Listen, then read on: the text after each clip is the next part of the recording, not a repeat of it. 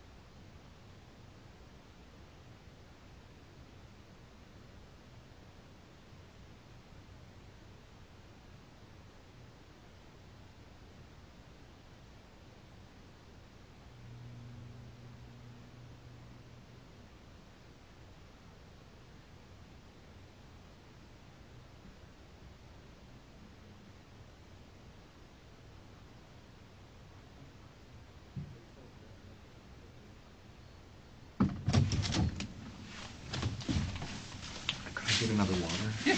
Thanks.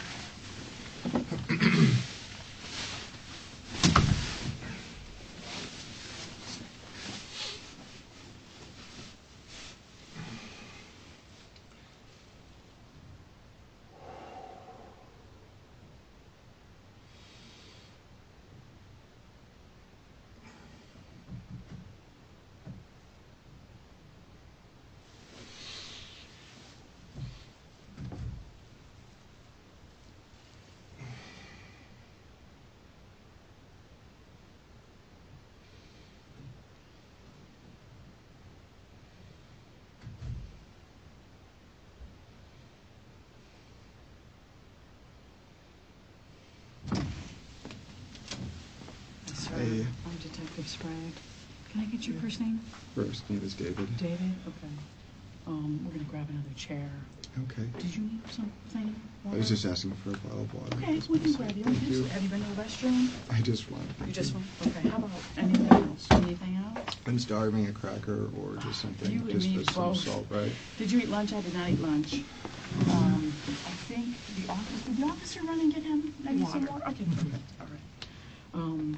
What would you like to eat? And I'll run down. Just something simple. Just like saltines or peanut butter crackers. Anything or like that? Okay, yeah. that's not a problem. We'll be right back. Okay. And is there anything else we can get you? Okay, all right.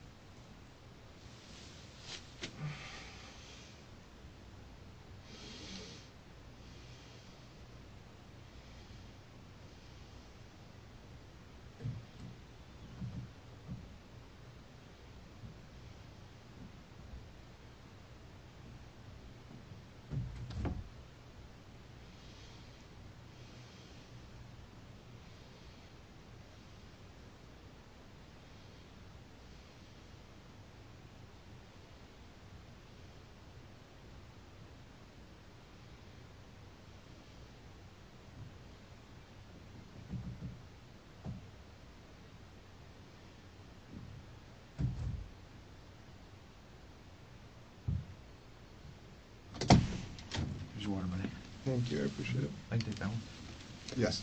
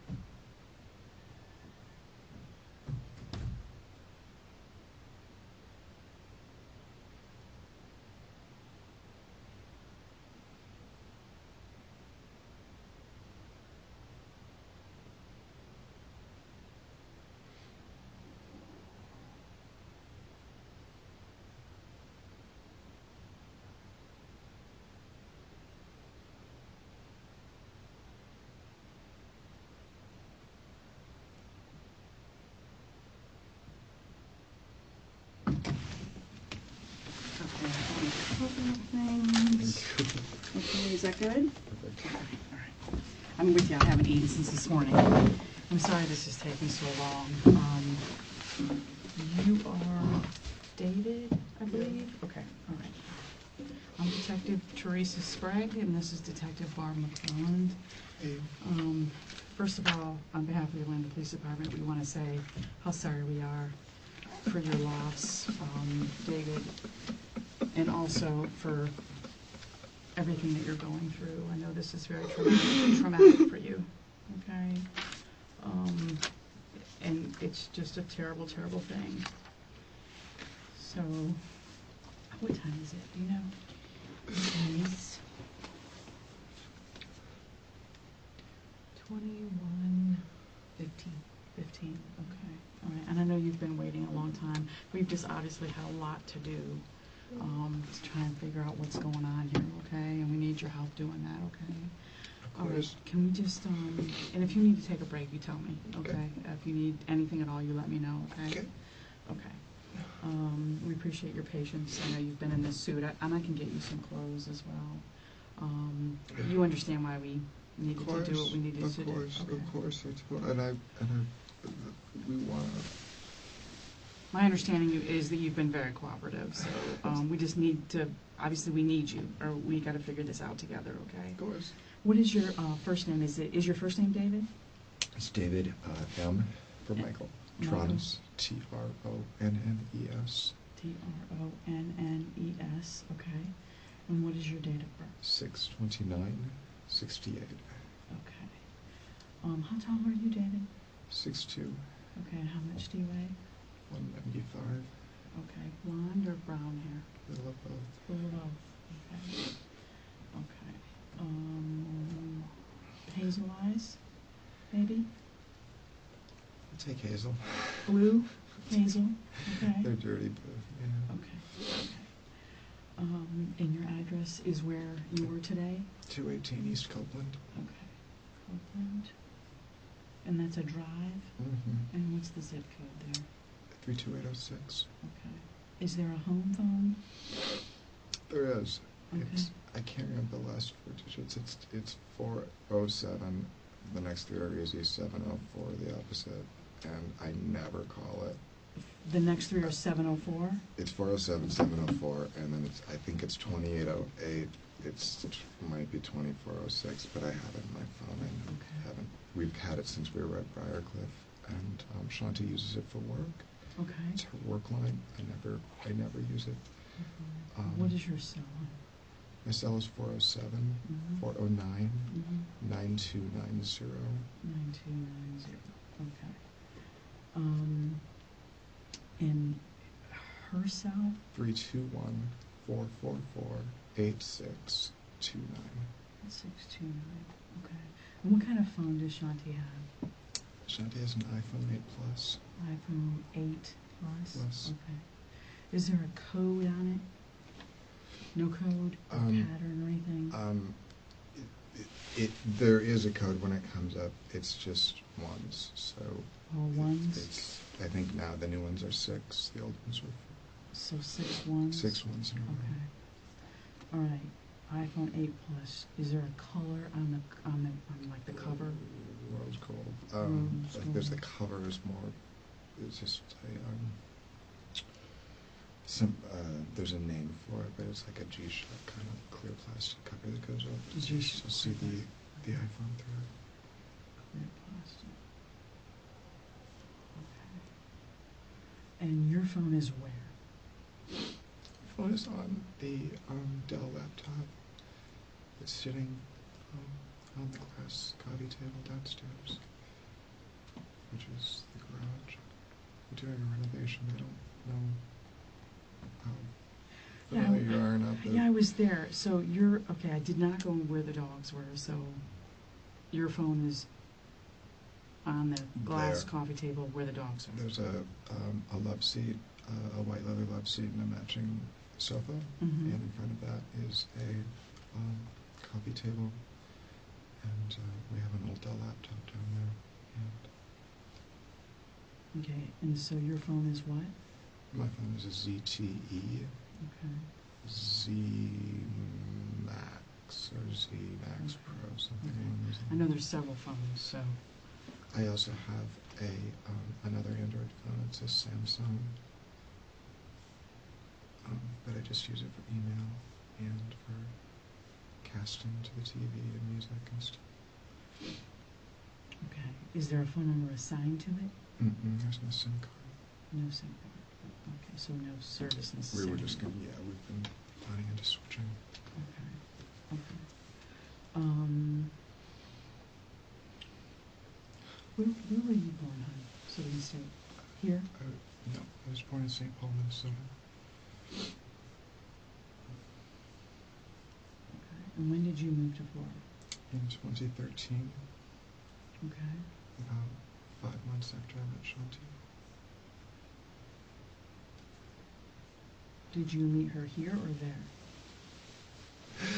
We met online. You met online? Okay.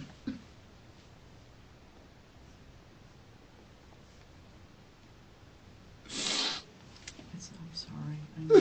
Take your time.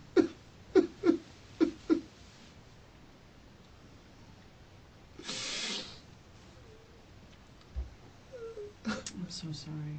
Can you tell me what year that was? It was 2013.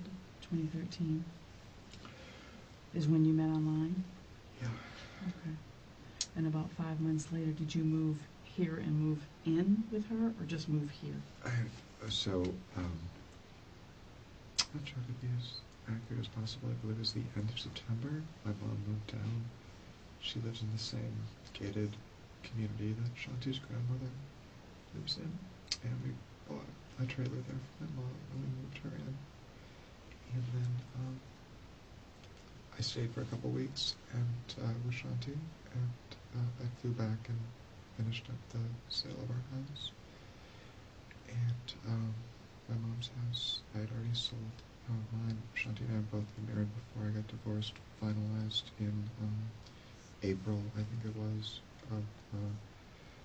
March of 2013, and then I met Shanti in April. Your divorce was filed in March of 2013? Yeah. Okay. And you met her about a month later? What application was it, like? Match, okay. So you guys knew each other approximately 5 years this month?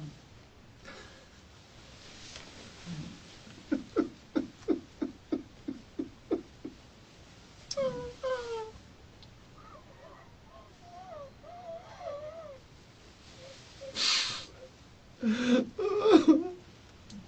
know this is tough. Take a minute, okay? I know this is super tough. It's doing so good, it's doing so good. It was such a good weekend.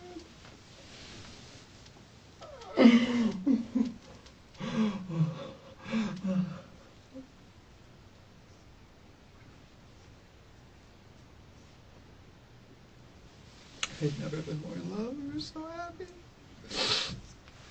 Okay.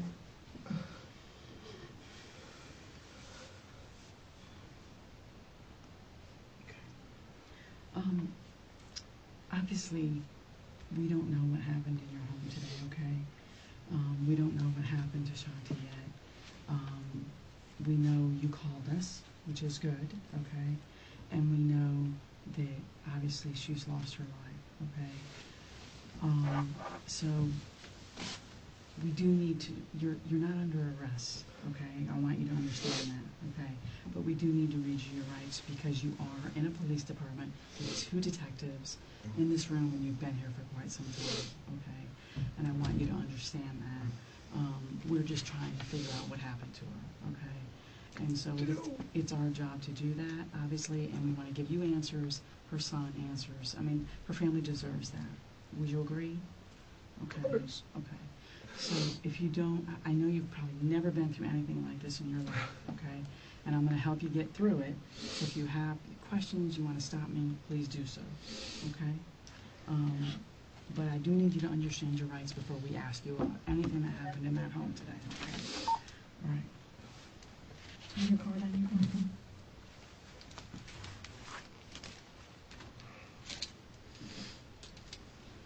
And I just need you to answer aloud. I'm going to be looking down, okay? Okay. David? All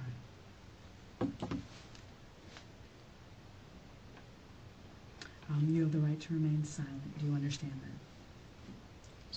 I'm sorry? Yes. Sorry. Yes. Okay. Anything you say may be used against you in court. Do you understand that? Yes. You have a right to talk to a lawyer before and during questioning. Do you understand that? Yes. If you cannot afford a lawyer and want one, one will be provided for you before questioning without charge. Do you understand that? Yes. Has anyone threatened you or promised you anything to get you to talk to us? No. Okay. Would you raise your right hand for me, please? Do you solemnly swear or affirm that the testimony you shall give in this case shall be the truth, the whole truth, and nothing but the truth? Absolutely. Absolutely? Okay. All right. All right. So I'm assuming, since you've been so patient and so cooperative, that you're here because you want answers as well. Okay. These are yours? Yes. Okay. All right. So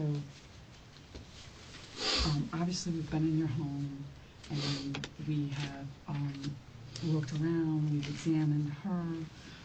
She is going to be taken into the medical examiner's care. Okay, so promise we're going to be with her. Okay, Okay. the medical examiner's office will be with her. At your request, the officers contacted the school, and Jackson's dad has him. So, okay, we're still at your home. Your dogs are fine. Okay, we're going to be at your home for a little while. Okay, so I need you to we're going to continue kind of down this path about how you all met. I know you met on Match.com, and about 5 months of, what would it be, telephone, text, and...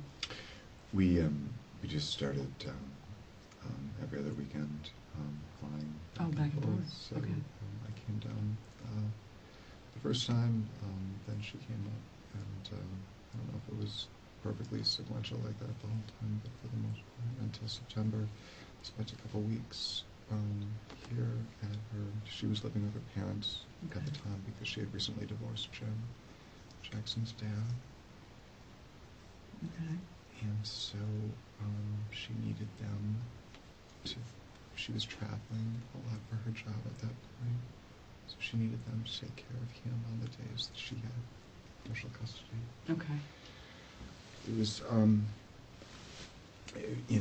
it was beyond acrimonious. I mean, they were at each other's, for quite a while, and At each other how? vindictive and mean and nasty things to Jackson and that kind of thing, and blaming each other. Shanti had an affair, and she said it was because Jim had been cruel and mean, to her, and he found out, and they were living up north at the time. Just tell me when I'm talking too much. I'm not sure. You're not. They were living where? They were living in North Florida, south of Gainesville, north of Ocala, and it would take me a second to remember the name of the exact town. They were out in the sticks. They had an acreage, and she was afraid to be with him.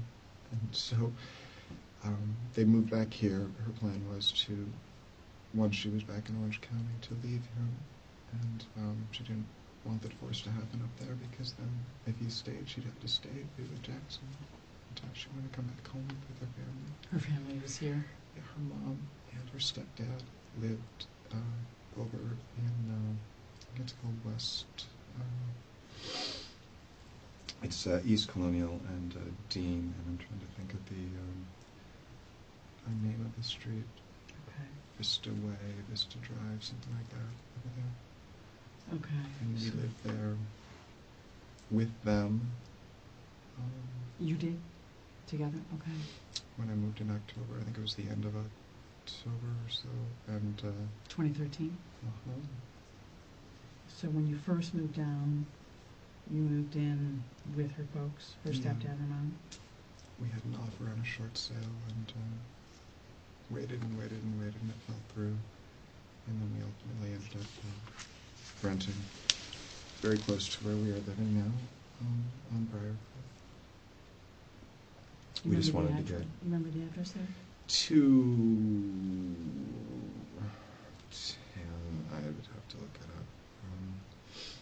It's between Summerlin and Eola. You rented a home, or? We rented a home. Okay. With the intention of finding a house to buy in the neighborhood. Do you know what years you were on Briarcliff? So we moved out of our parents' home in the spring of 2014, so we were there a little less than a year. And we were at Briarcliff for about a year, I think. Okay.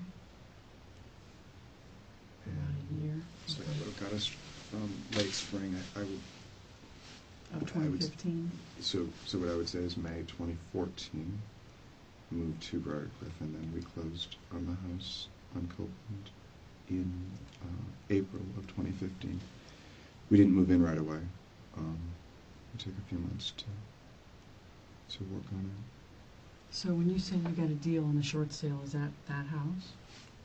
Or did you move? We had, before I came down, before I moved down, Shanti and I found a house. We were looking for houses before I moved. The one we ended up wanting to purchase was on short sale. And that's the one that fell through. And they never came through. Okay. So you closed in May of 2015, and you started doing work. Was it in the condition that it's in now? Was it under renovation, or? It was fully livable. It was just an older Victorian-style home, and Shanti wanted to completely open it up, open concept, totally, and completely do it. And we weren't sure what we were going to do, but as we got into it, we found more and more issues. We had to, kind of keep going. It would have been difficult to renovate on top of some of the termite damage and water damage and that type of thing. Get the house so it was around. completely livable. So in its condition now, you guys have almost completely gutted it down to the studs, pretty much. Yeah, that only really happened in 16. So we really lived in the house all of 15, and even the beginning of 16, we had the family room and the kitchen, and we still slept upstairs in what we call the accommodation of the apartment. Okay. But we weren't quite as restricted as we are now. Who's doing the work? So I pulled the permit, and I'm basically the general contractor for the project. I'm hiring subcontractors, and I hired a consultant to help us do that, who's more familiar with the, he's a GC himself, but because I have the permit, he's acting in a little bit different role. And who is that? His name is Keith Ori, O-R-I. Keith Ori? Yeah. And what's the name of his business, if he has one? Parhelion, H-E-L-I-O-N. P-A-R? H-E-L-I-O-N. Homes, I think. Okay. He's a local guy. He lives around the corner, and he had done another house down the street. So he's consulting with you to hire subcontractors? Yeah. To kind of guide you through the process? Exactly. Okay. So has there been work crews at the house? We finished the demo and started the framing that you see in January. We did the foundation in November and December. And under Keith's guidance and help, we finished the plan and the kind of overall scope of work last September and October. So it's been moving slowly, but it's a huge project. Okay. Yeah, it is. Okay. So do you work outside of that environment? Our goal right now is to finish the house as soon as possible. I have maintained my sales associate real estate license, which I got here in 2014, I think. I've maintained it in what's called inactive status. Okay. I've done the continuing ed and kept it up. Okay. So how long have you been living? I'm assuming you're living in the rear apartment. How long consistently have you been living up there? The whole time, or just since we took the kitchen out in like late winter, so February, March, spring 2016. Mm-hmm. And we still had the family room, which is a 600-foot family Florida room that's kind of bolted onto one another. Okay. Up until maybe end of 2016, so a year and 3 or 4 months.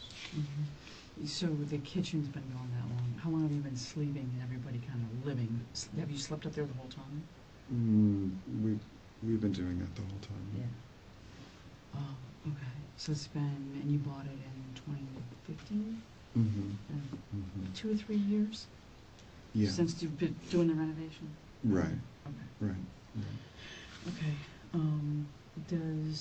What does Shanti do? What does she do for a living? She's a financial accounting consultant for a software program called, I'm sorry, my mind is completely shook. So it's called Made to Manage. Sometimes they just call it M2M. And it is a ERP, kind of a boutique ERP program. And she worked for that company when I met her. And she left them shortly after I moved here, I'd say November of 13, started the company that she has now. Which is called? Process Improvement Solutions.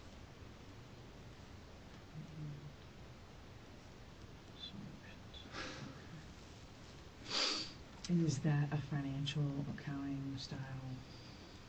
She does.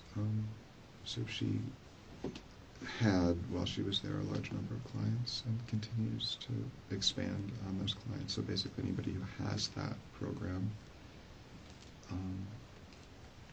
needs continuous help integrating it into their manufacturing and accounting systems. She was able to keep some of the clients from the other company? Yeah. Okay. Yeah. And it was a little bit difficult at first, but she's the only person who could do it. She worked from home? Okay. How financially, how are you guys doing? Was it her business that was keeping you afloat? I bought the house with cash that I had. We don't have a note. And I've used mostly my cash that I had saved from, I had a career at 3M before I came here. A pretty successful long career, and I did well in real estate as well. So I came down here with about 800 or 900,000. And we bought the house for cash. Well, how much did the house cost? 608. So you guys own the house free and clear. Is your name only on it, or was it both of yours? When we bought the house, we weren't married, and so we put it in a trust, and we just completed the trust paperwork end of last year, beginning of this year, to put her name on the trust and slowly kind of migrate my mom, she's 82, off of it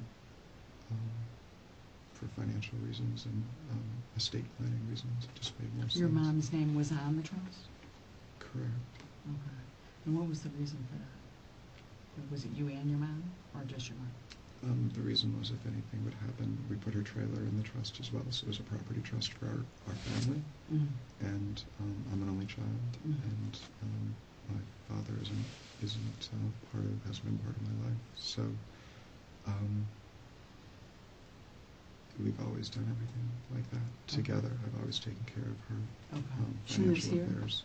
She does. Okay. Yeah. In the same area or complex that her grandmother, Shanti's grandmother, lived in? Yeah, it's called Gulfstream Harbor. It's Gulfstream Harbor. down on Hoffner and Goldenrod. Okay. So you started to put Shanti's name on the home at the end of last year, beginning of this year. Was that process completed or no? We got the trust documentation back from LegalZoom. We do all of our legal documents ourselves. And the only thing left to do was to notarize it. We weren't sure because she's also an only child, and Jackson is an only child, and we didn't know who to put if something happened to both of us. So we had kind of talked about it and debated it, and we finally just said it doesn't really matter. Let's just move forward. That's the most important thing. And then So we did, and we were just getting ready to notarize. She was going to have a friend at one of the local accounts who's a notary that she uses do that. But that was the last. That was the last step. And then it would have been finalized once it was notarized? Or would it have to be filed? Or? As far as we're concerned, it was finalized now, but at that point it would have been official. I don't think we filed it before. When we asked about it the first time when we did it, they said it's a good idea, but you don't have to. Okay. And we just basically titled the house in the name of the trust. We thought that was the best thing to do at the time, and Shanti and Jim had a pretty massive foreclosure up at, I'll think of it, I'm sorry. Up in the Gainesville vicinity? So her credit was bad, and she wasn't able to get a mortgage, and she didn't want to be on it at that time. We thought it made more sense to do it that. Okay. We got married last year. You got married in 2017, what month? In February. What day? 22nd. Okay. And that was here in Orange County? Okay. Okay. And you've been, so once you moved to Florida, you've been living together the whole time, just home to home? Just first with the folks, then Briarcliff, and then this residence? But you've been together the whole time? Have you ever broken up? We had a couple fights, I think when we were living at Briarcliff. Okay. We spent a few nights apart. A few nights? I just went down to my mom's. So not like it was over, it was just a break, a couple days? What were you arguing about at that time? Shanti runs her business 7 days a week. She was very, very busy getting it established, and she felt bad. She was technically fired from FTN, which is a parent company of M2M,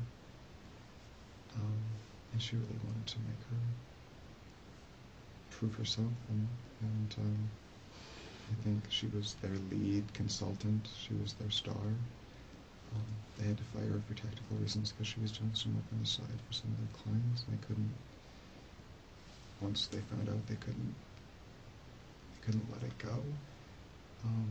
But I know that the relations have been warm since then, and they've even invited her several times to come back and be at least as a consultant involved in their business. Oh, wow. If things came back real quick, but she's so a strong when you business. guys would argue, when you would go to your mom's, it was just because she was busy all the time, or what would the beef be? Her work had a lot of stress involved, Oh. and she would sometimes. We always agreed, later that she was just overworked and tired, and So she'd get a little snippy or short or yell, scream, what? just irritable. Irritable. Just normal irritability. And sometimes it just, that's not really, I don't really do that. It's not really, I'm just going to stand there.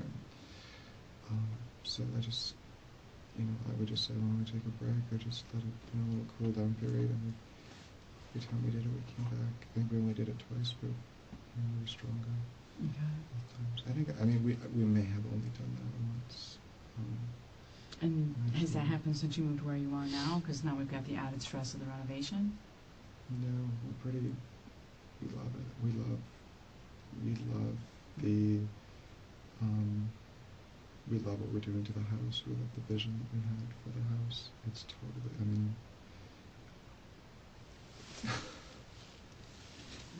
all she wanted for us what she wanted so bad. It made me happy. It made her happy. It was a thing that we did together. She wanted to quit her job when we got the house done, or just kind of, slowly phase out of it.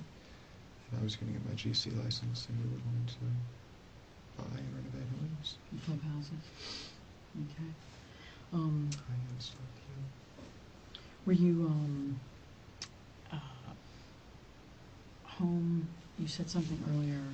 I think you said something about having a great weekend. Were you guys home all weekend, or what happened? Shanti had, to really answer your question, Shanti had her appendix out on February, I want to say 23rd. It was a 10 out of 10. It ruptured and it had an abscess. She sat at RMC for 10 hours with a ruptured appendix before they could get her.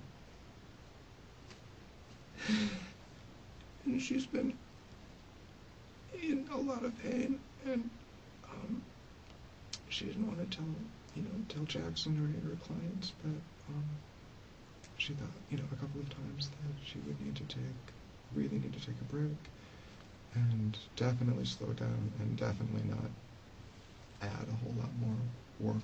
She could do more if she wanted to. I'm sorry, I can't talk about it faster. That's fine. And that's very normal. That's very normal. Because you're not going to process this for a really long time. So I know it feels like a really bad day. Keith also just, our lives are busy. I'm so sorry. I know you're asking simple questions, but Keith does a TV show, Home Improvement. Keith, the guy you mentioned, Ori?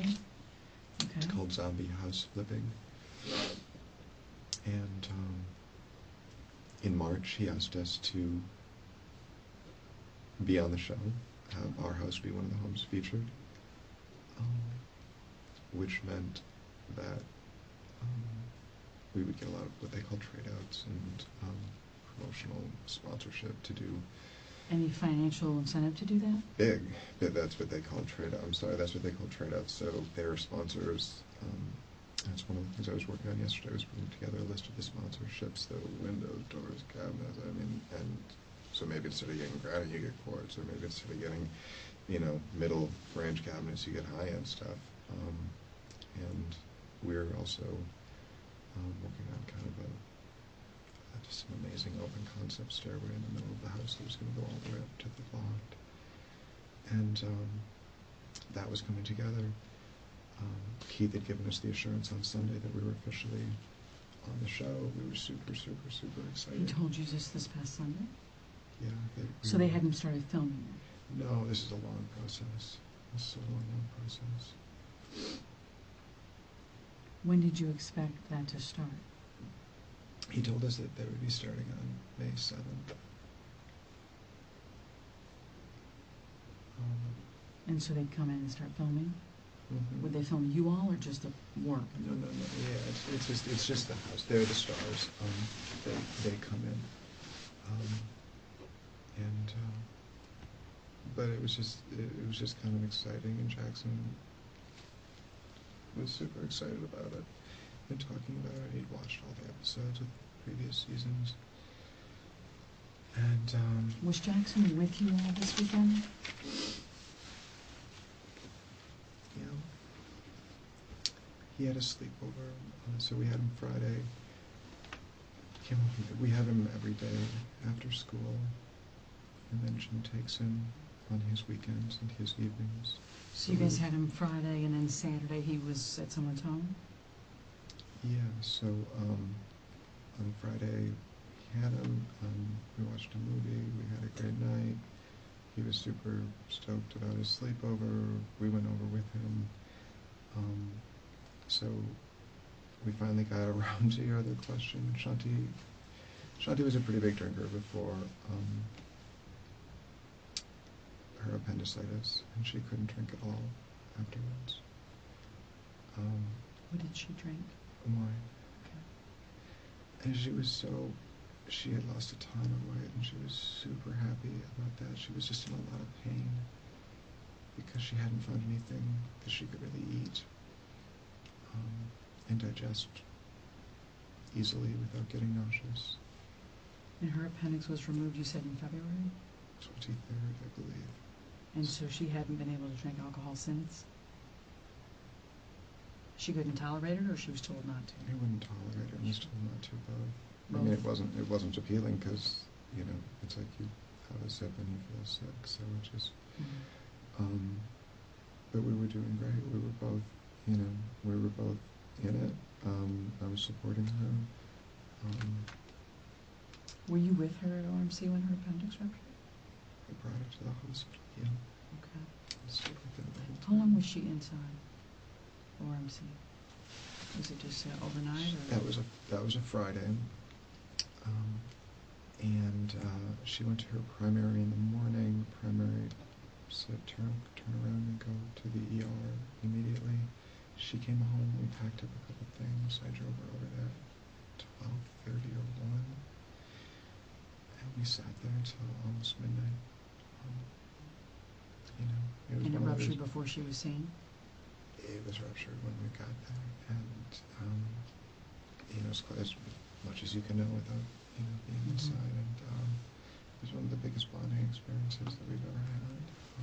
We felt closer than we've ever felt afterwards. And drinking less for both of us was a great thing. We were both feeling healthier. And You slowed down because she couldn't drink? it wasn't any fun. Yeah, and I drank. When I met her, I didn't drink at all. And I just did it because she liked to do it, and it was fun to do together. But it wasn't something to do alone, really. And we just felt like we found like just a great rhythm, and we were both really, really happy. We were talking more, and it was great. We were really, really, really happy. And Saturday night, I think, was the first night that she had, you know, a few glasses of wine. And she didn't feel great Sunday, but she really enjoyed just being kind of out and relaxing a little bit. When you say out, did you guys do something? We went to the parents of Jackson's friend, Max. Their names are Dottie and Rob. Dottie and Rob. Rob. And I'm sorry, I don't remember their last name right offhand. But anyway, we stayed over there and just, you know, socialized. And since her surgery, she hadn't really been out and doing anything. Nothing had really appealed to her, and she hadn't had the energy. And so we did that, and it was really fun. So you were at their home? Mm-hmm. Do you remember about where that is, or a road, or? They live right off Michigan, between not quite after before Blankner, after Blankner. I think it's after Blankner, a couple of blocks, so a couple of blocks east of Mills, off Michigan. I would have to. Do you know how late you stayed? Yeah, I think we were there till around midnight.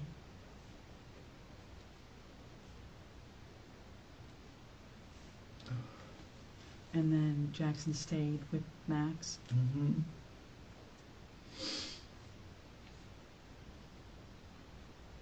Did you go out anywhere after that? Mm-hmm. Came straight home.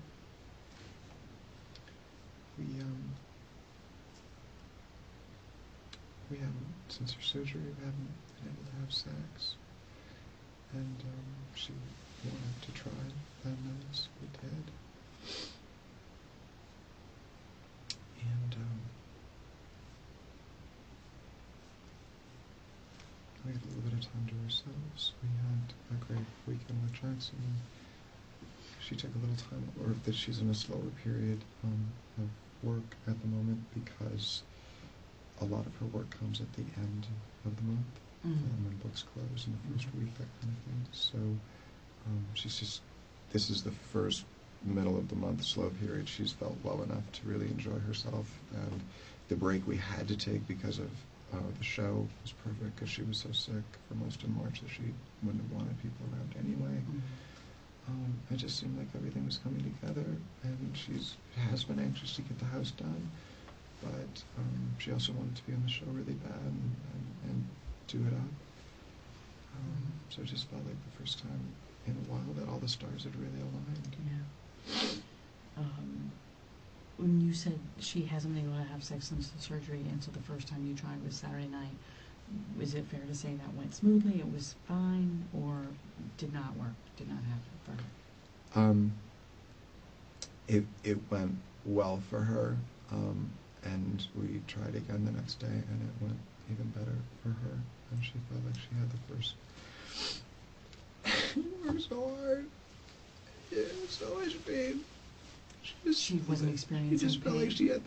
Just felt like she had the first release, and just like relaxing, like Yeah. moment in months and months, and that made me feel good because I felt like,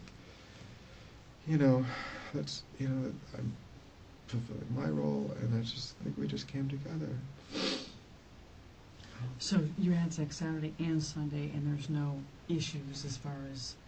She was at the end of her period, and it was messy. Mm-hmm. It was very messy. Other than that, that was. What do you mean messy? She was still bleeding. Okay. So, are you saying that blood is got somewhere? I understand the gravity of the question, and at the same time, it did get on the bedspread, and it did get on the side of the bed. Which side of the bed? The left-hand side as you face it. As you face the end of the bed? Where on the left-hand side? Everywhere on the bedspread, on the sheet.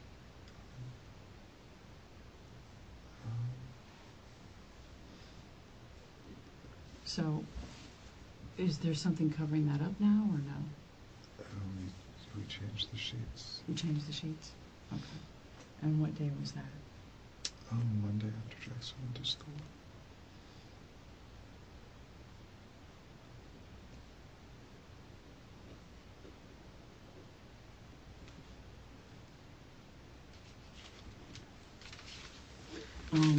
So those have already been washed, or you put them back on the bed, or what happened?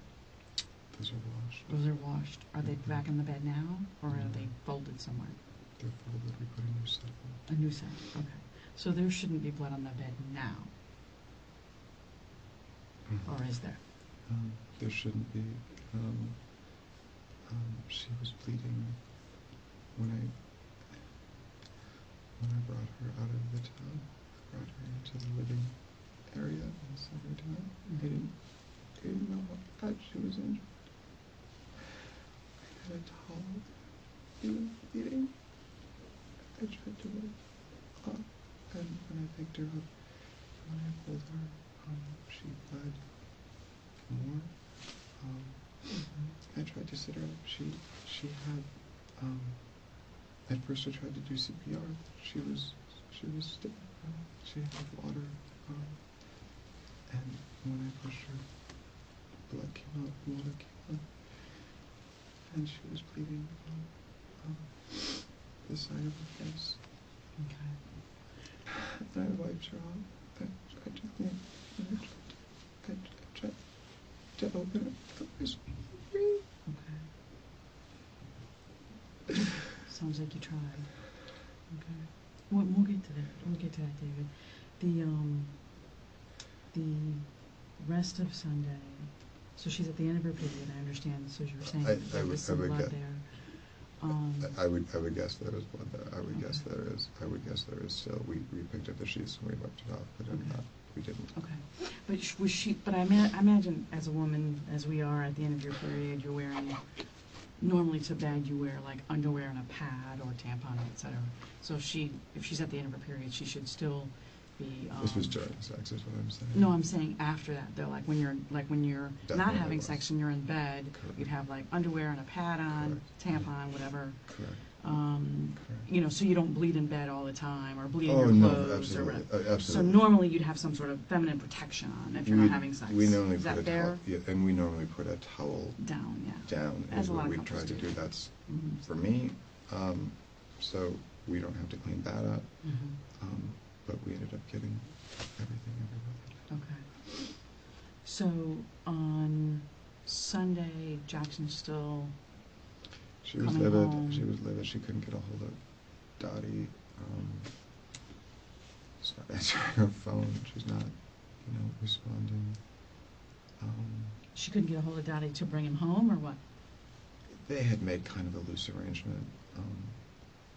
We only have Jackson half the time, so it's kind of a, for us, we're happy that he wants to do a sleepover and go, but we really want to get him back and enjoy the day with him. So she wanted to get him back as soon as possible, and she didn't know what their plans were. She knew they were planning on going to Universal. She was worried that he was going to want to do that, and then he wasn't going to come home until 5 or 6 or 7, and we were going to go a couple days without seeing him, and then, school would start again. So she was a little bit excited about that, and that was it. But we had the whole morning to ourselves, so we tried again, and she had, as I said, the kind of quality experience that she needs. That's who she is. So you spent Sunday together. Mm-hmm. Okay, did you go anywhere? No, they went to, so she ultimately couldn't get a hold of them, so she just went over there. She got Jackson and his stuff. It was cordial. They were just playing in a neighborhood. But I think they went after that to Publix to get some food. They came back, and we just did a family day in the pool. And so you didn't go with her. She went to get him. And did you stay at the house, or did you go somewhere else? I stayed at the house. Okay. And which Publix did she go to? I believe the one we always go to at, it's Orange Avenue, but there's a name for the plaza there. Orange and Pine Log, or what? It's the one just off of Michigan on Orange, but there's a name for it. South. I'll think of it, but the name of that plaza is called South something. What times would she have been in Publix?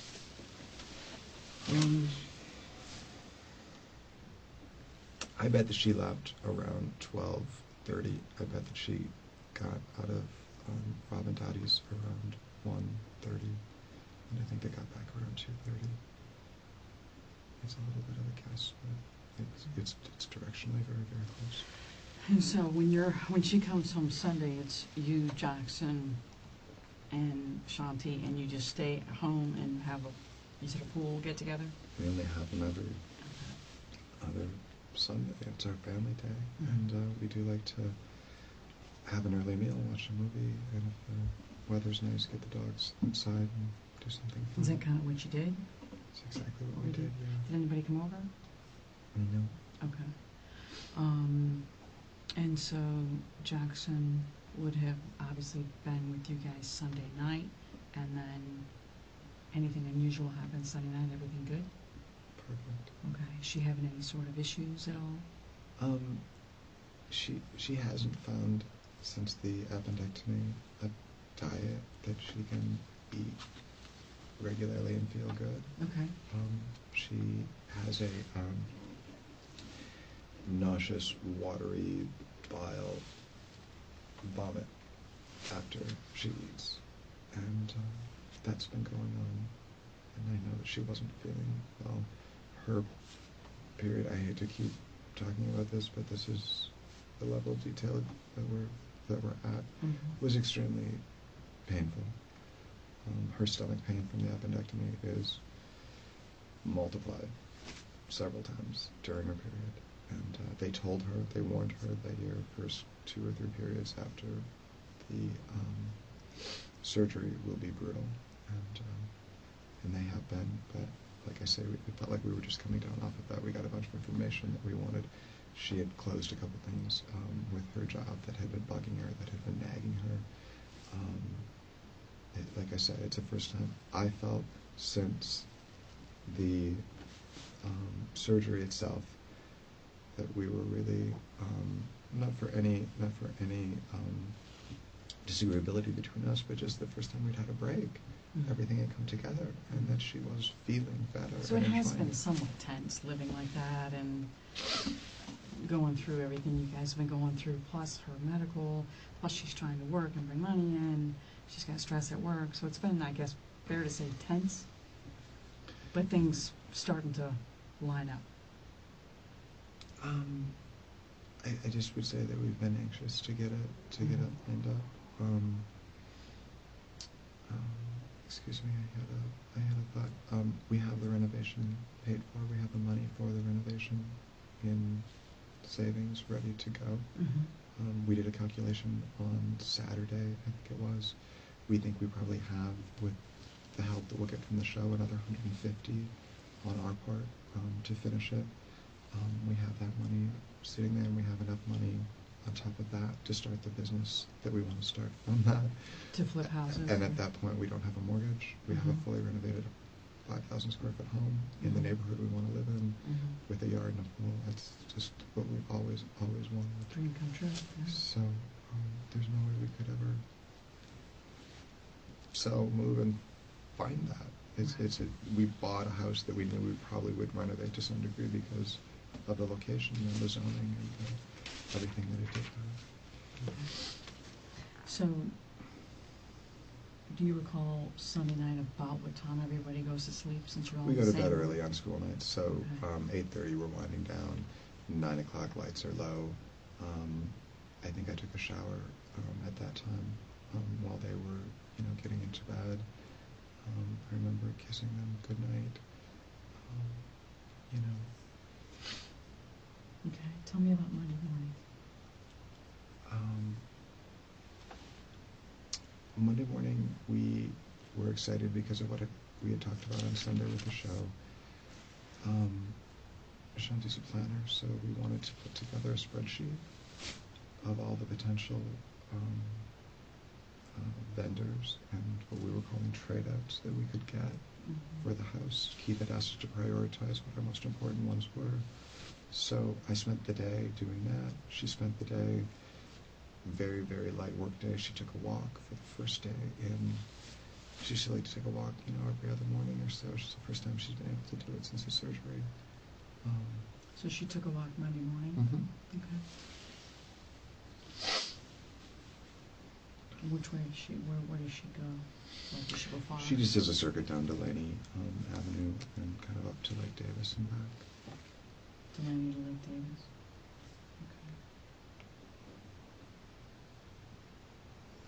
Okay. Okay, so you're working on the computer. She gets up and does this walk. What time? Does she take Jackson to school? Or? She always takes Jackson to school when she's feeling up to it, and she picks him up when she's feeling up to it and she's not busy. What time does he have to be there? He leaves around 8:10. 8:10?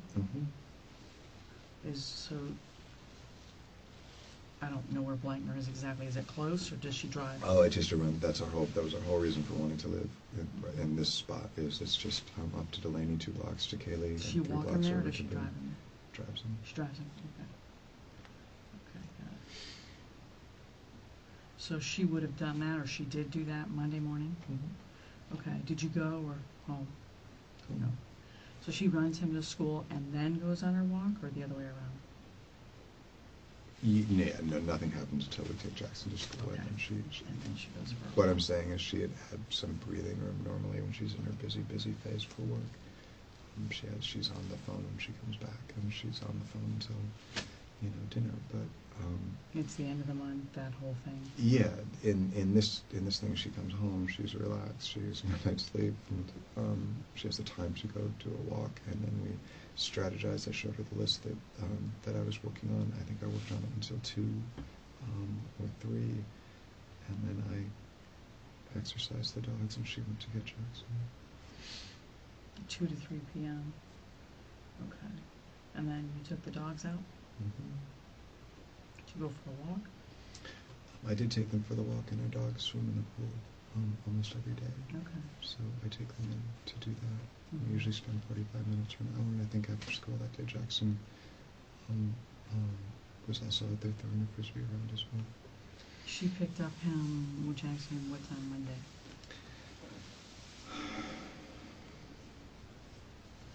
I don't know exactly. I would say it was earlier than 4:30. I would guess it was probably around 4. She had to go to the post office. She had to get, she picks up checks from her mailbox. She went to the bank. She picked up what? Jackson? Her Post office, you said, bank. Her clients, she bills her, she does all her work remote. Her clients send her checks. She goes to the bank, to the post office to pick them up. She has a PO box there, cashes the checks, deposits them, goes to get checks, and I think they, if I'm not mistaken, I think they might have stopped to get something that day as well. But I think they got home around 4:30, and I think she left around 3:30. So I don't know exactly when and there she picked him up. Do you remember if you were home when they got home, or I was. you were there with the dogs? I definitely was, yeah. Okay, so tell me about Monday night. What happened? What do you guys do? Does he go to his dad's, or? Monday night is Jim's first night in his new job, or his first day in his new job, and so he ended up picking Jackson up early. I think Jackson was only there a very short time, and so they went upstairs to work on his homework, and then we get a text from Jim that he's coming shortly or is on the way. And they came downstairs, and Jim, as I said, always would just pull into the end of the driveway, and Jackson would go meet him, and we would walk him down there. Shanti would normally do it, sometimes I would. So do you recall what happened Monday night, if that was you and Jim, or Shanti and Jackson? Did you do it? Did you all do it? I was in the pool with the dogs when you were in the pool he with the came, dogs. and I know because Jim has a loud truck, and I heard it. It was outside. What kind of truck does he drive? A white Toyota Tundra. And when you say it's loud, is that exhaust, or what is it? An aftermarket exhaust. Aftermarket? Yeah. It's meant to be loud, it's not. When I was a kid, your muffler would go out and it would just be loud. This is intentionally loud. So you heard him arrive? Yeah. Okay. And so he goes with him sometime in the early evening or late afternoon? It was early. Six used to be the normal pickup time, and I think he was there shortly after 5, so. 5 p.m.-ish, okay. All right, and then do you guys go anywhere, do anything, or you stay at home? We made dinner together that night. And, So that would have been Monday night. Did you watch TV? we did Any idea what? American Idol. Okay. We had, okay, so I remember she picked up Pizza Hut, one of the things she's been eating a lot of. She's able to eat that? She's able to enjoy it more than most of the things that are available to her.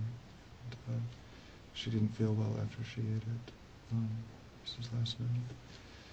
Did she get sick? She had the same nauseous vomiting. Nothing really came up. But, Nothing came up? but Okay. bile and kind of clear fluids out there. Felt like shit was coming, but nothing ever came. I sat with her. We watched a couple of episodes. We were getting ready to go to bed at midnight, and she said her stomach hurt so bad that she wanted to just sit, because she felt like she was going to throw up. So I sat with her for an hour or so. And so you were awake past midnight? Mm-hmm. We were up late last night, yeah. And when you're watching television, is that in the same room you sleep in, or downstairs in the other garage? In the same room we sleep in. Okay, that large television there. So you stayed up till how late, do you think? I think we turned the TV off around midnight, or shortly thereafter, but we stayed up she was just sitting in the bathroom because she felt like she was going to be sick. She was sitting in the bathroom? And I was sitting, I think I was sitting on the floor with my back to the door. You were in there with her? We sleep separately most of the time. She has really severe sleep apnea. one of the other things with the appendectomy and the nausea and all the stuff that has come after the surgery is her sleep. Many, many, many times her sleeping has been difficult. Does she, when you say she's sleep apnea, does she stop breathing? Does she snore? Does she have a CPAP? What do you? All of the above. She has a CPAP, but she doesn't use it because she can't sleep with it. It keeps her awake. So she sleeps without it, but she snores a lot and she wakes up frequently.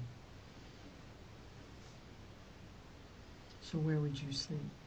I sleep downstairs.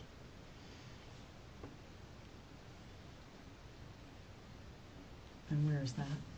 Downstairs on the couch. In the garage area? Okay. Especially when Jackson's there, it just gives them a little more privacy, and it doesn't really change. You know, when he's there, we're just there for him. So. Okay, so you wake up Tuesday morning and you're in the garage on the couch? Mm-hmm. Is that what your recollection is? Mm-hmm. Okay.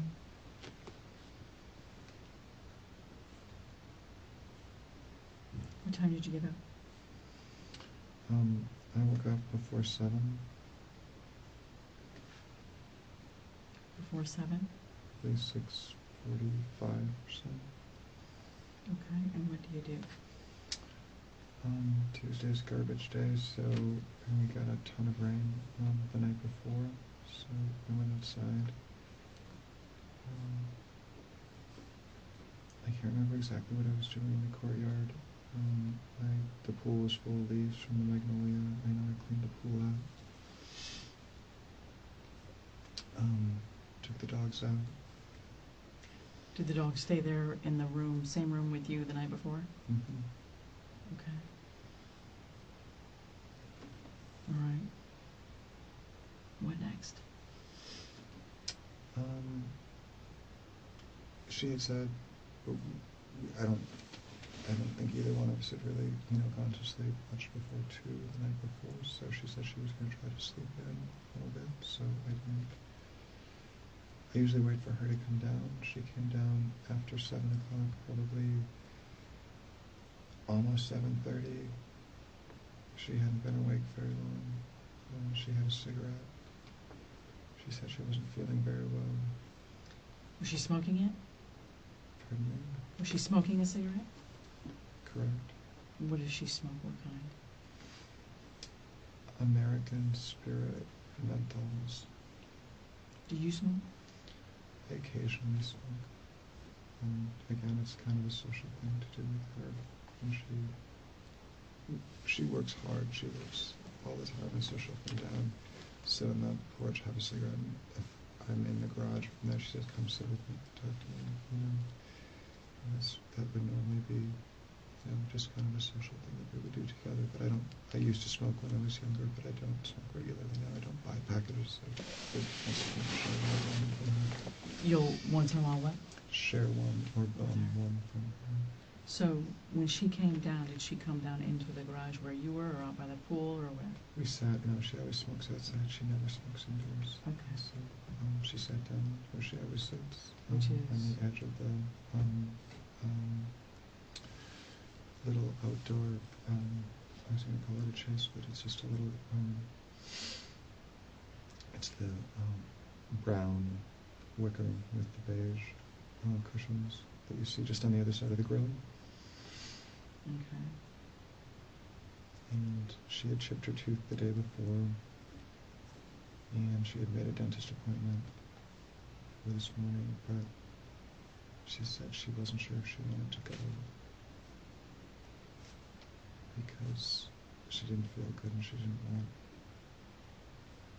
to have anesthesia and all of that. Who's your dentist? That was the other issue. She was looking for a new dentist. She wasn't happy with the one that she had. She's been going to this place called Greenberg Dental. Is that where she made the appointment? Correct. And she had asked me the day before. I had gone to holistic dentist a few times here.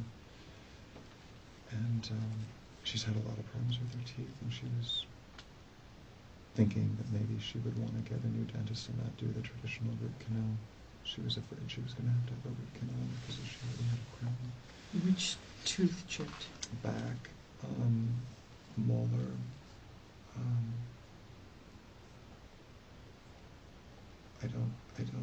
I believe it was probably the upper left. She said it was uncomfortable. She rubbed my finger over it, just to show me how rough it was. Does she have a root canal there now? She doesn't have a root canal there now. She said she had a crown, and she said the doctor told her last time that if she didn't fix the crown, replace it with a new crown, and a crack, there wouldn't be any tooth there for her. And she was upset because now she felt like they were going to have to drill in and put a, do something more severe. And she was still in a lot of pain from the surgery, and she didn't really want to go through oral surgery. Right. So how did it crack? Did she tell you? She ate. It was while she was eating lunch. She was eating tacos. On what day? Monday. Monday? And she felt it crack?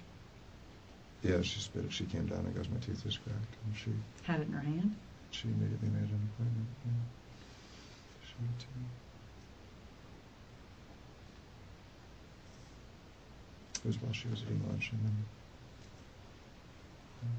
she called right away to see if she could get in the next day. But then what time was the appointment for? 10. 10 a.m.? Mm-hmm. And she decided she didn't want to go, or what did she do? The last time that we really talked about it, so she went back upstairs. She said she was going to do a few things. And she came back. She said she was tired. She said she might sleep a little bit more. And try to decide if she wanted to go or not.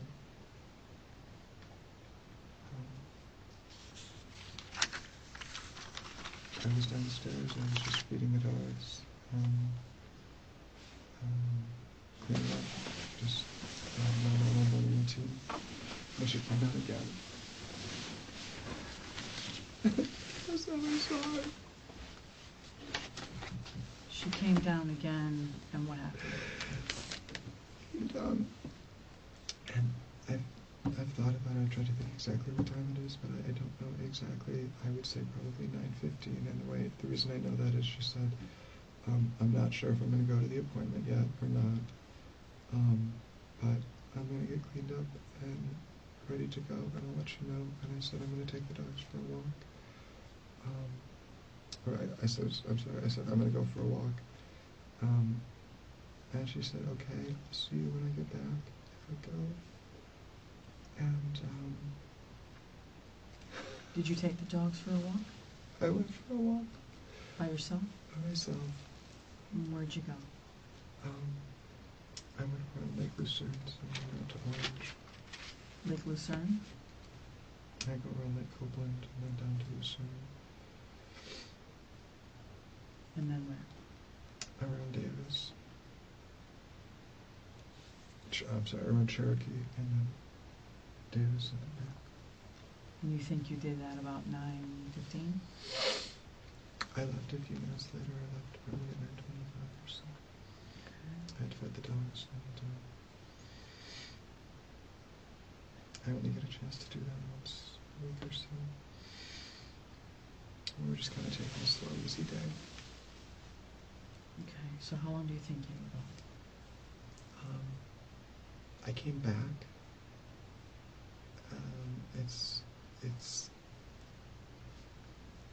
It's at least an hour.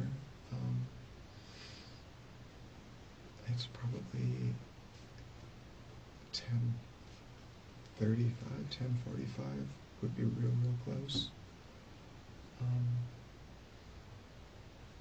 Okay. And both cars were still there, so I assumed that meant that she had decided not to go. Which cars? Both of our cars. Which are? Toyota RAV and Lexus RX 330. Toyota RAV4. RAV4. RAV4. What color? White. And then you said a Lexus RX 330. RX 330. What color? White. Okay, so both cars are there, so you assume she didn't go to the dentist? Right? Okay. She couldn't have gotten back in, in 40 In an minutes hour? for a Serious. crown. Mm-hmm. So, I told her earlier that I was going to take the dogs to the park. I take them to Park of Americas to let them run and play frisbee. Park of Americas? Mm-hmm. It's on Andis, just off of 408. On Andes? Right. Okay. You had told her you were going to do that? Which vehicle is yours? She drives. The Lexus is technically titled in my name, and the RAV she's had for a long time, but she doesn't drive the RAV anymore. She only drives the Lexus. And we basically only use the RAV when we have the dogs or we're doing something else. So I took the dogs for a short walk. I did a couple things around. I was thinking about the stairway, and I went inside. I did a couple measurements for the stairway. I walked the dogs just around the block to give them a chance to go to the bathroom. This is after your walk. Mm-hmm. Okay, and you took measurements in the main house? Mm-hmm.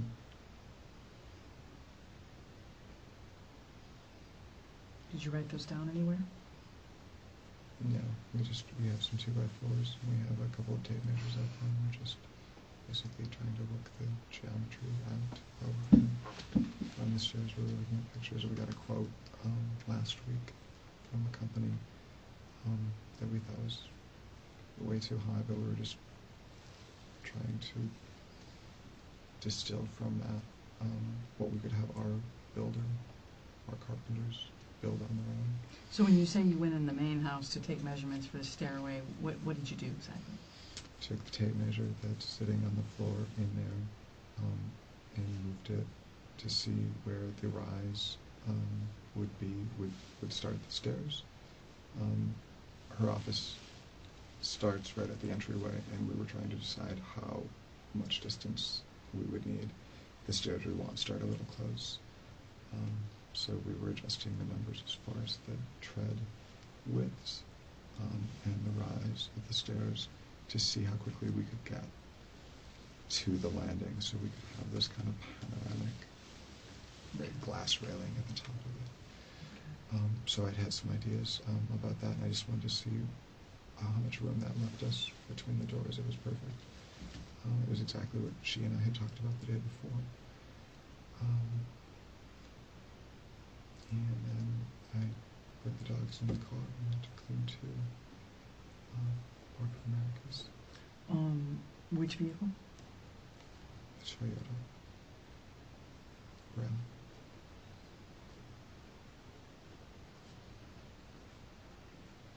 And you took them to Park of Americas about what time?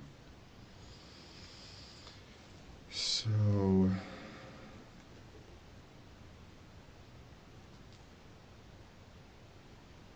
11:45. I think it's before noon. Okay. Did you eat breakfast? All I had was that I make a smoothie, Mm-hmm. so I drank the smoothie. So you had to go in the house and go upstairs to do that?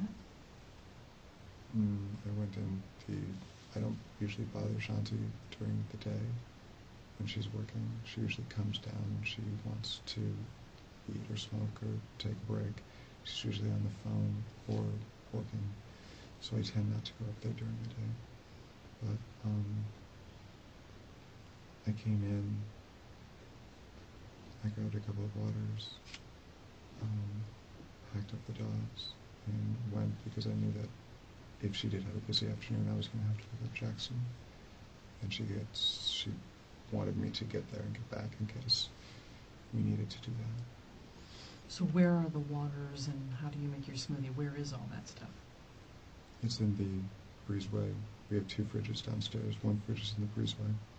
The smoothie's all pre-made.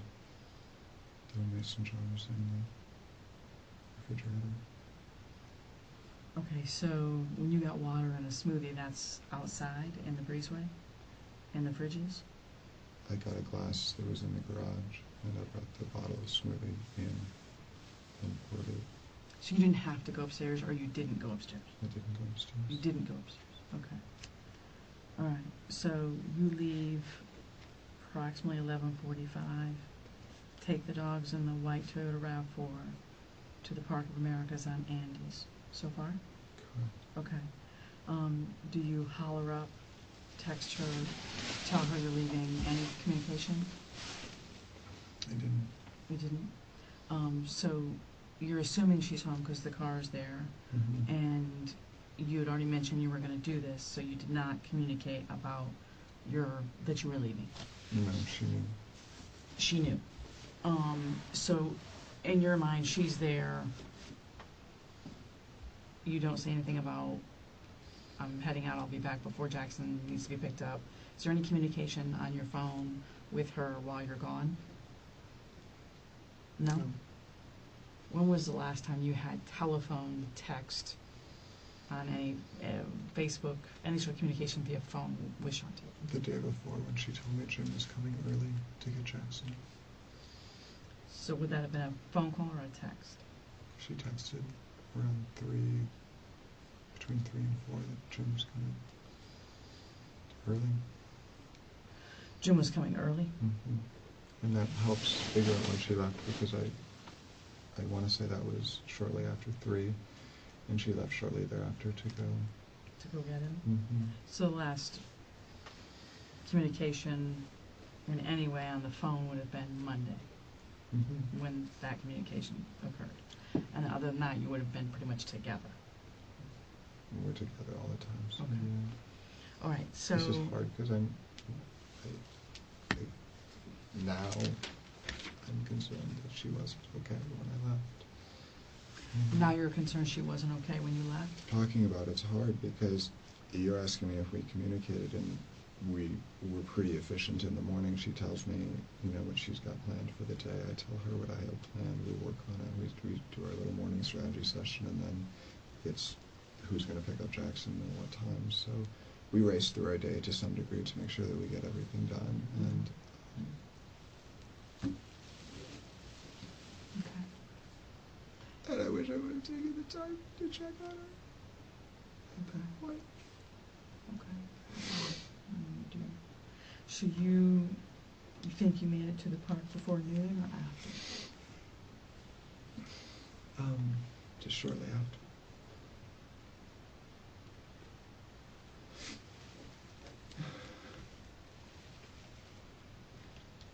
Is anyone with you? Just the dogs. Just the dogs? Okay.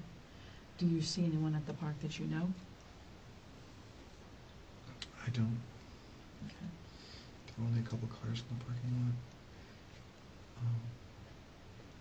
I have 2 dogs, so I typically look. There's a large dog area which is forested, and it's pretty gnarly. There's a lot of unstable dogs, and there's almost always fights.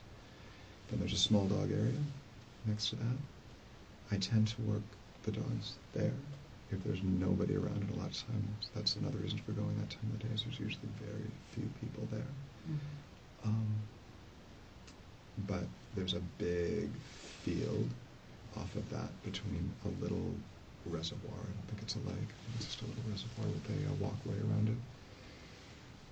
And it's a big field between the playground, the lake, and the small dog park. And that's where I bring Charlie and Dolly. Okay. And so you kind of let them run, do their thing, enjoy the park. How long do you think you were there? We were working pretty hard. I think it was an hour and 45 minutes, because I don't think I got home until 2.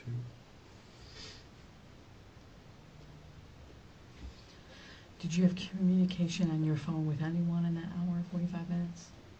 No. Did you text anyone, call anyone? Were you on Facebook, commenting, liking, posting? I don't do that. You don't do that? Okay. So you don't think was your phone with you? I take a blue, I have a little blue cooler bag, and I think I just threw the phone in there, but I didn't text or call anybody. I missed that. You said you have a blue cooler bag? When I go, I take all my personal belongings and I put them in there. So I put the water bottle in there, I put the keys in there when I'm out in the park with the dogs. Gotcha. And my phone, and I usually bring a treat for the dogs. Okay.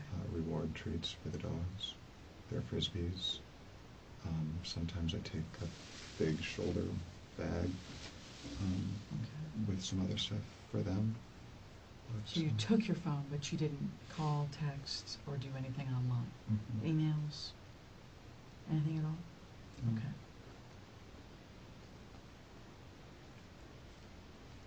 I don't know if I asked you this earlier. Is there a code for your phone? No.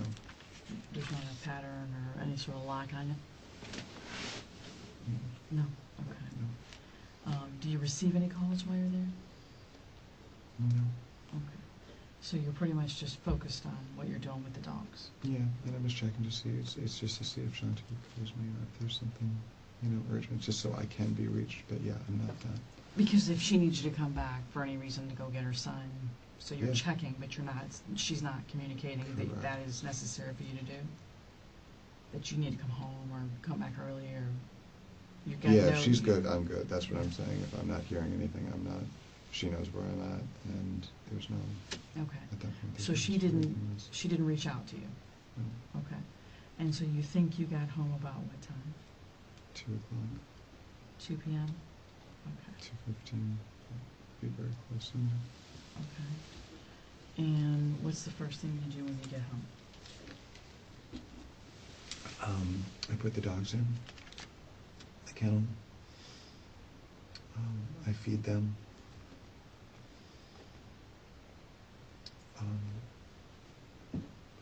And Sunday I had moved a couple of plants, and I went out to check on them because it had rained really, really hard last night.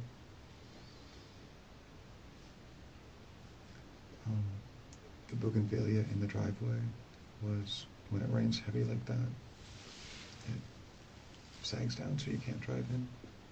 So I took the pool brush on the end of a pole and I push it back to get it back up and in there, kind of locked in. We have construction starting in a couple of weeks, so I'm cleaning the courtyard in front of the greenhouse. I cleaned up some of the bougainvillea that I trimmed, put them in a waste basket.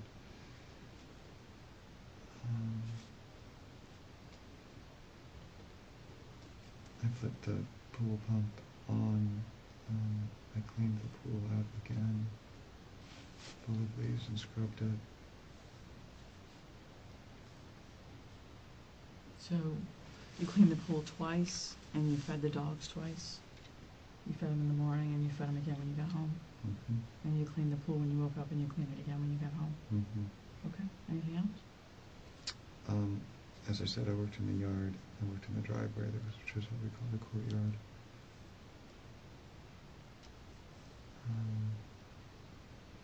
Anybody come by? No. Mailman, delivery folks,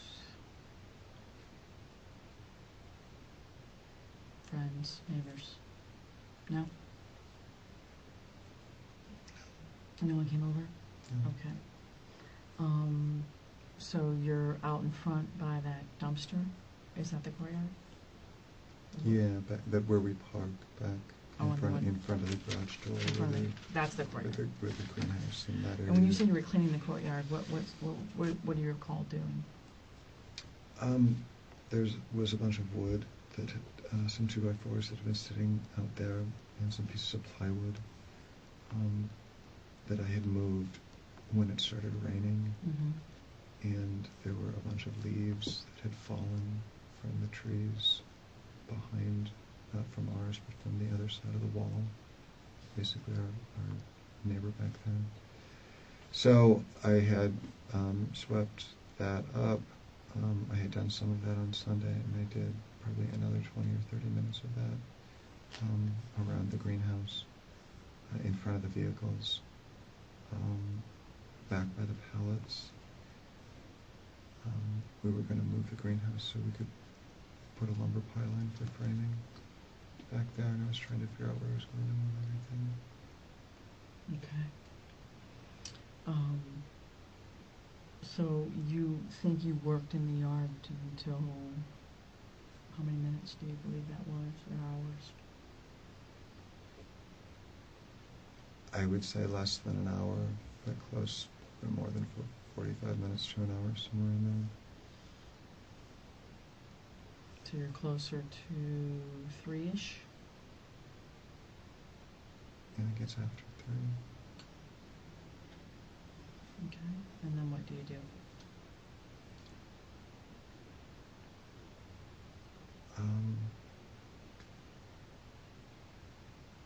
That's all that I can remember until I went upstairs to see when we were going to pick up Jackson.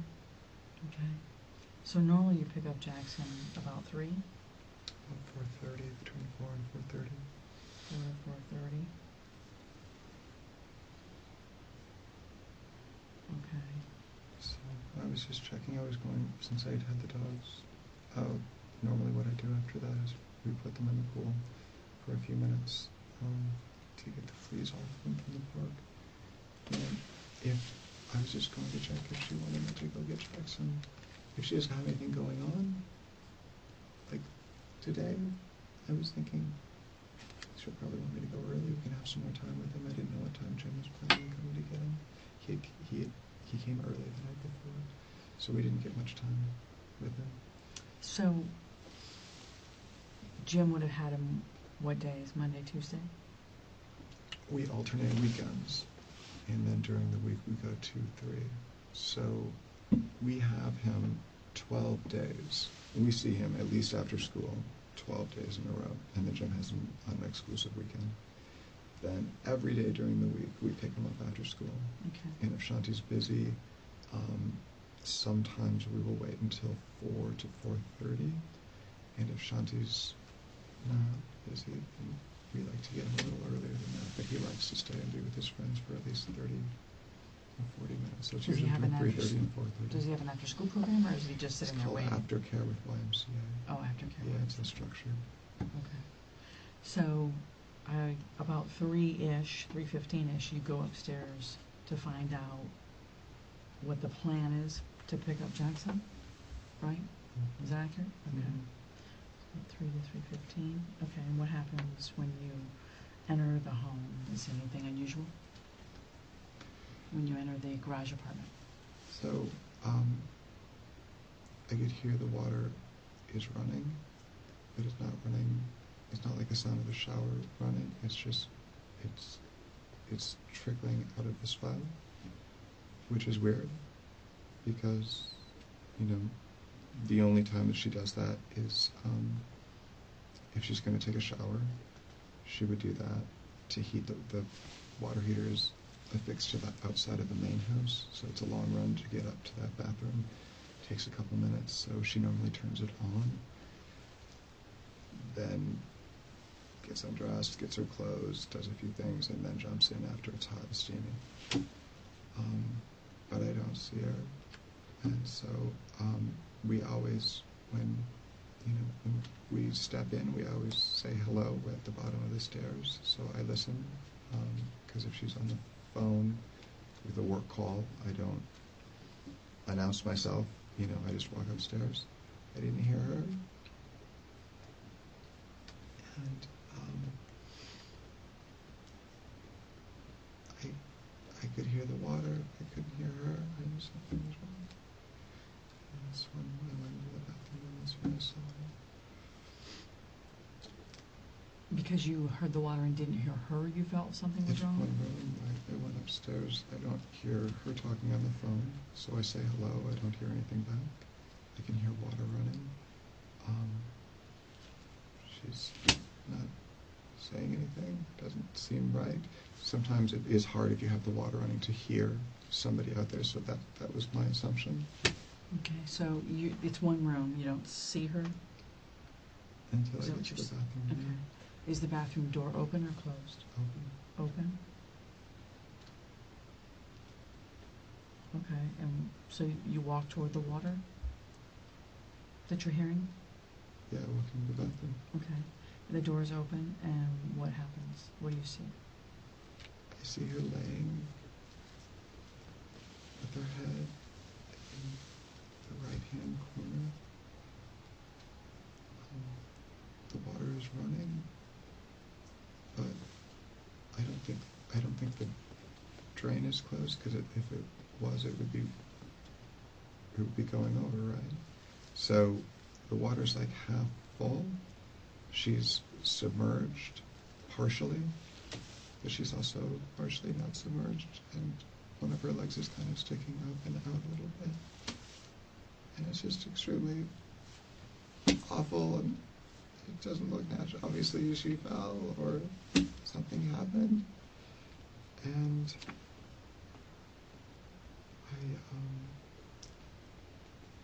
I tried to pick her up. I turned the water off. I tried to pick her up. She's stiff. It's hard. She's stiff? It's hard to pick her up. She's not. It's like a sack of potatoes, you know. It's not easy. She's not moving with me. I grabbed her arms and kind of pulled her this way, and over, I think partially over, and that's when I realized that I wasn't going to be able to carry her. I tried to pull her. I was being as careful as I could, and at the same time I wanted to get her out of the water. I was screaming, "What's wrong? What's wrong?" And I pulled her out into the other room, and I didn't know what to do.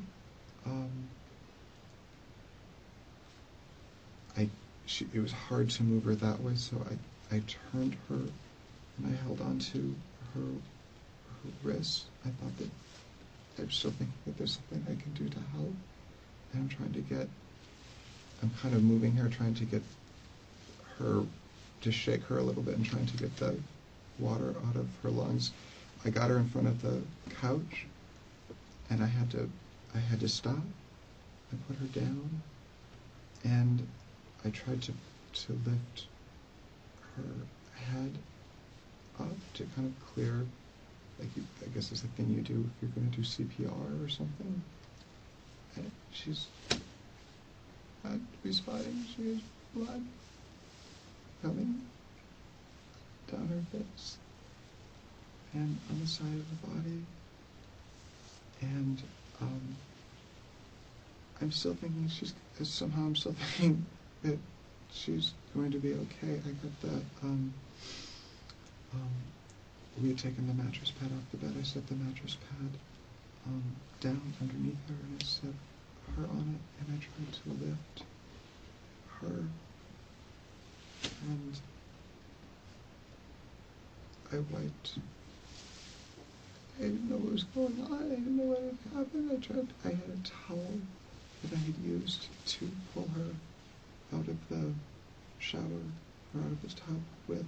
I tried to wipe off to see what was... Where was the blood coming from?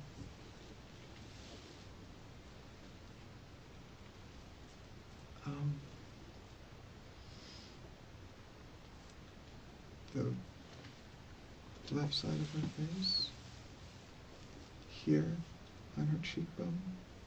Is that the right side?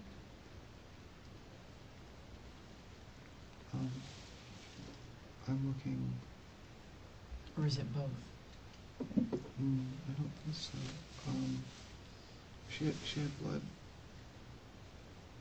She had blood on the side of her head, down her neck, and when I wiped the part on her cheek, it's her left. It must have been her left. So it's my right as I'm looking at her. Right? I'm looking down. My right is her left. I wipe it, and more blood comes out. And the cut on her cheek. There's a cut on her cheek?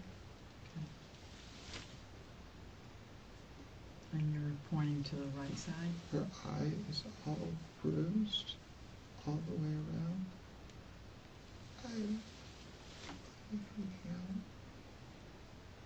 So you notice you're pointing to your right. Is that her right? No, her left. Her left? So you're saying her left eye was bruised? And that she has blood coming from a cut on her face? Underneath that eye. On the same side. And she has blood along under her nose. Okay. I want to back you up just a And minute. the water in the tub was tinged with blood. And you said it's hard. How full was the tub? It wasn't flowing over the top. It was very close, but not quite. Maybe it was after, maybe because I was picking her up, but it was close to the spout, the Okay. Drain. There's a The auto drain drain under that, but it doesn't look like, it didn't look like it was that high. Okay. And the water's not coming out onto the floor.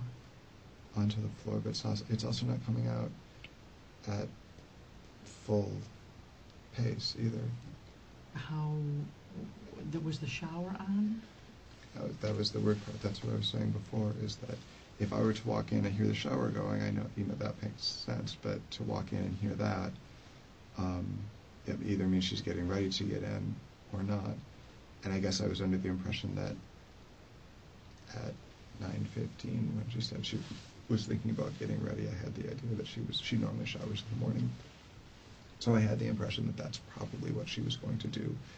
She normally doesn't shower in the afternoon. So that's why it was all odd. In the afternoon, she's almost always working. If she doesn't have anything to do, she'll watch TV or, come down and hang out with me or do something normally. So it's the bottom part of the tub that's flowing, but you're saying it's not fully on. The tub spout, exactly, is Okay. flowing. It's not pulled up, which is how you actuate the shower. That's not on. It's just coming out the spout. Okay, and is the tub plugged on the bottom? I think her head and she has long hair, are on it, and it looks like it's in the middle to me. There's a couple of settings. There's fully closed, close to, and fully open. It didn't look like it was all the way. Did you manipulate that in any way? Okay, but you did shut off the water. I did shut off the water and it drained, which tells me I could hear it draining when I pulled her out. I could hear. So I guess this is all weird, right? Because she's in there, the water's on, and it's draining. It doesn't make any. It just doesn't make sense. And it's not on all the way. It's on how like lukewarm, so just past half, something like that. Like power wise, is the water fully on or not quite fully on? It's a dial, so it starts cold, goes to medium temperature, and then goes to full hot, and it's somewhere kind of in the middle of that. And is it fully on or not? It doesn't have a full on. It's not dual like that. It just turns one direction. I know what you're talking about, one that would come this way, Right. and then also And then turn. right. It doesn't do that. Okay. It just turns, and it's on, all cold, a mix of cold and hot, or all hot. And that depends on the flow as well. So if you get to middle, if you go all the way hot, it's going to be more water. or no? Like you're saying it was trickling, so I'm trying to understand what you mean by that. It didn't seem like it was, so if you're going to run a tub and you want to fill it up as fast as you can, you have it all the way right, to the left. That's my question. There's a spot in between there where there's very little cold, but it's not full hot either. Okay. And it seems to be in that spot, but it's hitting her. It's hitting. So the water's not trickling, it's on. It's on, yeah. When you walk in. Yeah. It's on. It's on. Okay. But it's not filling, it doesn't seem to be running as hard as it. I want to walk you back to when you first walk in and you were describing her position. Is she in the tub? Her head is all the way in the corner Over the drain or on the opposite end? So the drain and the handle are in this end, that's where her head is, and she's on the right-hand side, which is basically the corner. Okay, if you're standing over the tub, you're saying on the right-hand side toward the wall? If you're looking at the tub, it would be the spout and the handle are on your left. Okay. And her head is pointed that direction. Pointed where the spout and the handle are. Correct. And what do you mean by on the right? So if you were looking at the spout and the handle on the thin wall, this is the wall that has the long wall. Mm-hmm. She's on the right-hand side, like the corner. Okay. Is where she's facing. And is she her head is face down. up or down? Down. Okay. So she's face down. And the tub, you're saying, is not quite full, but almost full. So is she floating or not?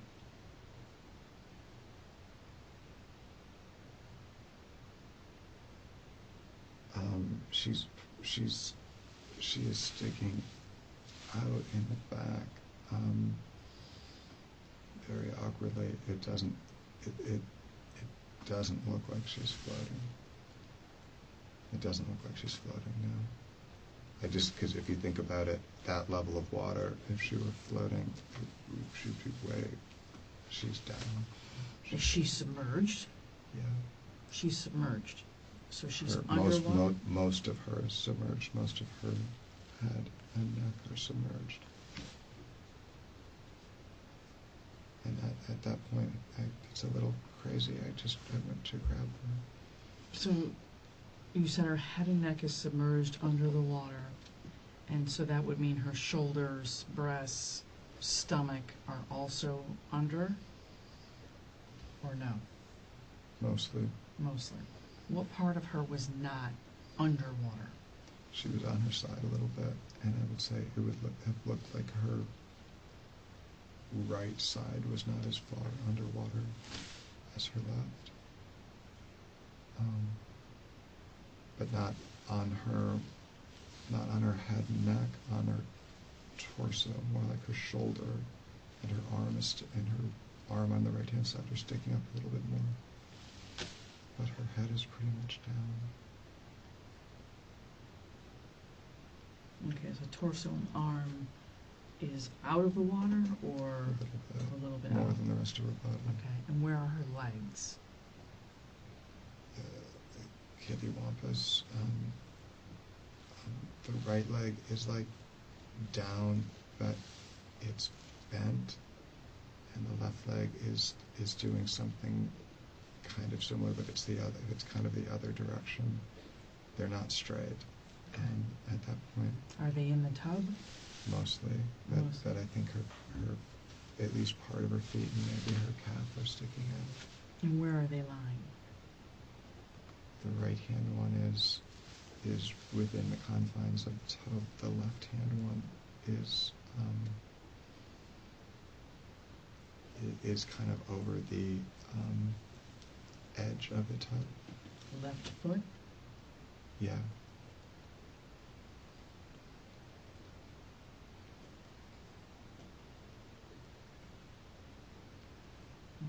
Okay. Is she naked at this point, or no? No. What is she wearing? She's wearing the same thing she has on. And it's what she had on last night. Do you recall what that is? Black pair of shorts and a black tank top. Black pair of shorts and a black tank? Yeah. Are those her sleeping clothes, David? Not usually. Usually she wears a nightie. Okay. So what type of clothing is that for her? Is it like a... First thing in the morning or last thing at night kind of thing, just around the house, but not really in bed. But not Working really. at home, no one's around. Did That she makes have that sense. on when she came down to smoke a cigarette? Yes. Yes? Okay. So when you saw her last, she was wearing the same clothing? Mm-hmm. Okay. So you're saying that her head and face and neck are underwater, and her right side, she's kind of on a slant, so her right side's not as underwater.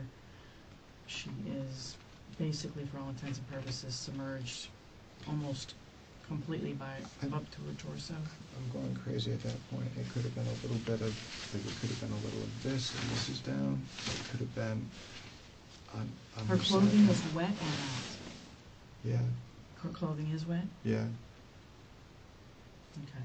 So her hair is definitely wet, right? yeah. Her clothing, her tank, and her shorts are wet. And she's face down. So the first thing you do is what, if you recall? I reached out and grabbed her. I reached out and touched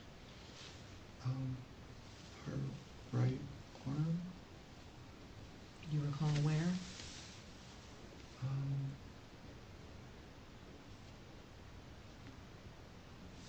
Close to the shoulder, because I can't remember if it's sleeveless or low sleeve, but it's just, I tried to, she's looking the other way, and I'm saying her name, and I'm trying to pull her over, I'm trying to see so her. you're trying to turn her on her back? Well, she's underwater, and she's looking that way down. I'm trying, just the first instinct to try to pull her Mm-hmm. Pull her over? out and over, yeah. Okay. So when you turn her, before you pull her out of the water, you turn her and do you see her face? Yeah. Okay. And what's the first thing you notice? Her lips and her eye are both dark. The lips are dark? Yeah. Purple, blue, gray. Okay. And her eye, which eye? It is her left eye. And what do you notice about that? It's all discolored, and there's a cut underneath it.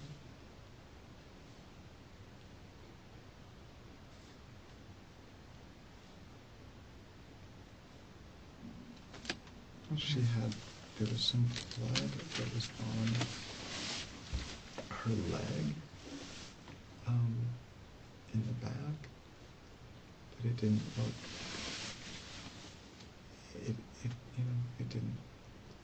it wasn't. You ever had a pen, Laura? No. Would you mind grabbing one? Because that is the end of that one. Thank you. Did you want to? I'm awful. Let's try to do my best I can. You don't have to. You don't have to. Don't have to.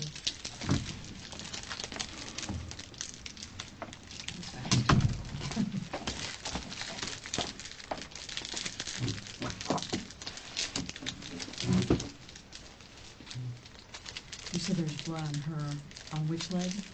The water is rose colored, so there's blood in the water itself. Mm-hmm. I can see a spot of blood on her, kind of the back of her right leg. The back of her right leg? Yeah, because she's laying on her that's the part of her that's a little bit more out of the water than her other side. Mm-hmm. And I can see that's like the first blood that I see. I see the water's red.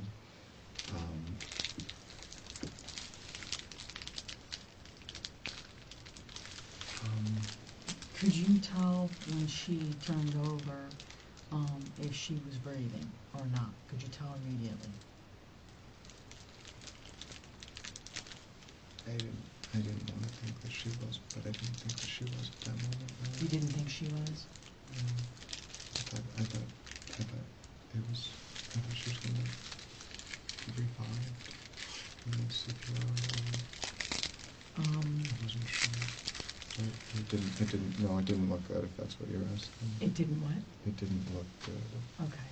It looked scary. And when did you notice that she was stiff?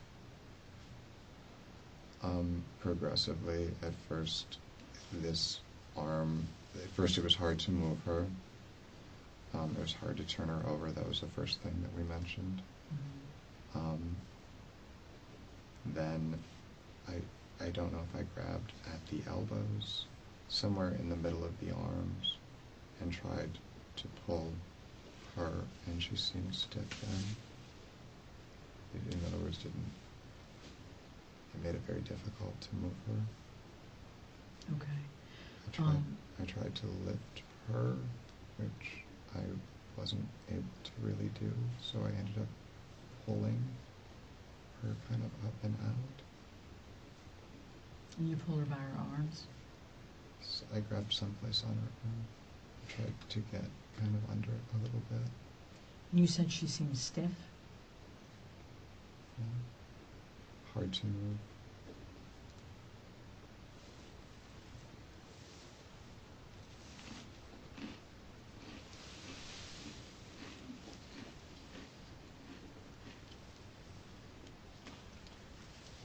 Did you notice any other injuries besides the blood, the cut, and the eye?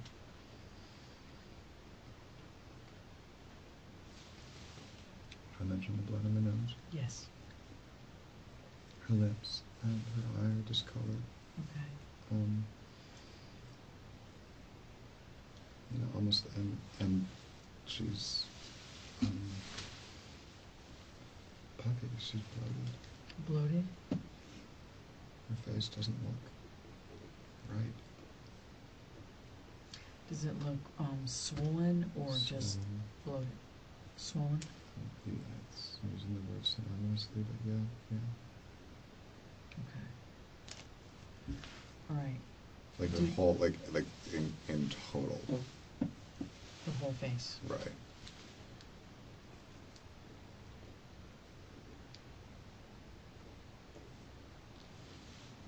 Okay.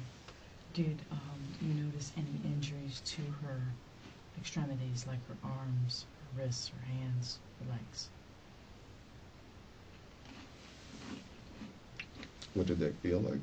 No. Did you notice any injuries? Bruising, abrasions, anything, cuts, anything?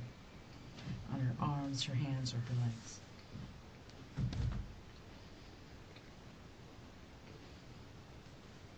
Not at that time. Not until I got her out.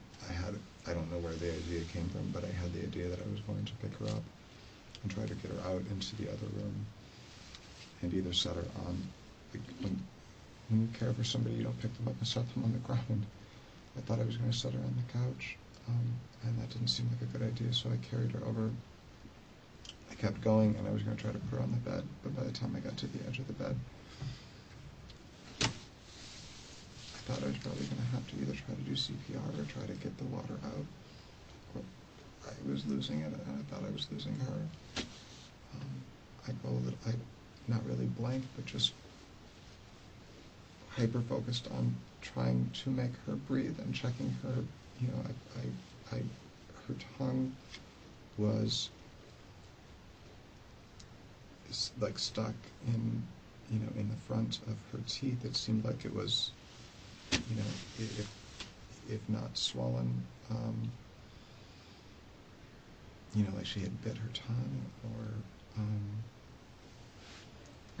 like it was, I'm trying to open. If someone is pliable, you try to tip them back. You try to open their mouth. You get the. I haven't done CPR for a long time, but I know the basics. Nothing is.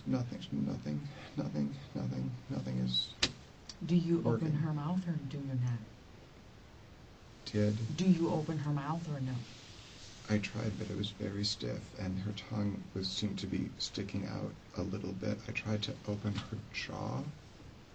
I tried to open her airway, because just just tilting her head back and lifting her neck up a little bit didn't do it. Okay. Do you recall how you tried to open her jaw? I just used my hands. Okay. Like on what part of her So face? you're putting your fingers under and lifting. Like a chin lift? Okay. Under the front, under the top, and fingers up, pushing the bottom down, trying to separate, Okay. so I can see her top. Do you think at this point that she is gone, or you're not sure? I'm thinking that she is. That she's already deceased, based on what you're seeing? But I don't know how long. I have no. Like you said, I have zero experience. I've never been in a situation before, so I've never seen a body like that. I'm resisting, but I'm also, part of me is saying this is. Do you check for a pulse?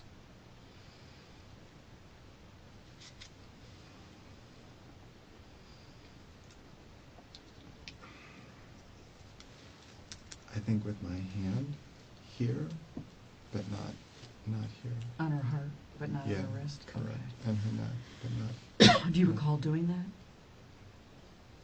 Yes. Do you know whether you felt anything? I did not. Okay. I know that I did. So you think you put your hand on her heart and did not feel it Her beat neck. on her I neck? think her neck and her chest. Her neck and her chest.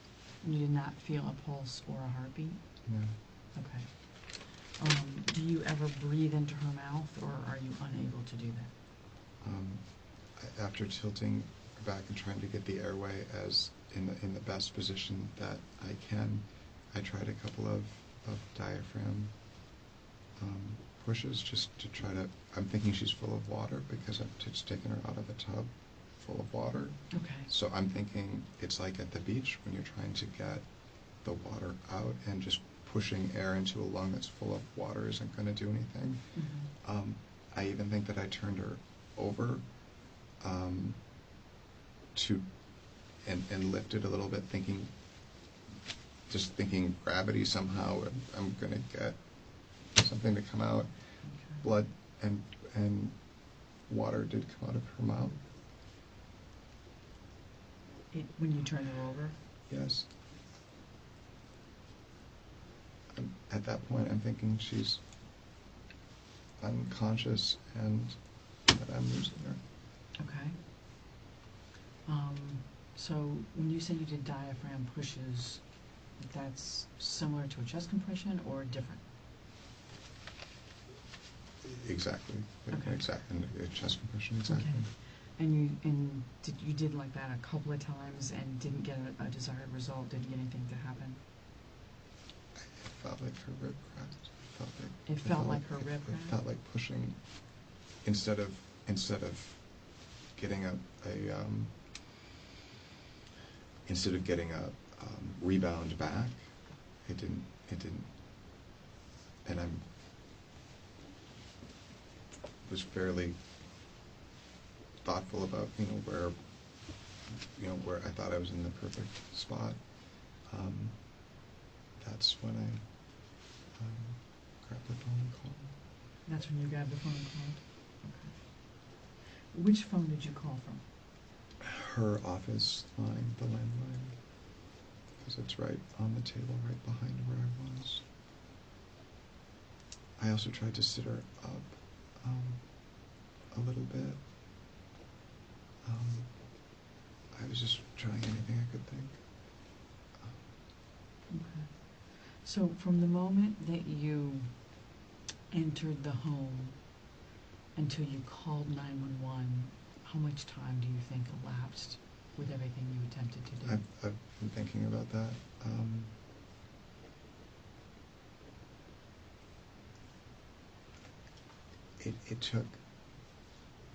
It took a little bit of time to get her up and out. I had to pull her and turn her a couple of times. Then she felt cold. You asked how she felt. She felt cold. She felt cold. I grabbed the You grabbed the what? We had, when we did the bedding, we took the mattress cover off to wash it, and it was sitting there, and again, it's thick. I put it under her, put her head, and I wiped her face off again, and I started crying. Okay. How much time do you think? I don't think it was 5. I know it wasn't 5 minutes. Like from the time you entered the home until you called 911, the total elapsed time from the time you walk in, walk upstairs, discover her, from the moment you walk in till you call 911. 5 or 6 minutes. 5 to 6 minutes?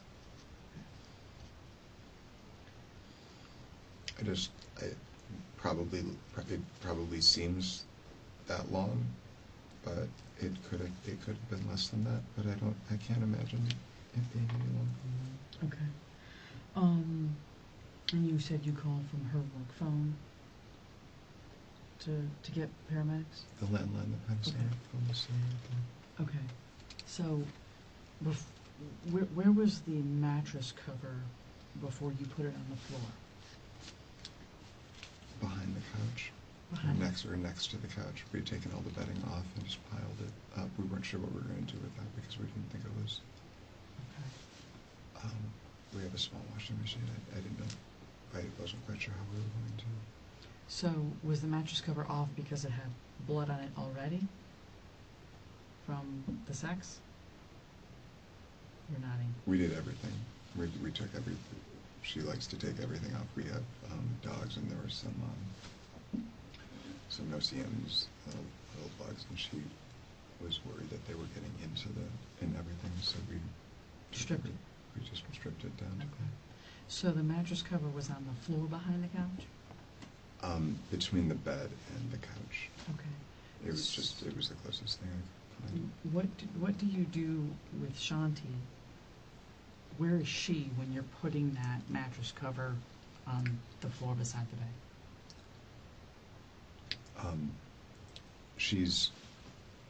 I don't move her and then put it there and then move her back. I put that, I think, closer to the bed, and I pulled her up onto it. And Where was she, though? She was in the middle of the living room in front of the, with her head kind of at the foot of the bed. Middle of the living room with her head at the foot of the bed? So if the bed is here, and there's a, kind of a gap between this and the couch. We're here, and I think her head is here, and I take the thing and I put it down, spread it out, and I put her on. Okay, help me out, because I'm trying to figure out if you're by her closet. Are you by your closet? Are you by her desk? Her son's bed? Between the bed and the desk and the TV. Okay. That space, the kind of the. Do you draw space. well? No? Do you think you can do that for me? Okay. So there's two spots. Can When you I first bring her out. Yeah, can you kind of draw the route you took? Mm-hmm. So if this is the couch. Mm-hmm. So we have something like this. Jackson's bunk bed.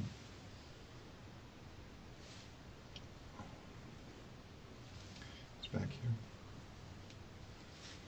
Just write Jackson's bunk bed. Jackson's bunk bed is back here. I have no idea what you mean by that. Okay. Okay.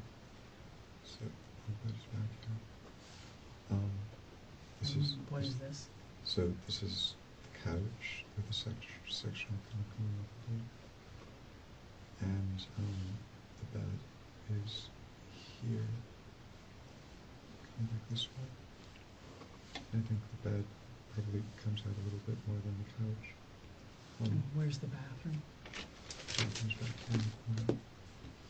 This area is the legs of the ladder come down. This is the clearest path. And again, I thought I was trying to get her. When I first walked out, I thought I was going to lay her on the couch. And then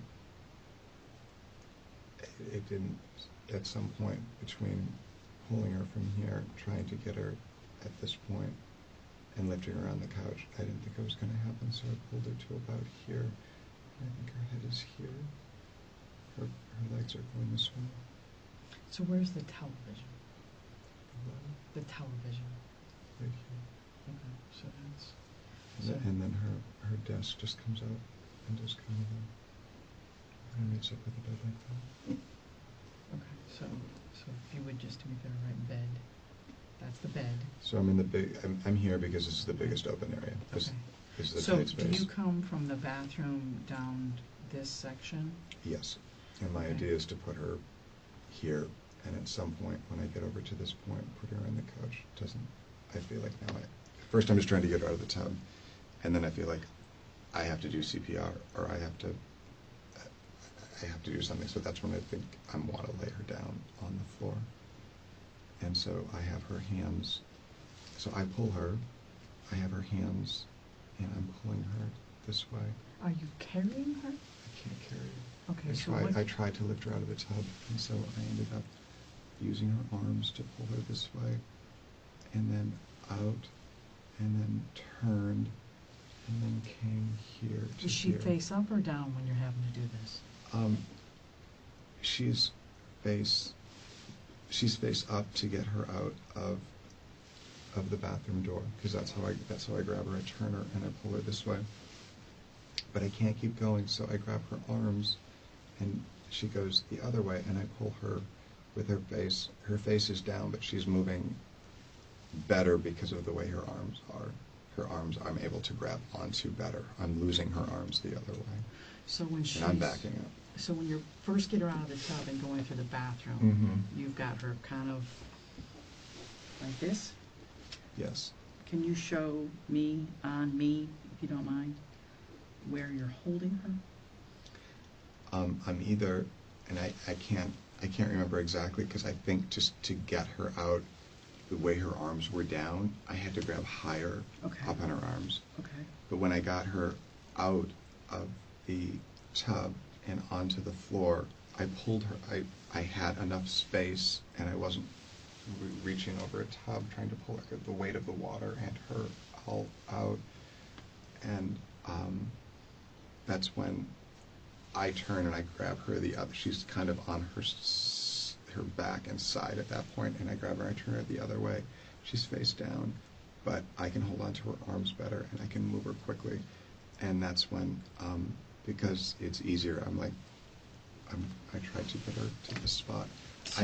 So she's face down, and you're having, is it fair to say you're dragging her? Or, Yeah. Okay. Yeah. So you're dragging her by her, is it here, is it here, is it here? Once we're out, that's here, because that's the easiest. Okay. Because it's So when just- she's it's just face where I down, can it's hold. wrists. It's wrists, both wrists? Yeah. Okay, so when she's face down, you're dragging her by her wrists, and you drag... I couldn't get, when she was laying in the tub, think about, her wrists are down here, but I'm trying to move the bulk of her body, which is all up here, so grabbing her wrist is just going to pull her to the end of the tub. All right. So I had to get more like under her armpits, Mhm. to lift her and pull her up, out. And I don't know if I grabbed her arms or if I put my hands under her armpits Mhm. and pulled them that way. I don't know for sure. Okay. But I just know that pulling her hands didn't work there, but it was a lot easier once I got her out to move her that way. Okay, so she had to have been drugged from the bathroom exit down the carpet to the couch, and then where do you stop dragging her initially?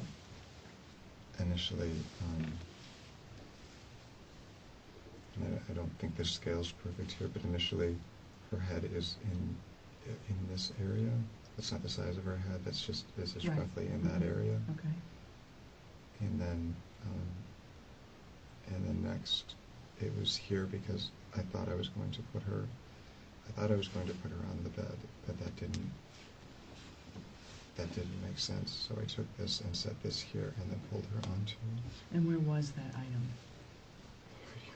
So the mattress cover is here, you pull it over here, and then you move her... I'm able to literally just grab it and pull it. It's that It's that close. I'm right. This seems bigger, but Right. keep in mind how small the space is. Okay, so then is she face down when she's here or face up? She's face up, and that's when I start just that's when I really look at her, and that's where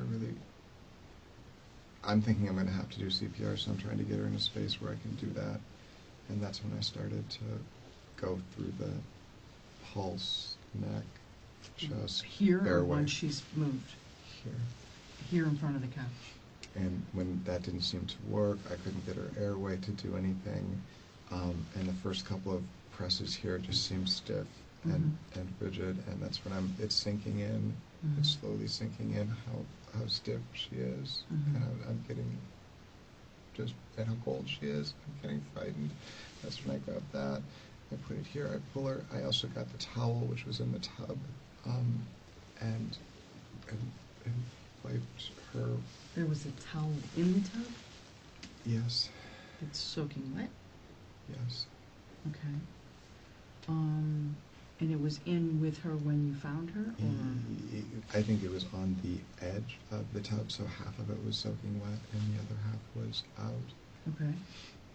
So I grabbed it, and I used the water to. Her face was bleeding badly, and I couldn't see what was going on. Okay. I didn't know if I didn't know what I should be doing, and that's when I got the. I just got her, set her there, put her down, and just. That's when I got a call. Can you indicate for me TV, desk, bed, Shanti, couch? Is that accurate? Yeah, what's missing are there's two tables that nest here. One's just an inch taller than the other one, so they slide under. Okay. So it's probably something like tall one. Baby one's probably, partially under that one. Okay. And there's a walkway. This is the chase end of the sectional. Chase into the sectional, okay. So you just write couch. Mm-hmm. Right, so Sure. I make sure I understand. Sure.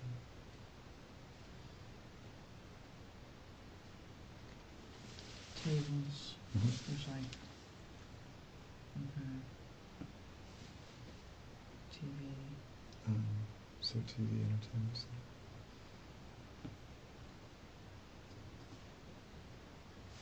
This is the beginning of the desk, and I think they're actually closer to the same size. So there's a long section of desk with a drawer here. Okay, so that's her desk. Her, she has two monitors. One monitor's here. Okay. Her MacBook and other monitor here, and then she has an iMac that's Okay. here. Those are both for her work? Yeah. Okay. This is nightstand bed? So this is a glass IKEA table with metal legs, and it goes right up to, there's an inset here, this is wrong, there's a little inset here, this is the nightstand. Okay. Then the headboard and the bed, and there's another nightstand here. Okay, so this is bed, nightstand. Mm-hmm. Okay, you can do And that. the closet's over here. And then, is this your closet here? Or her son's? Yeah, we share. We share them. We have a little bit of each, but this is mostly mine, and that's mostly hers and Jackson's. Hers and Jackson's. She and Jackson share one. Mm-hmm. Okay. Are any of your things in the garage? Mm-hmm. Like clothing wise? Absolutely. Yeah. Okay. Stuff that I'm. Yeah. Okay. So. Yeah. All right. If you just finish for me, bed, nightstand, and then I think we're done reeling. And then Shanti was here, and then here. So first she's here. She's here. And she's here. Okay. Okay. And I moved her a couple of times because I guess I kept thinking that, I was trying to revive her. I was trying to break her up. I was trying to, Okay. it didn't sink in that she was. It didn't completely sink in that she was. Okay. When you were out doing your work in the exterior of the home, did you possess any garden tools to do that? In the exterior? Mm-hmm. Were you in possession of anything besides the pull brush to move the bougainvillea? Did you have any other tools you were working with? Yeah, I had a hedge clipper. It has a wooden handle. A hedge clipper? Where is that now? I believe that it's on the top of the glass shelf on one eye. It's probably next to scissors and there's a heavier duty clipper, hand clipper that I usually keep together. That's what I use to trim the stuff. Were you using any of those items? I was using the hedge clipper, the bigger one, yesterday and today.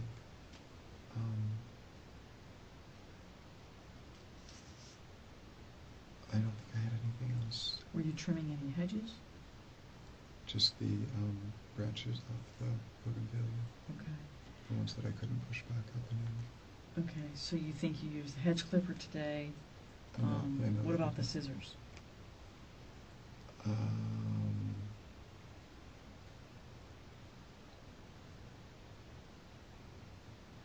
don't think so. Okay. Did you possess a knife while you were working outside at all? No. We do have one that we use, and one that I used on Sunday to cut and remove a plant or cut it at the root. What does it look like? It's gray, like a two-tone spongy handle with a serrated blade. And where is that? So that one goes back and forth between the kitchen sometimes and being used for the garden. So it was washed with some of the dishes from yesterday. I think it's sitting on I think it was brought in, it's probably sitting with near the frying pans and the cooktop and all that. Oh God, it must be a record now. Do you have a knife with an orange handle? We have a small chef knife that has an orange handle. And I think I was using that on Sunday as well. To do what? I think that one was, there's a little side yard underneath the water heater by the gas meter that goes around the house. And I can't remember exactly what it was. I think there was a bromeliad that I was cutting. I moved 2 bromeliads from that area, one to the front, the driveway, and one to the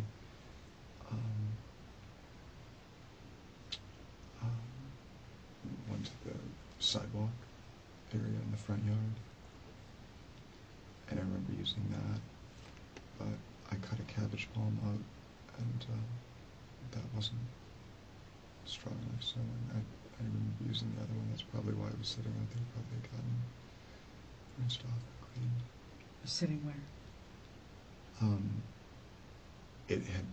It's probably why it had gotten washed, and that's probably why it was brought back into the house. Normally it would be with my hedge clipper, my scissors, my little clipper. I usually keep those 4 things together. So the small chef knife that you're talking about that you were using outside is where now?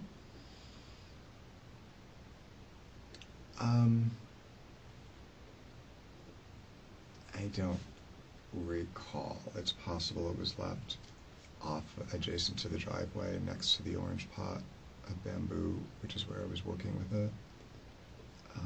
I do seem to remember seeing it there.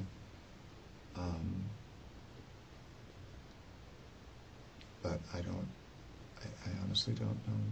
Is there anything unique about the blade? What? Is there anything unique about the blade on that knife? The orange handled one? Mm-hmm. Yes. I don't think so. Anything different or odd about the blade or its color?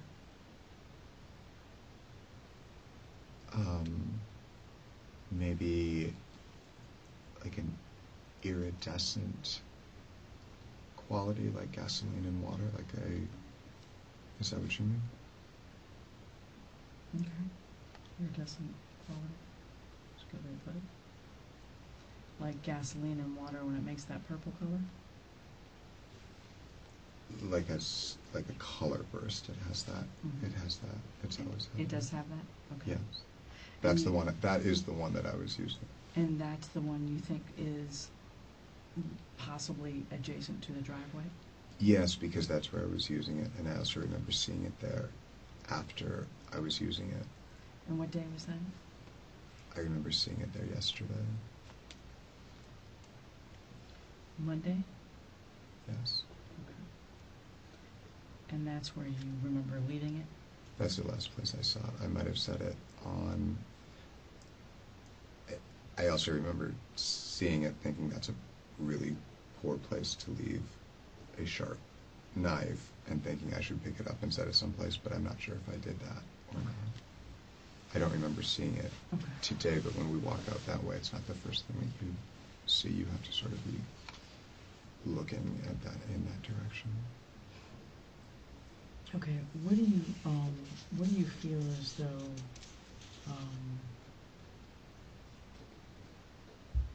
Shanti, what might have cost her her life? What do you think happened? What do you think is her cause of death?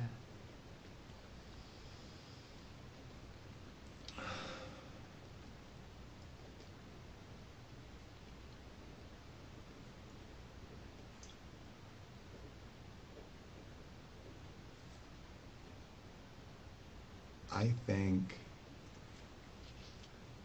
that she did at some point, and I don't know if it was at the point that she went back upstairs around 9:15, or if she went back upstairs and did something else, and then decided to take a shower. But I think at some point she decided, I'm going to take a shower, and she stepped in and turned the water on, like she always does, to let it heat up. And that's the point that I think something went wrong. Either she slipped, or she fell, or she blacked out, or something caused her to collapse.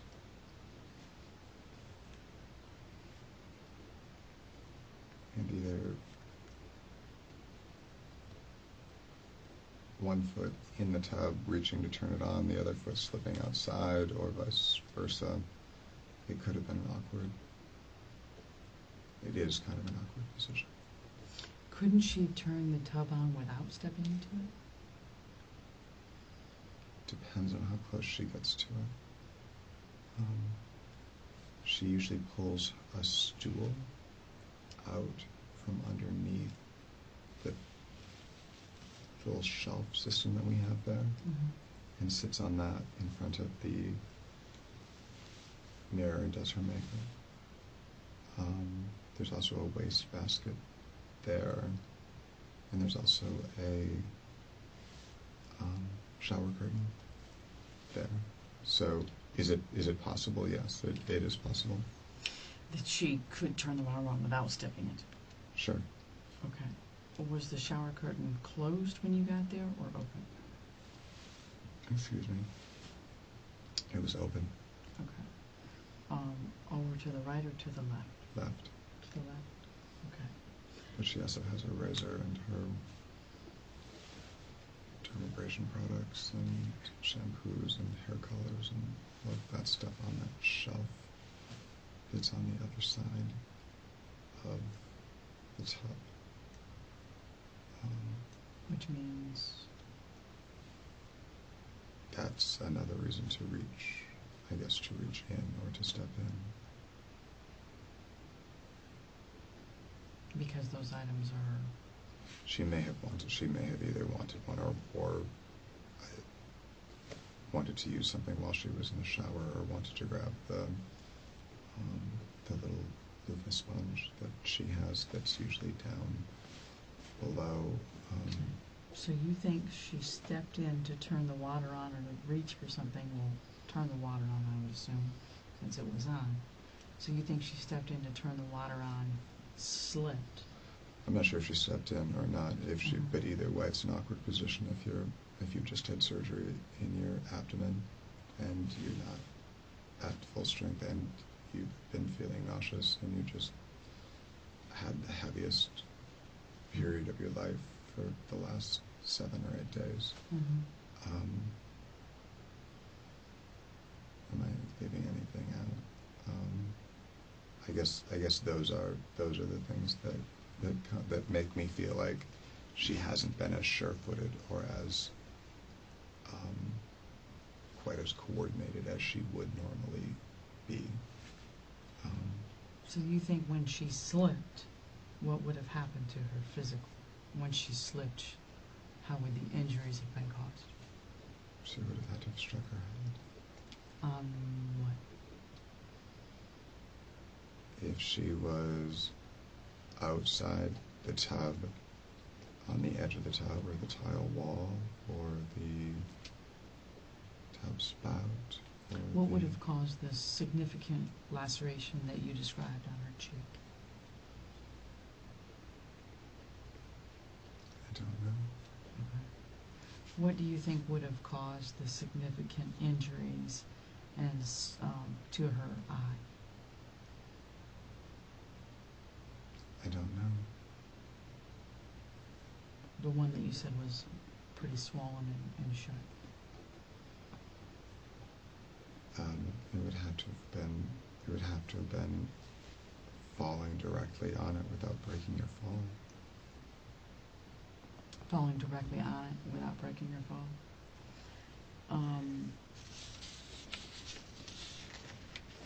When was the last time the two of you argued?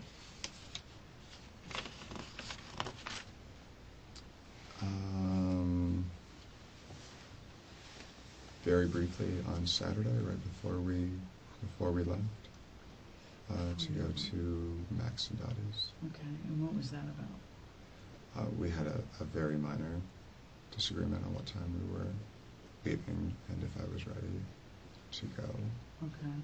at the right time or not. Was Jackson home at that time? He was there for the whole thing. Okay. Has Jackson ever thought you guys argued about the renovation and the timetable of getting that finished? Would he feel that you guys have argued about that on occasion? About Surely. the time it's taking to get it done? Surely, and not so much the time, but just the choices. So, choosing to take a hiatus or not, making a decision on a feature. So we're both, we both have things that we've done, changing the scope, significantly, going from a much, much simpler, smaller renovation to gutting the whole house and opening it up. Whose idea was it to gut the whole house and opening it up? We were presented with it as a concern on the part of the contractors on the amount of deterioration of the structure, and our whole goal was to maximize the upstairs floor space. So the upstairs floor was very wavy, and the point of contention probably was, do we tear all of that out and put in new structure and trusses so we have a perfectly flat floor and then a perfectly flat ceiling? Or do we try to move those floor trusses that are there around and cut them and join them to the new structure? That's what we were going to do. And that's when we hired Keith. That's one of the reasons why we hired him, is that he was a strong believer in keeping as much of the old part of the house as possible. But it just turned out to not be feasible. It wasn't really a good suggestion. It caused a lot of re-engineering and redesign on the part of our designer and engineers. And at the same point, we're all in agreement that it was the only way to get the end product that we want and to be able to talk about the stairs that we're talking about. So who was the engineer? We were working with Patrick Ciazza. How do you spell that? Ciazza. He's the civil engineer? He's a designer who has an engineer in his shop, and his role is creating structural buildable plans that are submittable to the city. Okay. And if we need an engineer, he has an engineer to do that. But he also does the two-dimensional floor planning. And his idea is the idea that we ultimately ended up doing, but we didn't take a straight path there because Keith wanted to do something slightly different, and then our builder wanted to do it differently. And who's the builder? Steve Morris. Steve Morris? What's the name of his business? One more time. What's the name of his business?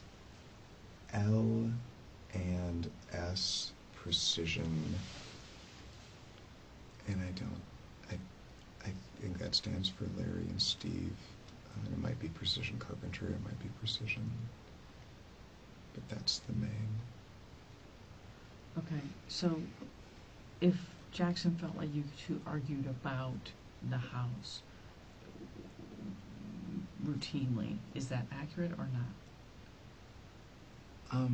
I don't think most of the time that we're arguing about it. I can understand that might be his perception, but I don't think it's an argument if Shanti and I are both on the same page and we're both just in agreement and upset reasonably and justifiably upset that it's taking longer.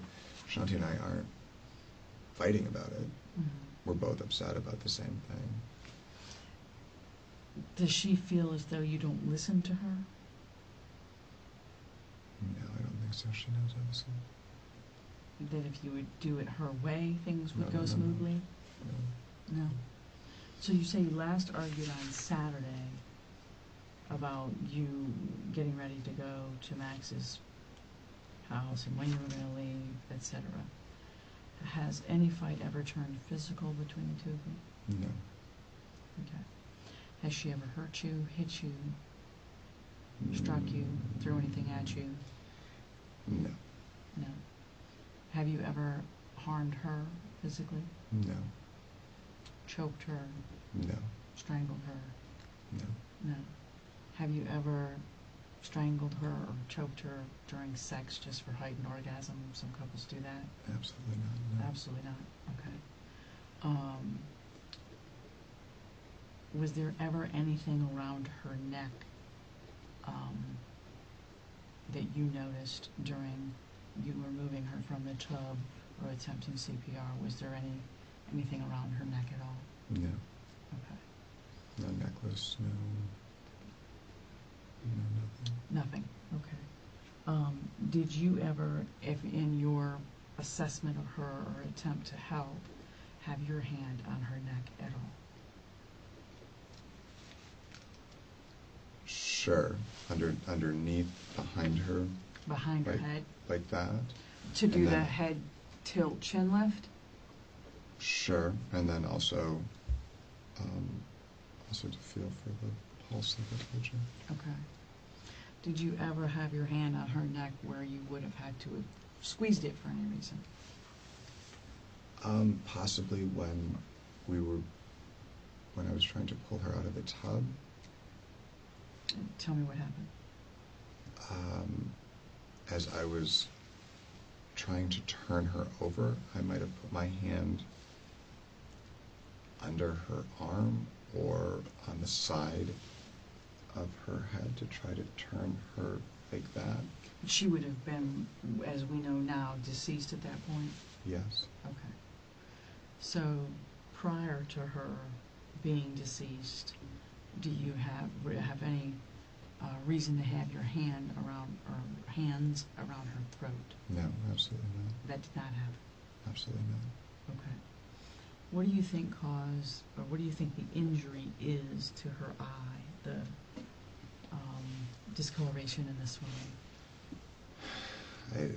I don't know. I don't know. I thought that she struck her that side of her face, because it seemed that she had the cut here, and that was underneath the eye. It seemed like the whatever it was, however she fell or whatever she hit, that probably happened at the same time. The cut and the eye injury? Yeah. Do you think there's any sort of significant injury that to her eye itself or to the bones around her eye at all? I don't have any reason to think so. Okay. Were you ever able to see the whites of her eyes on either eye? This eye was the left eye was closed, as I said. Okay. And I believe that the other eye was closed too. You believe her right eye was closed too? Yeah.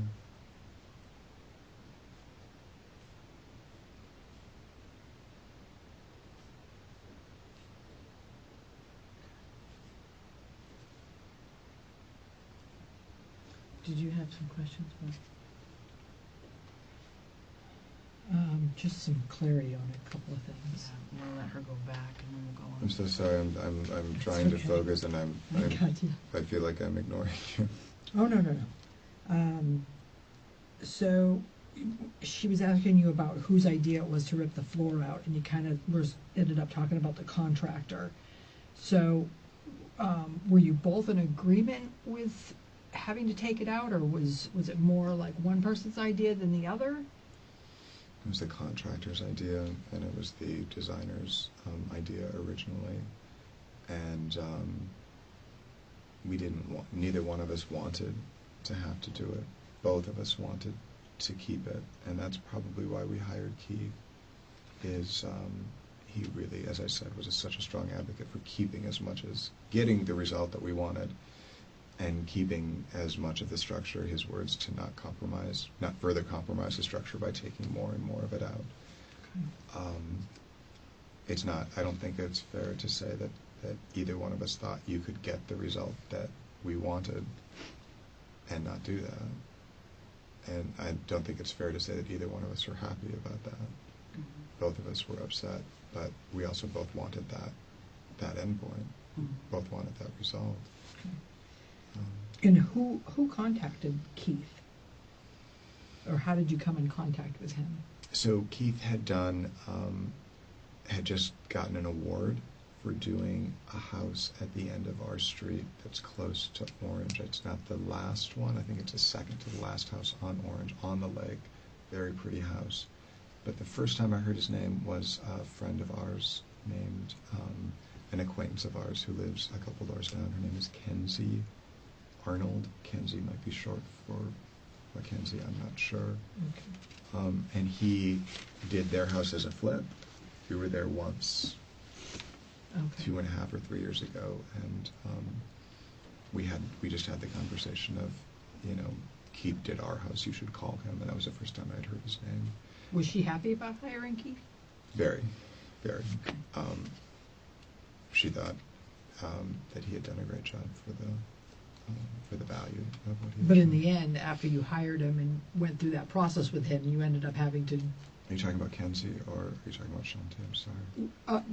After you hired Keith, right? You hired Keith and Keith wanted to keep the house as much of its integrity. Sure. She became there. So as Keith's plan, the reality of Keith's Kind of plan, fell which apart. was, there's no way we can keep this and have the flat floors and flat ceilings that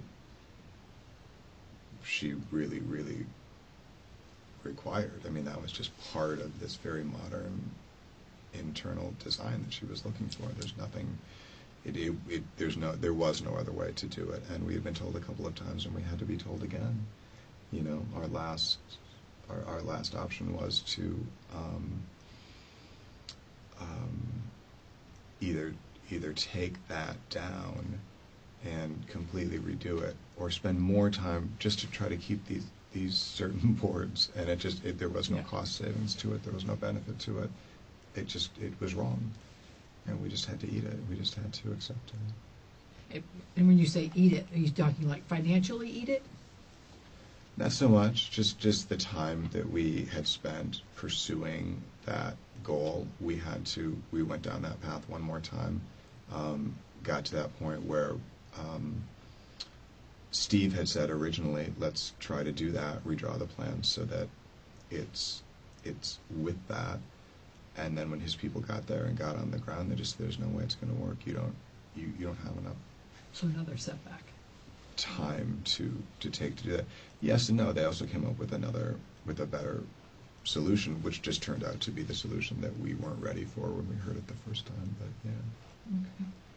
I mean, I really don't feel like we were at odds, because there wasn't another way.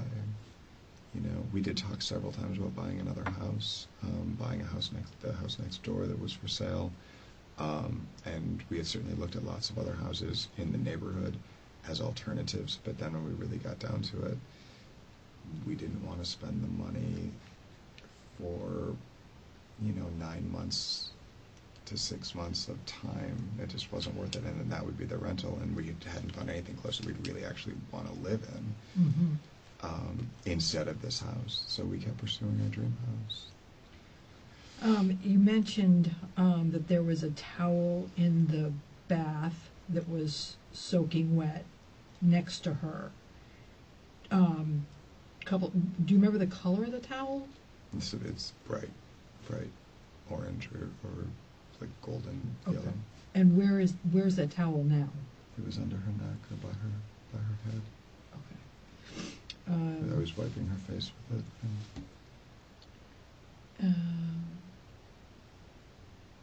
And you said that the park that you went to with the dogs was Park of America. That's the one right there by the big 408 toll building. By the toll building was a government. Okay. Exactly.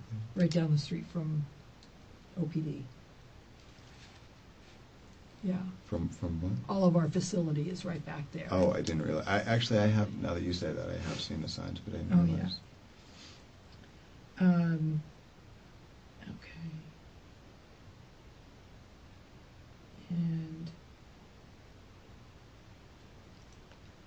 yesterday.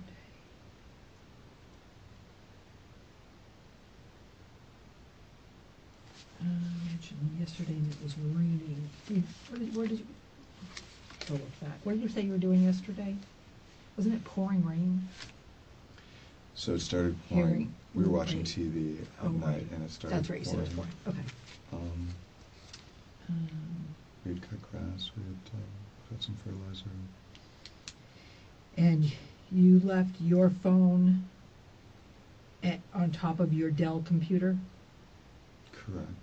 And Right that's, there, or very close to it, yeah. okay. On that table somewhere is my assumption. And downstairs by the dogs? Correct. Okay, Correct. cool. That was it. Just misplaced. Okay.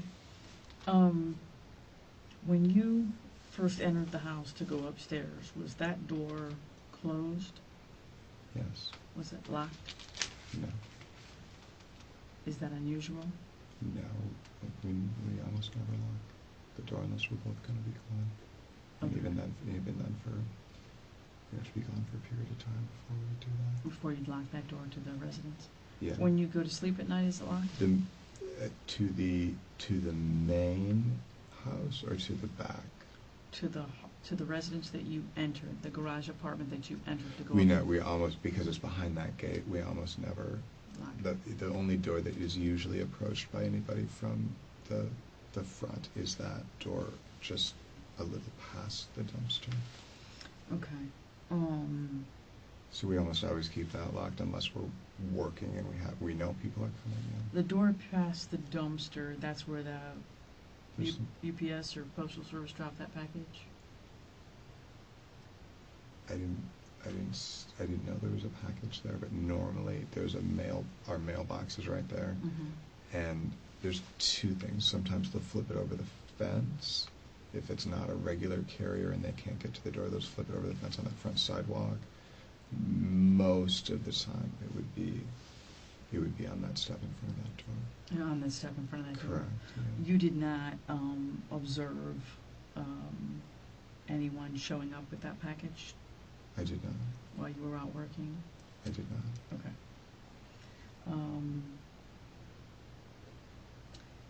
The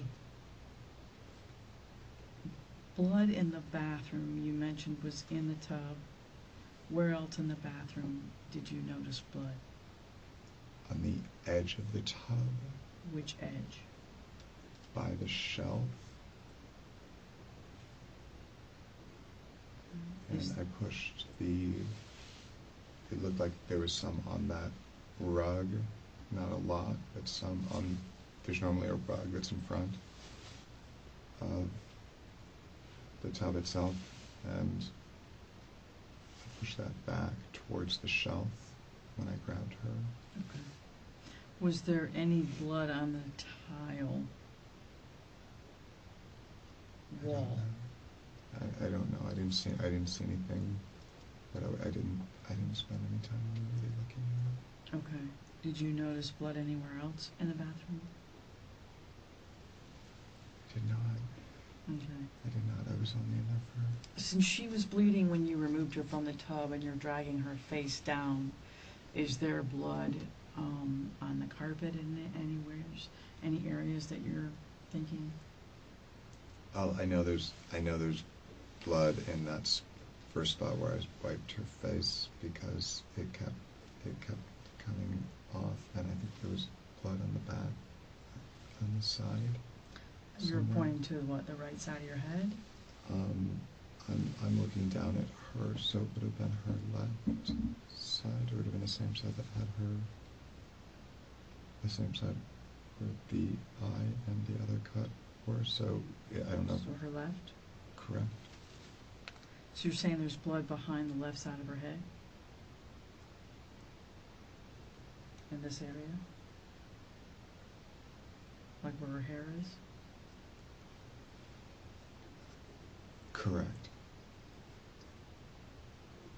Correct, because the towel, as I was wiping it off of her, the towel was soaking. There's blood coming off of her at that point. How much hair did you observe? You I said- saw 2 clumps in the tub, but her, Floating around the water, or where? after as I pulled her out, so yes, they were floating around in the water, but when her head was down, her hair was pretty much covering the whole front of the tub. It had just fanned out in the water. Mm-hmm. And where, like, her hair is missing, or what do you mean? No, I just mean from off of her scalp. Just, Okay.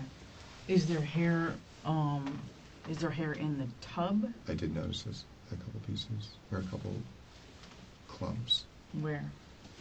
floating in the water when I pulled her out.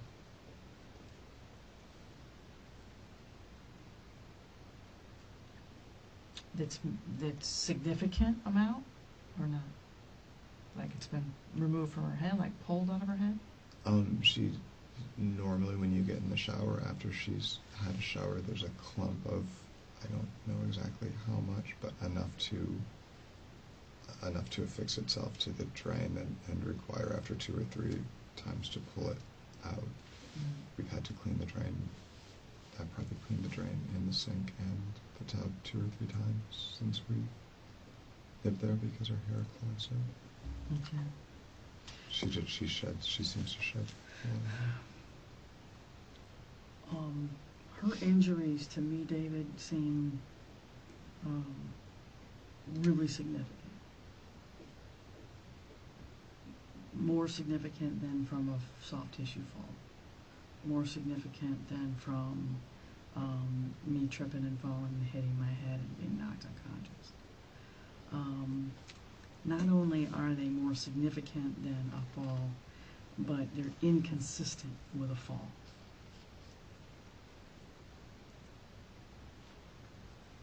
It's just not accurate. Okay. Okay. Shanti did not fall and get those injuries, Okay. without question. Okay. Okay. They're much more significant than that, and it's inconsistent with her injuries, hitting and striking anything. That is just inaccurate. Okay? Her injuries are very severe.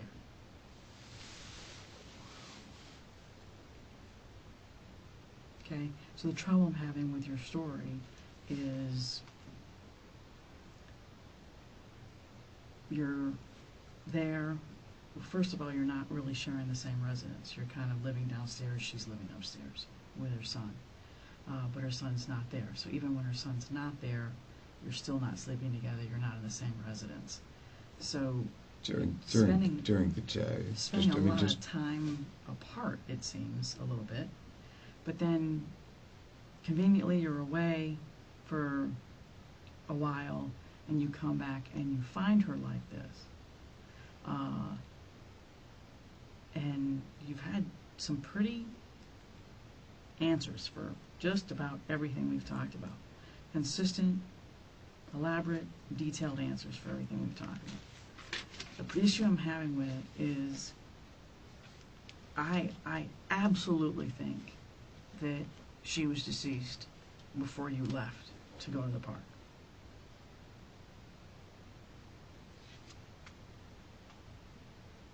And I think whatever happened to her happened before you went to the park. Okay? Do you know how long it takes someone to get stiff? I don't. Okay, I do. Do you know how long it takes for blood to pool when you die? No, I don't. I do. We're also very well trained in what injuries look like perimortem, mortem, and postmortem. Sure. Okay? So her body's not lying to us, Of course not. and neither are her injuries. Okay? So I think that you've told us a significant amount of information. You've been very cooperative. But I also think that you've left some stuff out. Wow. And I think you've left some stuff out that is maybe something got out of hand, maybe you didn't mean for it to happen, maybe you got upset, maybe, but there's something that happened between the two of you before you left that house. Because she was deceased, or on her way to being deceased, before you left that house. And she had been deceased while you were gone. And when you came back and found her, it's pretty evident that she was deceased. Yeah. Cold, stiff, Yeah. significant swelling, Yeah. and a lot of bloating. Agreed. Okay? So whatever happened between 7 and 9:30 to 9:45 is where I need you to be significantly more honest. Now, if there's an explanation, I want to hear it. I told you everything. But you've left out something, David, because this woman has significant injuries. Okay, this is not from a fall. So I need you to explain to me and to Detective McClellan what happened this morning before you left to take the dogs. It was exactly as I stated. I haven't left one thing out. Okay. Did you two argue? No, absolutely not. Did you fight? Absolutely not. Okay. Did you harm Shanti in any way? Absolutely not. Did you choke her? Absolutely not. Did you strangle her? Without question, no. Did you beat her? No. Did you hit her with anything? Absolutely not. Okay. Do you have injuries I do not. anywhere? Did they photograph you, I assume? They did. Okay. Do you know if they photographed your chest or with or without clothes? Or both? They photographed with clothes. Do you have any injuries that, in my mind as an investigator, I would consider someone fighting for their life? No. Someone trying to harm you to save their own life? Absolutely not. Would you mind showing me your chest and back? Sure. I don't need to see anything else, just your Sure. chest, back, and arms. Sure. That's plenty, don't go any Sorry, further. I'm sorry. Don't go any further. I don't know if you have pants on or not. Okay. You just pull it back for me. Okay. Okay. And you can take them all the way off your shoulders. Okay. Okay. Were you scratched in this process? Were you scratched at all? No, not today. Not today? Has she scratched you in the past? She has never scratched me. She's never scratched you. What do you mean not today? Scratched in the process. In the process of anything that happened between the two of you, were you scratched? Absolutely not. Okay. She hasn't scratched you in the past, that's what you're saying? She's Correct. never scratched you. I didn't know what Correct. you meant by that. Okay. So, I'm just gonna walk around. Sure. Okay, let me see your back. Can you lean forward for me? Sure. What am I seeing on your sores? So I have some type of food allergy. We're not exactly sure what It's a food allergy, wow. it Okay. is, but I do have allergic reactions. They're kind of Are these ulcerative These rupture. aren't bites? Um, Not, I mean, from like an insect or an animal or? so the large one is just an ulcer. It's like a rupture.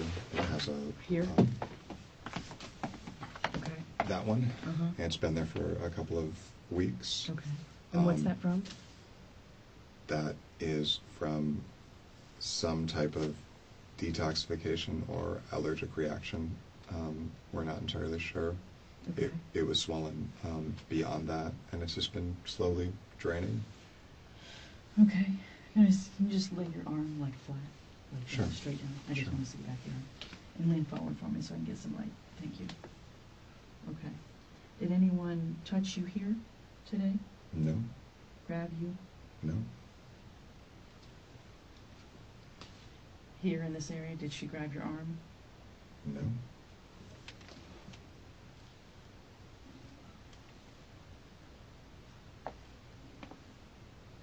Can you scoot your chair over just to the right, just a bit, just like a lift it up? Sure. Just come this way. Yeah. Sure. There's just too much shadow. And then just drop your arm for me. Thank you.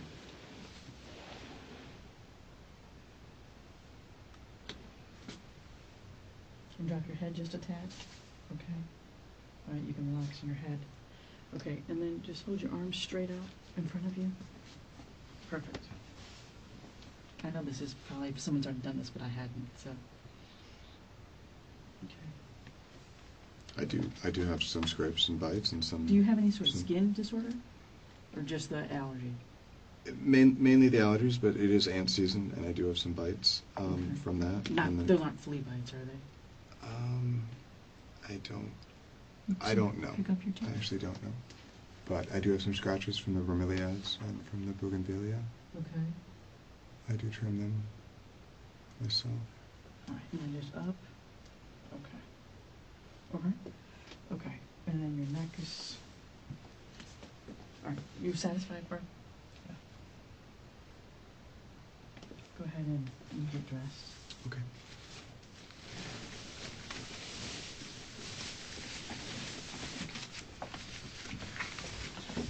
I can assure you there's nothing about the house or anything. The types of fights that we've had have been so minor, almost trivial. You know. Do we get irritated with each other? Are we both busy? Of course.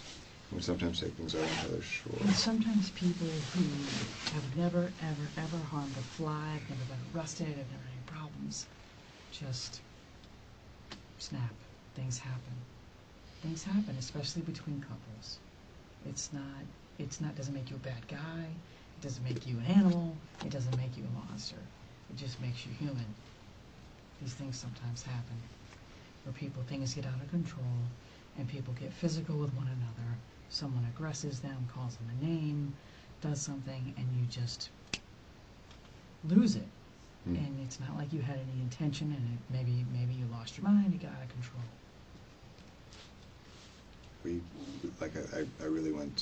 I really went into all of the things, all of the adversity that we had gone through, just to let you know that we really had reached between the surgery and we got to the point where we looked at it as we were extremely happy that we had taken that break to stop and look at what we were doing, and we actually both felt like we were getting a better result. What break are you talking about? What break are you talking about? When she had her surgery, a week after that, we basically ran out of things for them to do. We had kind of reached the point where we needed to take 2 or 3 weeks, regroup, replan, because they didn't have full days at that point until we got the plan back together and we had more of the work lined up for them. Keith was part of that, and being on the show was a huge part of that. We did feel like up until we got that final assurance that we had stopped, and we weren't sure if the network was going to come back. But does that look to a child like his parents aren't getting along? Of course it does. Because he's young. Well, because we're upset. And we want things to be different than they are, but we came to a point where we were so relieved that we actually felt like we had made the right decision in the result that we were getting, and we would not have had that result otherwise. And the idea that we were at odds with each other about the direction of the renovation is just simply We're just not getting along about the timetable and the significance of how long this is taking for you guys. I mean, I can't imagine how stressful it must have been. You know, not living in the home you want to live in, and it's taken 2+ years, 3 years. But as I said, we didn't really take the main house offline until a year and a half ago. We had all of that space at our disposal. It was a joint decision to go to that depth. We weren't happy that we felt like it wasn't at our control, and we did want to do it. We did want to get everything that we still wanted to do for the budget, but every time we scaled back, we got more and more of what we wanted. I'm sick to death about what happened, but nothing happened today because of there was no animosity between us whatsoever. Are you saying that you did not harm her? I am. Okay. So my interpretation of the schedule for the morning is she plans on, you think, going to the dentist. You plan on telling her you're going to go to the park with the dogs. So that tells me that neither of you expected anyone to be at the home. She was going to be gone at the dentist, you were going to go with the dogs. That tells me no one expected anyone to come there for any reason. Is that accurate? Yes, Okay. absolutely. So, is she having any sort of beef with anyone else that you're aware of? Any problems? No. Okay. Anyone that would want to do her harm? No. Okay. So, my suggestion to you that there could be a plausible explanation for this, for whatever happened between the two of you. You're saying still nothing happened between the two. Absolutely not. Okay. Would you mind, just for me to be able to say David is a perfect gentleman and is in the clear and did not harm his wife, would you mind taking a polygraph and proving that to us? Absolutely. Okay. Would that be a possibility? Yeah. Okay. All right.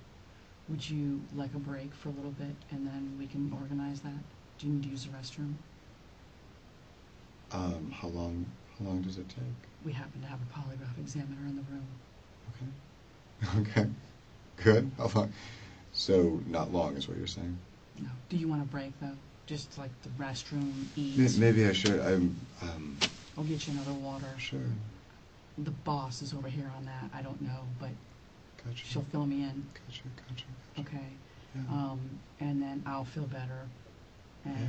I think a weight will be lifted off of you as Thank part you. of any sort of cloud of suspicion. Yeah. Okay. Yeah. Right. And you understand why we ask those questions, David? You're I do, and I hope you appreciate there's a complete openness. I have no defense. I don't think that you. I mean, I think you're trying to do everything you can to help.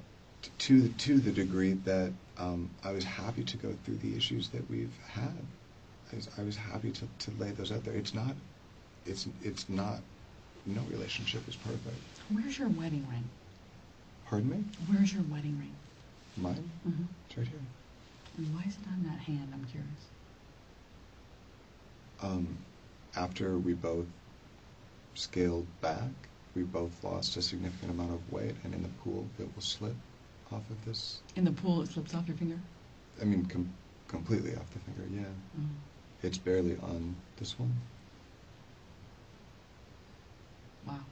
So you either switched it? I need to resize, or I need to Gain weight. gain a couple pounds back to get to where I was when I originally I'm got just it. curious. But, I didn't know if that was your wedding ring or not, because it was on It that is. hand. It is, and I never take it off. It's just loose. Okay. And what does she wear? She has the wedding band that we. She has a wedding band on her left hand? Correct. Does she have any other jewelry on that you remember? Earrings. She had earrings? What did they look like? Diamonds. Sparkly, small. Studs. Small studs? Does she wear a necklace? Not very often. Not since the surgery. She's been wearing almost nothing other than her ring. We did get. She lost a diamond shipped out of her ring. We got it replaced 5-6 weeks ago, something like that. So today she had on her wedding ring. Is it a diamond and a band? Is it 2 rings or what? Correct. 2. Okay. So she's got 2 rings on her left hand. She's got her stud diamond earrings and any other jewelry? I don't think so. Okay. Where is her purse in the home? It's the white and black striped. It's a large bag. It's on the entertainment center towards the stairs. So it's the first thing you see Okay. above knee level, the first Okay. shelf. I'm going to take you. Oh, do you have questions before we break?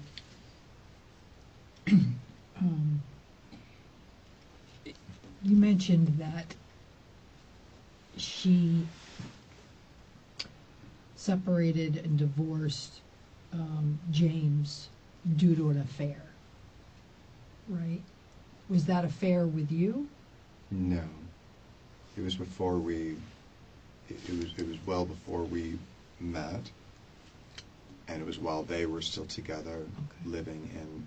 It's not Alouetcha, but it's Okay. close to Alouetcha County, Did Petaluma. she ever tell you anything more about that affair? She did. She came completely clean about it. She just felt like she wasn't She said who it was with? valued at home, and it was a colleague, somebody that she Worked with? with in Houston. In Houston? Correct. So it was while she was traveling? Correct. Do you have Did you get a name? It's also Jim, and it would take me a second, but I can. Is I that will someone be- who lived in Texas, or they were traveling together? He lived in Texas. He He worked lived for the company that she was consulting for Okay, gotcha. there. So they were not co-workers, but they were working together. He worked for a company she was consulting with. Yeah. Does she still communicate with him at all? I think they're on Facebook together, but I don't think it's anything more than happy anniversary or, it's just the cordial stuff. Was it a long-standing I don't think so. affair, or? I don't think so. She said not, and she said it was just a few times on the road. But she felt like it was, that the marriage was that bad. She felt like it was, she really felt like he was making her life hellish, and he had her up there kind of, she felt. Would you suspect that there was anything going on with her now? I wouldn't, no. And what about with you? No. If you had definitely any not. girlfriends, or No. you still on Match? No, definitely not. Does she ever explain anything to you about anything physical happening between her and her child's father? Her and her what? Child's father. Jackson's father. Yeah. Like what? Like when she was pregnant, he slammed her arm in the truck door and dragged her a bit. I don't know if it's an exaggeration or not. Seems like it was more just, more just of a concern. Did she report it? I doubt it. Or She didn't. I mean, she didn't say that she did, or she would have used it. She seemed like later. she seemed like she had the type of personality that would stand for that from somebody. I mean, what kind of personality did Shanti have? She kind of mild-mannered, or strong-willed, or somewhere in the middle? I think that's how she made the decision to. I think that's when she made the decision that she did want to get divorced, but that she wanted to get, as I said, she was terrified of being stuck up there. She was at the end of their tenure up there, while they were losing their house. She says they were both using a lot of drugs. She says they were both drinking excessively. She never wanted to have it. I mean, it's deep. She never wanted to have a child with him. And when they did, when she did get pregnant, she would obviously never give it up, but she didn't want to be stuck up there with no job opportunities, and being that far from a regional airport. She just didn't want to do it. So that was her. But I think that she says it's the cold part of it that was what really turned her to look someplace else, is that he was cold and they ignored her. What kind of drugs was she doing? So Shanti did have according to her, not since we've been together, but she had a very significant cocaine habit. And they lived in South Florida. They lived in, I'm going to say Margate. I'm not super familiar with that, but it's not that far from Fort Lauderdale. Anyway, she was working a ton, and I don't know how that intertwined, but basically she just said it helped her work more and do more and be more productive, but that just tuned her out of her relationship, and then he tuned out. And I mean, we've... How many times have you seen her do cocaine? I've never seen her do cocaine. Any other drugs? Pills? Yeah, she does a lot of natural stuff. She does a lot of what's it called, Garcinia. She and I both take caffeine pills instead of drinking coffee, but not in any kind of excess. Was the Garcinia how she lost the weight, or was it from the surgery? The surgery, she was just holding. She's taken Garcinia for years, so her weight was. What is her size, height, and weight? I think she's just under 5'8", 5'7" and a half or so. And I think she went from 150 plus to so if she was 155 to 150 before, something like that. She's probably 135, maybe low 140s right now. I'm not sure where it. Okay. So she lost about 10 to 15? Yeah. And how long of a period of time? The first month of the after the appendectomy was the not eating, not drinking any wine, no empty calories at all. So I would say most of it was probably in that March. in that time frame. Okay. But she's been, she has been saying, clothes just don't fit. I mean, she's lost a size or two. Okay. Did she have any injuries prior to you finding her today in the last several days? Any abrasions? Any cuts, bruises? Anything at all that you remember prior to this incident? I've had obviously I've had the worst day of my life. I'm trying to think of,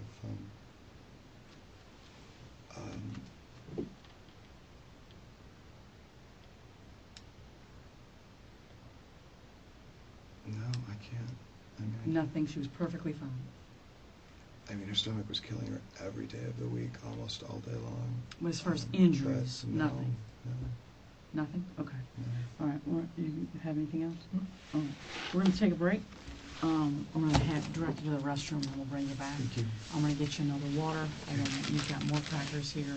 And I don't know if there's a trash can in here, but we can help you get rid of some of this stuff.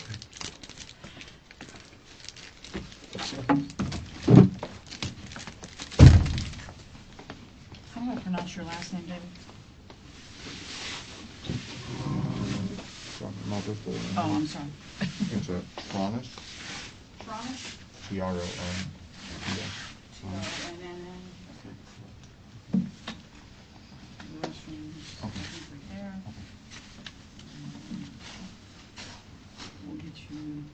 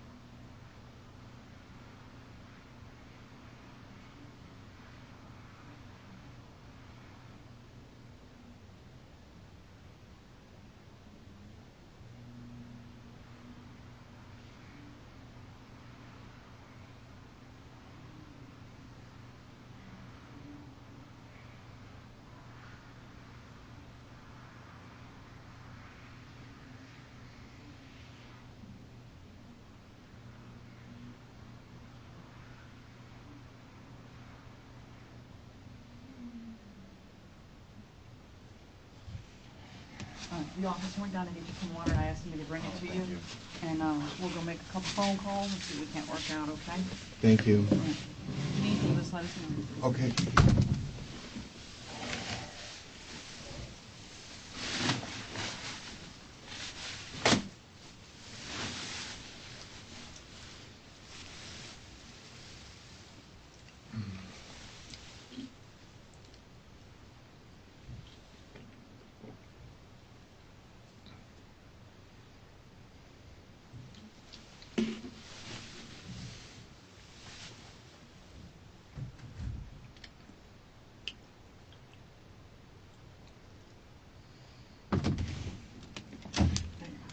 Thank you. Yep, we'll be right back.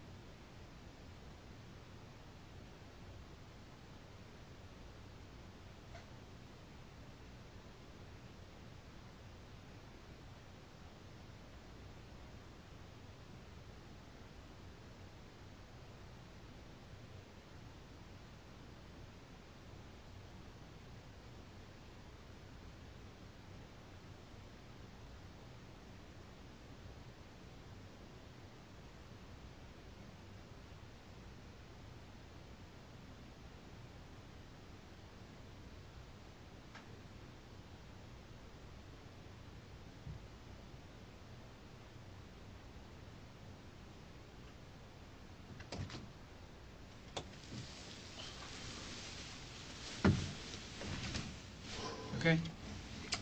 Yeah, I was just closing my eyes. Okay.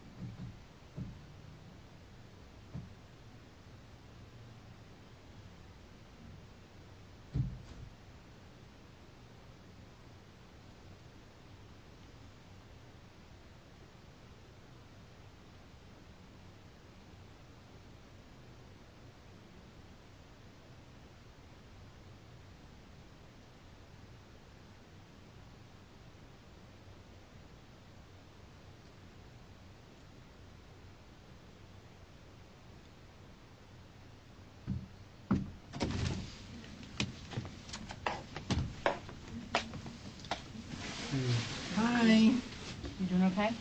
Yeah, it's just, Did you sleep a little? I did.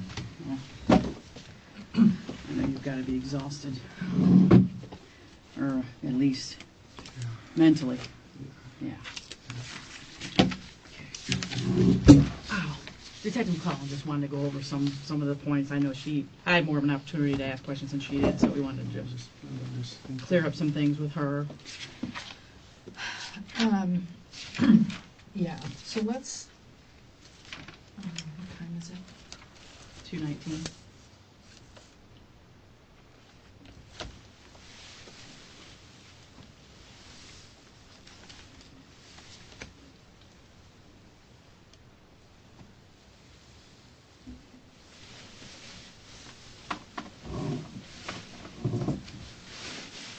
a couple of points I just want you to go back over with me, okay?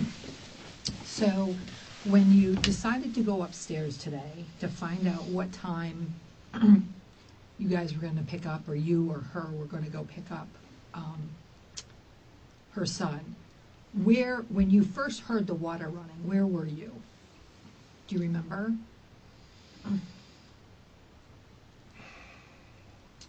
First thing we always do, and it's just a habit, we open the door. If I don't hear her talking, Yeah, but not we, today though. Specifically today, what did you hear? so I said hello. I didn't hear anything. I got to the landing, which is fairly close to the bathroom before I start coming up the other way, and I could hear water running at that point.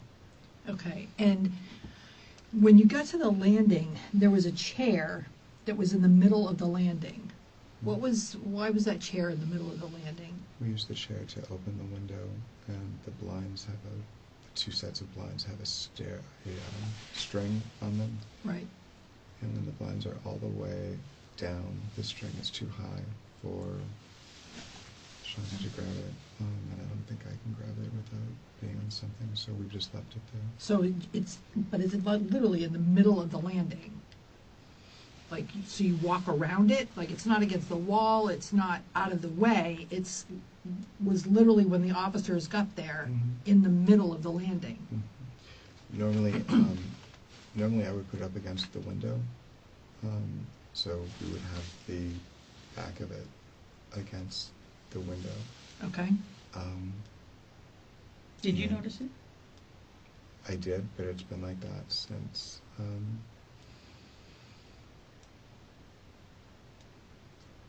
I don't know if Sam moved it on Thursday or if somebody else moved it on Friday or Saturday, but it's been like that for a couple of days.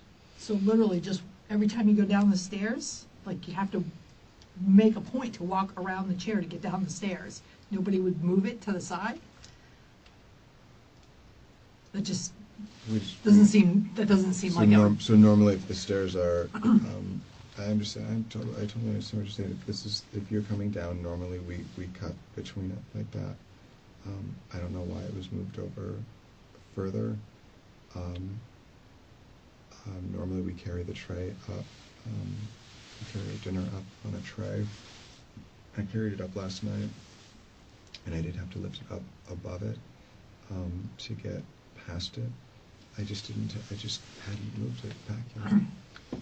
So when was the window opened where somebody would have had to move so the chair's in the middle so that you can reach the cord, or you move it off to the side to reach It's the cord? normally in the back or on the side. Okay. And that's where it was when later on, but when the officers first got there, it was like literally, they said, in the middle of the landing, like they had to move it to get up the stairs. I don't think I've never had to walk like on that side of it to get around it. I've always walked in front of it and then past it. I've never had the chair in a position where it has to go that far. Okay. So you don't recall it being in that position today? We'd have to say the middle. I'd have to see a picture of what you mean. It normally, like I say, it's either closer to the wall under the window, or it's closer to the wall where the vent, the return vent for the air conditioner is. Okay. I do remember putting my shoes that were wet last night on in front of that vent, and then also on, I think on top of those little apothecary shelves. I think I had my shoes sitting because they got wet. I went out. I'm sorry, I'm exhausted. But I, like I say, normally it's over. It's close to the first wall or close to the second wall. I personally never put it in the middle. Okay. And how'd your shoes get wet last night? How did what? Your shoes get wet last night. You said they got wet last night, and that's why you had to put them up against the... I did. I went out, not during the first downpour, not during the second downpour, but somewhere in between there. I just went out to see if everything was closed up. All the windows were closed up in the house. It started raining again, and it was wet everywhere outside. I took the garbage out probably 9:30, 10 o'clock. It was pretty late, and it was in between one of the downpours. Okay, so to check the windows... But I had walked outside. That was it. To check the windows to see if they're closed, can't you go in the house to see if they're closed? I mean, do you have to go outside? The house is dark on the inside, so it is difficult. Maybe it's easier to see on It's the dark outside but- too at 9:30 at night in a rainstorm. Right, but we have a lot of stuff outside. We have a washer and dryer that are outside. I'm sorry, and I'm not being. Oh, no, and I'm just trying to understand, like, we have a to me, lot. if it's pouring rain, I'm not gonna go outside to It look at the wasn't, windows. But it wasn't. It had, like I said, it was in between those downpours, so Oh. the ground was extremely wet. It did start to rain while I was out again, but I did do a perimeter around the house to make sure that nothing, whether it's the lawnmower or it's a car window or it's a house window or Okay. whatever else, it's just what I do. There's a cover. We have a plastic cover that goes over the washer and a plastic cover that goes over the dryer when it's raining. Okay, and what kind of shoes were those? Blue Asics with silver stripe down the side. Okay, and those are against the air vent? No, those were up on the apothecary. What are the shoes you said that you Those leaned were against? Those are RBXs. Those are a darker. Which are the RBXs. shoes that were wet that you wore outside? The Sauconys, or the Asics were the ones that were wet. But I'd also worn the other ones out, and they were sitting on the lanai when it started to rain. So they also got wet, but I didn't wear them last night. So the black sneakers that are leaning up against the air vent return on the landing next to where the chair was, Yeah. why were those shoes there? They were sitting on the lanai while it was raining on the edge of it. I had Okay. taken them off while I was outside earlier in the day. They were undercover, but it rained, and it was windy, and they were damp. And so I just set them up there to dry, because it doesn't dry out down in the garage. Okay. So as you were coming up the landing right there, you could hear the water on, and you called out to her? I had already called out like I always do. I didn't hear anything. I heard the water on, and usually if she's in the bathroom and the water's on, she can't hear me. Okay. You can't hear somebody when you're up there and the water's on and they're coming, normally, depending on how much. So that didn't seem unusual to you? No. Like I said earlier, it did seem unusual for that time of the day, because normally that's not when I see her in the shower. Okay. So you get upstairs, you come around the stairwell, up the stairs, and then into the living space, and what do you see? I don't see anything unusual until I get. Was her computer on? Does it look like she had just been working? Was the computer screens on? The iMac wasn't on. The screensaver might have been on the other one, but it wasn't open to anything. But, I mean, do you remember seeing a screensaver on, or do you not know at all, or do you remember seeing them be black and thinking, gee, she wasn't working? The iMac was definitely black. Okay. And oftentimes she does use both, so that made me think she wasn't working. But if she's not at her desk, and one of the computers isn't on, so not just asleep, but with a spreadsheet or an email or something. Yeah, that tells me she's not working. TV wasn't on. It wasn't usual. Okay. So you go into the bathroom, because you hear the water running, and describe for me, because I was trying to write and listen at the same time, and I just want to make sure I understand it right. And I know you've said it a couple times, and I'm sorry to make you say it again. I know it's difficult for you, but I just want to make sure that I have a clear picture of this. You walk into the bathroom, and what's the first part of her that you can see? Back of her legs. Her back and the back of her legs? Or the back of her legs? She's facing the other way, so I'm seeing the back of her legs, her behind, her back, and the back of her head. And how much of that is all of it in the tub? Describe for me, if you could, is it from her waist up that's in the tub? Is it, because what I thought I heard... Just a little bit of her, so if she's laying on her side like that, her right leg is on this side, and that's kind of going that way, and her left leg is this direction, but up and maybe hanging a little bit over the edge of the tub. So her right leg's then got to be completely in the tub? Just not underwater, it didn't look like to me. Because she's laying on her side. So this, let me just make sure that I'm saying it correctly. So her lower side is her left. That's down. But at the knee, it's bent, and it's coming up at an angle in this direction. Her Okay. right is the top leg. It's a little bit further out of the water, but it's going back towards the corner of the tub. You have it's a standard size tub, right? Which is normally like, what, a six foot tub, or I don't even think they're that that's big. a 6. It might be a 50. And I'm only aware of that because we've been shopping around. Yeah, like it doesn't. But 60, I don't think. It's not a big tub. I don't think it's and a. She's how tall? It's not 72. She's 5'7". Correct. 6 or 7 inches. So. If you don't fit in, so that's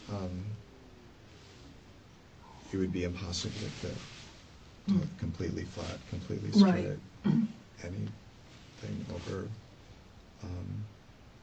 5 foot, because I don't think it's more. I'm guessing, but I would say plus or minus. It's around 60. So you reached to get her, correct? And when you reached to get her, you said the water was full, Yeah. right? Almost overflowing, but not. Closer to the top of the what's called the More overflow drain. Right. But not the top edge or the top lip of the tub. And it was actually it looked like it was a little bit below that, and I don't know if it was after I moved her and took some of her displacement of that out, or splashed Sure. the water on the floor. But yeah, that was about right. So when you first reached to help her, Yeah. what part of her are you touching? Her right shoulder, which is the one that's standing furthest up out of the water. Her left side is down, her back is towards me. Okay. I'm trying to see what's going on. And you're doing this with both hands, so like if... Not at first, but I couldn't, but without using both hands I would. So this is the edge of if this is the tub, and this is the edge of the tub, and this is the back wall, and this is a person, kind of like this? And obviously it's all out of proportion, but Right. more like, you know, more like her torso all in. But this is her, say this is her whole Mhm, body. mhm. This is her whole body. Mhm. And she's, If this is it, her head is in the kind of this corner. okay, Toward the And- wall. toward the wall. Yeah, yeah, the closed corner, right, between the two tiled walls. Got it. And the faucet's here. Yeah, And the water's on. yeah. And so you, now, if I'm you, going this way, yes? Yeah. So if the water is at that level of the overflow drain, you're reaching into the water, or describe that for me? Yeah. Yeah. I mean, I grabbed the top first to kind of pull her towards me. Sure. But I couldn't lift her. Once I mean, with it, this is all happening so quickly. In I understand. Split seconds. So certainly that's the first. That's the last like coherent like thing that I had to really think about it. After that, I just see her, and I'm just trying to pull her out of there. Okay, when you say trying, you're trying, but I couldn't lift you her. couldn't. I couldn't. I tried. So how did you get her out? If you couldn't lift her, I had to pull her, and I believe that one hand was underneath probably her right, her armpit, basically. So Okay. I'm pushing one hand under there, and the other hand is going from the other side, and I don't know if it was under her neck or if it was all the way under her arm. Once I got her a little bit closer to me, because she's over on the other side. okay. So once I got her a little bit closer, then I tried to get underneath both and lift her up and out to get her out of the water. You tried to, but you couldn't lift her. So did you just pull her out of the tub? Yes, Okay. I had to. There's only So, and as you did that, could I do. imagine that water and did. everything comes splashing out of the tub. I did. Yeah, right? I mean, if it's that high. Okay, so now she's on the floor in the bathroom Mhm. and facing away from you with her feet towards the door. Or did you completely flip her over? So I didn't let go of her Okay. at that point. I pulled her towards me, and so part of her body came up out of the tub, and her legs are still in it. Okay, And then as I turn, I'm taking her head this direction, and her feet come out. But when I got out to the edge of, or just into the other room, there's a border of carpet, changes color. I set her head down because I was losing my grip, and I couldn't keep carrying her that way. So I sort of stepped out of the bathroom around her, and I reached down, and I got underneath, and I pulled again. And this time, so her... you got down how? I got underneath her, and her head is down, and I started pulling her between the banister and the couch to get her to the open. Okay, and she's face up at this point, or she's face down? At that point, she's face down because she must have been on, when I pulled her out, she wasn't laying flat. And when I went to grab her again, I don't know if it's because of where her arms were or where I was, but I grabbed her from the other direction and pulled her, and her face was down, and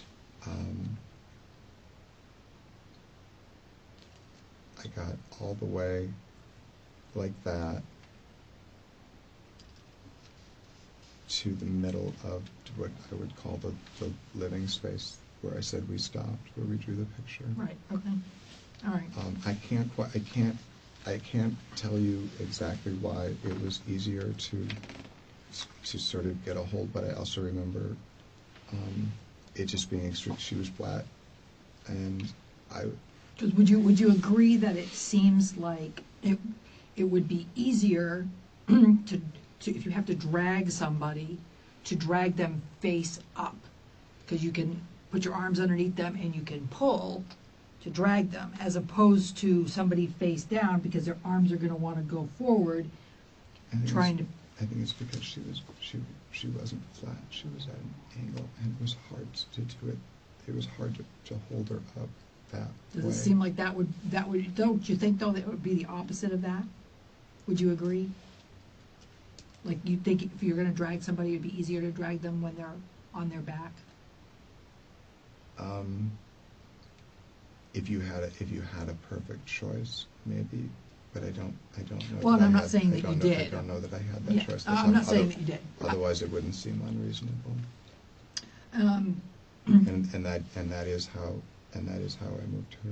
Okay, so when you After got that. over to the couch area and then you stopped and you took the mattress pad. Not right away. I just tried to adjust her neck. I just tried to open. My assumption was I was just making an assumption she was full of water, that if any positive thing could happen, or if there's any way to revive her at all. I wasn't thinking, I realized it was unlikely, and at the same time I was trying to do something.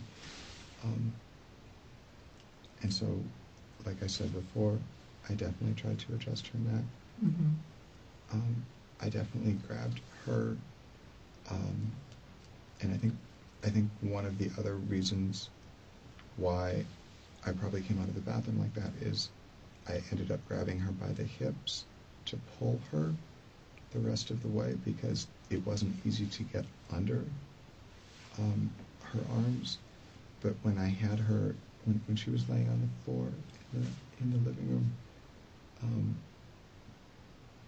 I remember turning her on her side, and I remember lifting her at, kind of like when someone someone loses their breath. Have you ever had your breath knocked out of you? Yeah. Where you lift them kind of under their waist to try to put their head back. Like Did you that. say before when we talked about moving her by her hips? I don't remember that either, all that detail. So, when then you get her over there and you think that she's full of water, what prompted you to put her on top of the mattress pad? It was cold, and I was trying to wipe her off and dry her off.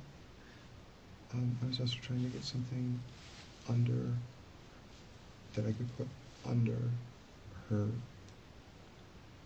body to tilt her neck back, or to get some kind of angle. Well,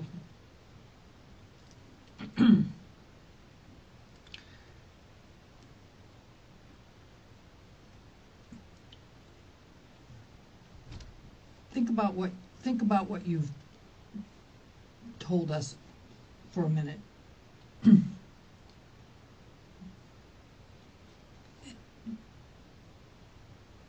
You're an intelligent guy, right? I mean, you obviously had a really good career at 3M, right? And do real estate and sales and now home renovations. You're a bright guy.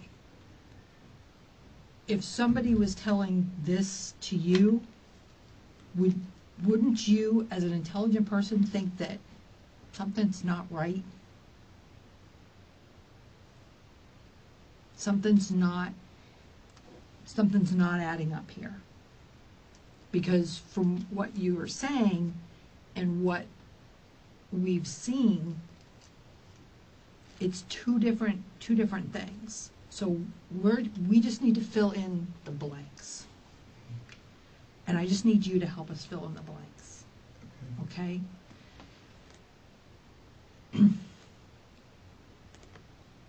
I know you loved and cared for Shanti, correct? You said, actually, I think that one of the first things I think you said was I've never been more in love. We had such a good weekend. Right? Absolutely, yeah. And let me ask you about that. You've never been more in love. Like, what made you feel that way? What was so great about this weekend that... We hadn't, since the construction started in January, and then the appendicitis in mid-February, a time when either she wasn't extremely stressed and busy with work and uncomfortable with the surgery, and despite the delays and everything else, also having the project, which was the most important thing after her company, on track. All of those things, starting with the text on Sunday and the design of the stairway that... Yeah, but to say I've never been more in love... It just seemed like almost all the stars. obstacles had been removed and everything was aligned. It just seemed like we were both agreed on the project. We're both happy with where things were going. Okay. We had a great time. We had Jackson. We had some personal time for the first time, and I did have to think about what you said earlier.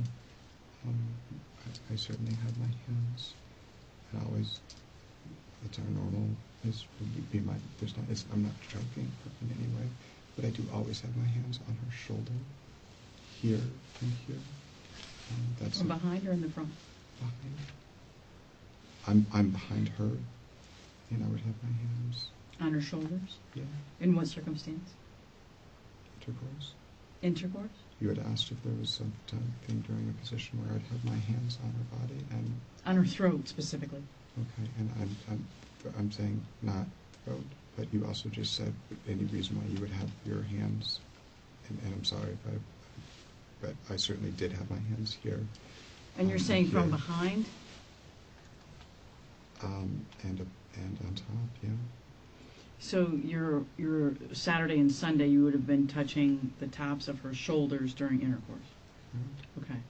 Would your hands have any indication? And what I meant when I asked you that, David, is sometimes couples will play that game where it heightens an orgasm if you preclude someone from breathing for just a moment right before orgasm. It's like the choking game that they call it, where it heightens an orgasm if you choke one another. Do you ever do that? We've never done it. Okay. We did see it on an episode of Californication or something like that. You saw an episode on Californication? That I know what you're talking about. I don't know what it's called, but it's never been part of our repertoire or anything that we've ever needed to experiment with. You know? Okay, so that was not something that occurred. Correct. Okay, all right, you can go ahead. So I just want to point out some things to you that I think are unusual.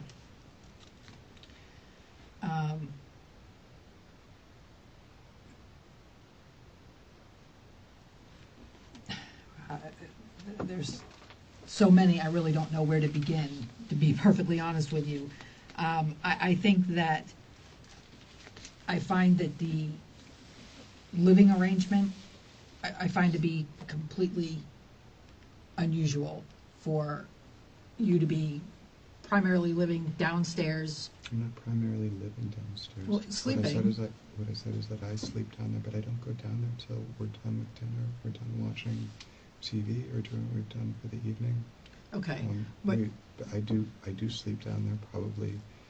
okay, 80 or just 90% hear of me the out. time. Okay. So you don't go upstairs during the day while she's working. You leave her alone, and then Not entirely. I do go up there. Okay. But I don't work up there while she's on the phone because it's distracting. It's her office. okay, and I understand that. But so you're not with her during the day upstairs. You go up there, have dinner, and watch TV, and then you go back down to the garage. Where Only after we've said goodnight and everybody else. is okay, going but to you're a sleep. married couple. Married couple. I mean, and her son isn't there every night. And when he's not there, once in a while, but not every night, with her surgery, she was sleeping in a very kind of, you know, I unique understand that. position. I know, you and explained all those, so but I Okay. want to explain to you It's not what. a permanent thing, is what I'm saying. When we lived at Briarcliff, and when we lived with So her parents, that's she and I unusual. shared a bed. I think the chain of events today I find to be unusual as far as well, primarily with what you've said and the contradictions in what you've said, as far as the water was trickling, to then explaining that the water it can't trickle. It's either all the way on or it's all the way off. There's no adjustment in the speed of the water coming out of the faucet. That was a direct contradiction that you made in your statement. The different versions of how she was in the tub. There's been 3 or 4 different accounts of how she was found, to how she was moved from the tub through the bathroom into the living room or the primary living area. There's been several different versions of that from what I take from listening to you earlier. I've added more detail, but I don't think that anything, and I'm not trying to, obviously not in a position to argue, but I thought every time you described what I saw, it was the same. And then the primary thing is the fact that the injuries that this woman, this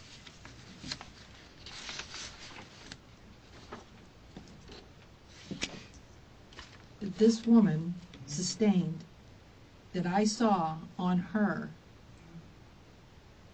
absolutely 100%, in my opinion, not possible from a slip and a fall in a bathtub. It's, You gotta explain that, David. it,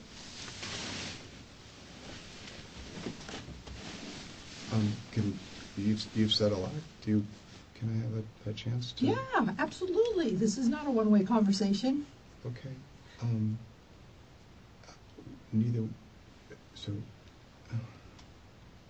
Let's just start. Start with the injuries, because that's our biggest concern. Is how do you explain this woman's head being swollen, her eyes being black and swollen, lacerations on her face where the blood has dried this way, yet she's in a tub supposedly full with water, clumps of hair missing from the back of her head. Missing?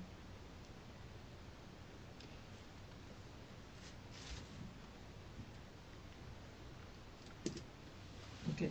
I don't have any explanation. This is what I found.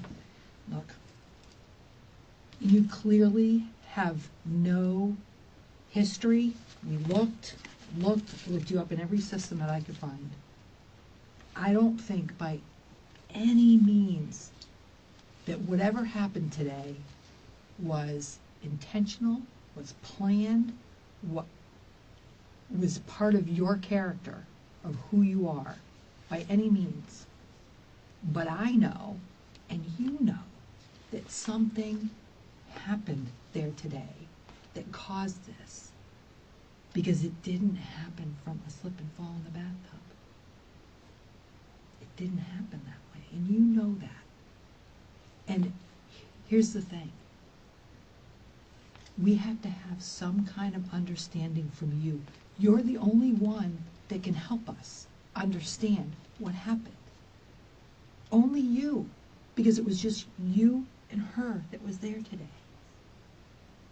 You have to help us. And that's why I've tried to answer every question. But here's the thing, is The level. every time you say tried, it means you failed. And you failed right now at helping us understand that.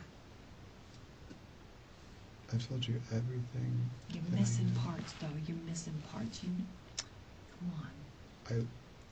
I would tell you, I have never, ever, What? and would never, ever hurt her. I don't think you hurt her on purpose. David, I don't. I would never hurt her on accident. It's not, I It don't was, have a it's vi- I one don't- of two things today. It was on purpose or it was an accident. You pick.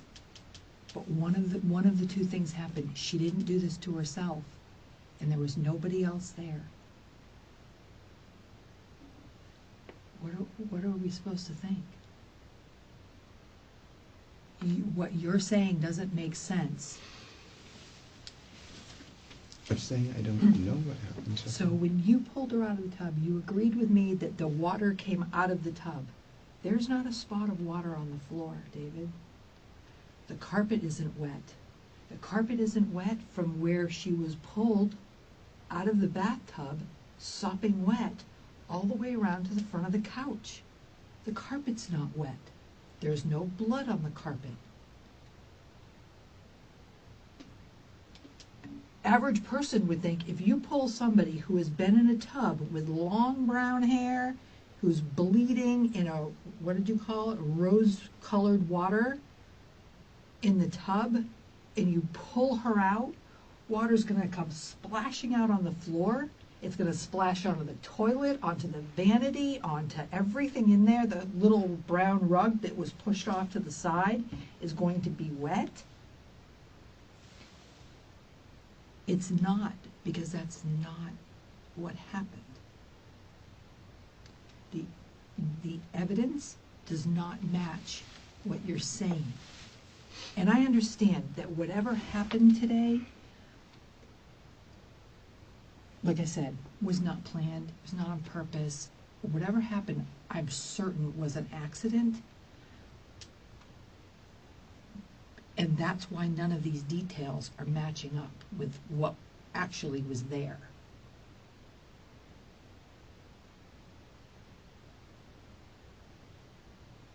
So please help us to understand, because if you maintain what you're saying right now, do you understand that it just looks like you just don't care?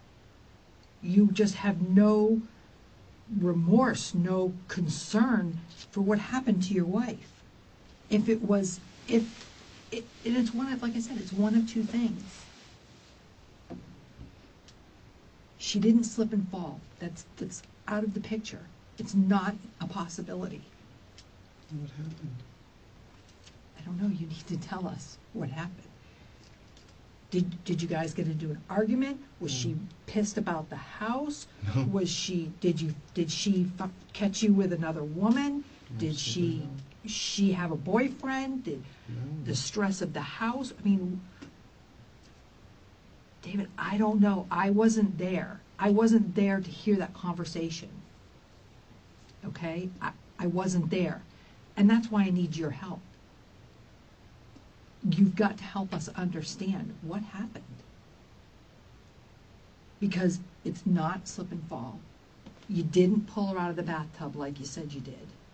Because there's no water on the floor. There's no splashing of water anywhere in the bathroom. The inside of the tub is dry.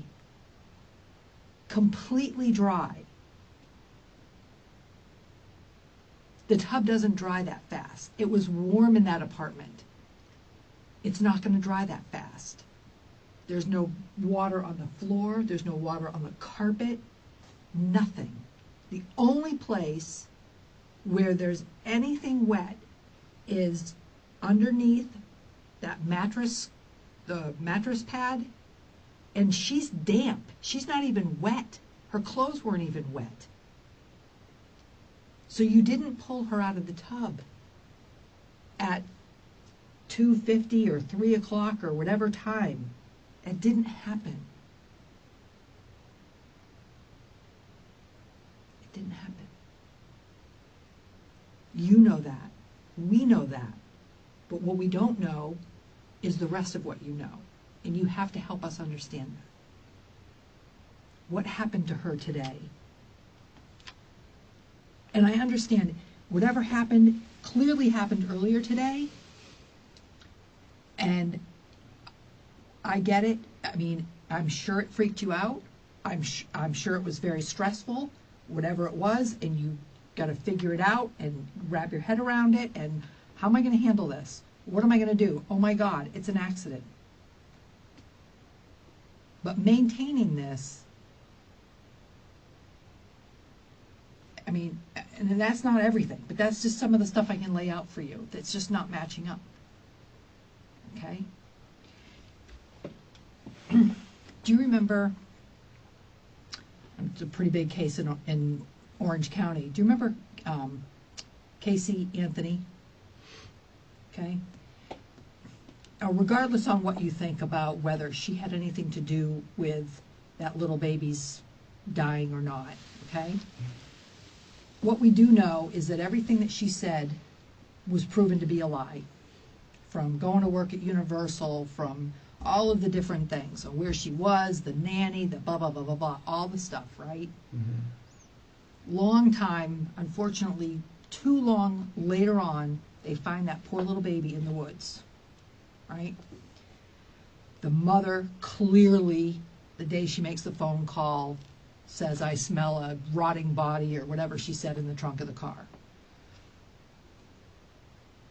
If Casey Anthony had come forward immediately, or even when the mother first picked up on what was wrong with the car and said, I screwed up.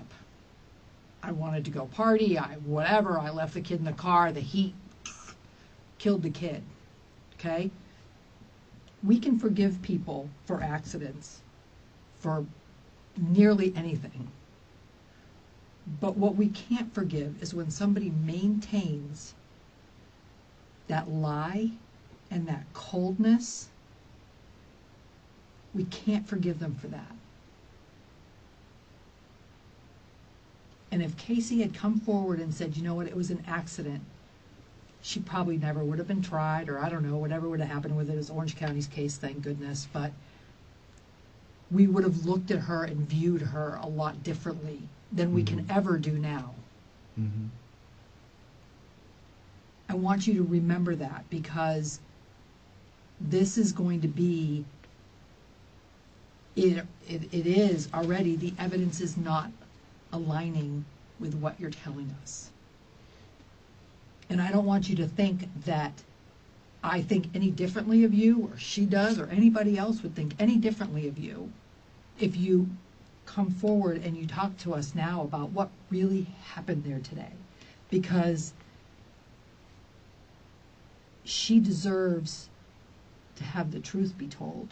And if it was an accident, if you guys were having sex, if it was rough sex, and if, you know, she passed out and then you freaked out, oh my God, let me try and revive her by putting her in the tub, you know, whatever. I mean, people do things. I mean, I don't know you at that level to know what's going through your head on whatever you want to try and help her. But what we do know is what was said is not what happened. Because it's just not possible. So you've got to help us. Can you do that? I've told you everything. David, don't go down that path.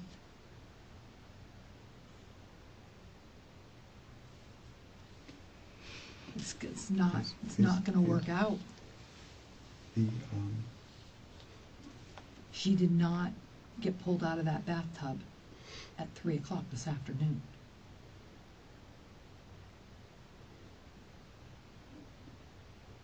And you're missing an entire hour in your timeline. Hmm? You're missing an entire hour in your timeline. From when you say you found her to when you called 911. I went upstairs 5 or 6 minutes before I called 911. I don't know what time it was when I called them. I know, I but know we you do. do. I know you do. I know you But you're do. But I missing, have. you're missing almost an entire hour from the time you say you found her to the time you called us.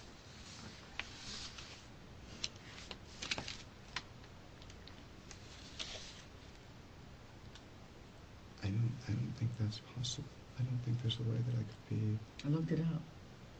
I mean, I know what you told us. We both had it in our notes. We both looked at what time you told us, and we looked it up. What time we got the call. You're missing almost an entire hour.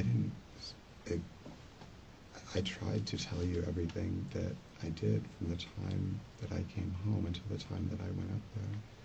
I didn't look at my watch before I went out. At the time you called the police, one of you should have already been on the way to get her son.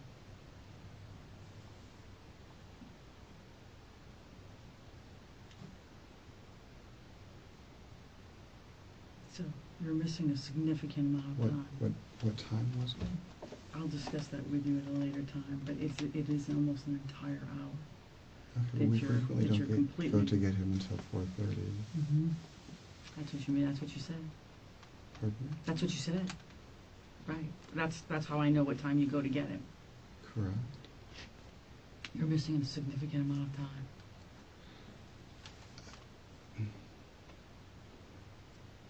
David, you're going to get one shot at telling the truth. And you're really, really making this difficult on us. And it's not going to bode well for you. You're going to get one shot to tell the truth. And it's right now. Okay? It's right now. You've got to tell us what happened between the two of you. 'Cause this is not looking good for you. Her injuries are way too severe. I don't have any explanation for her, the severity of her injuries. I don't have any explanation, and that is also the part of this that frightens me the most. I don't have an explanation for that. I can dig. There's nothing I can do to explain that without making something up, which is not the right thing to do. For you to see the significance of her injuries up close and personal like you did, and come up with this cockamamie theory that she fell and hit her head, is just baffling to me that you thought we would believe that. It's just baffling. I don't know what happened. That you had a significant amount of time to come up with something, but to think that we would buy that she slipped and fell in the tub and hit her head, and you saw how significant those injuries were. You saw it up close and personal. You saw the swelling on her face. You described how the severity of her eye, the cuts to her face. To think that we would think that she slipped and hit her head and had a significant eye injury like she does. Both eyes. Both eyes? Both eyes. Do you know how those injuries occur to the eyes like that? No. You strangled her.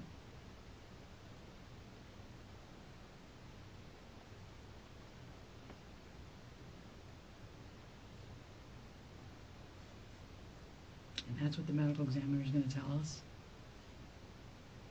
Because I've already spoken to the investigator.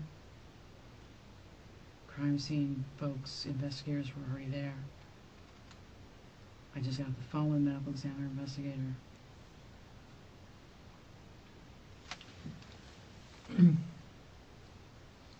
David, detective, something you should know. There's nobody better at domestic violence than this detective right here.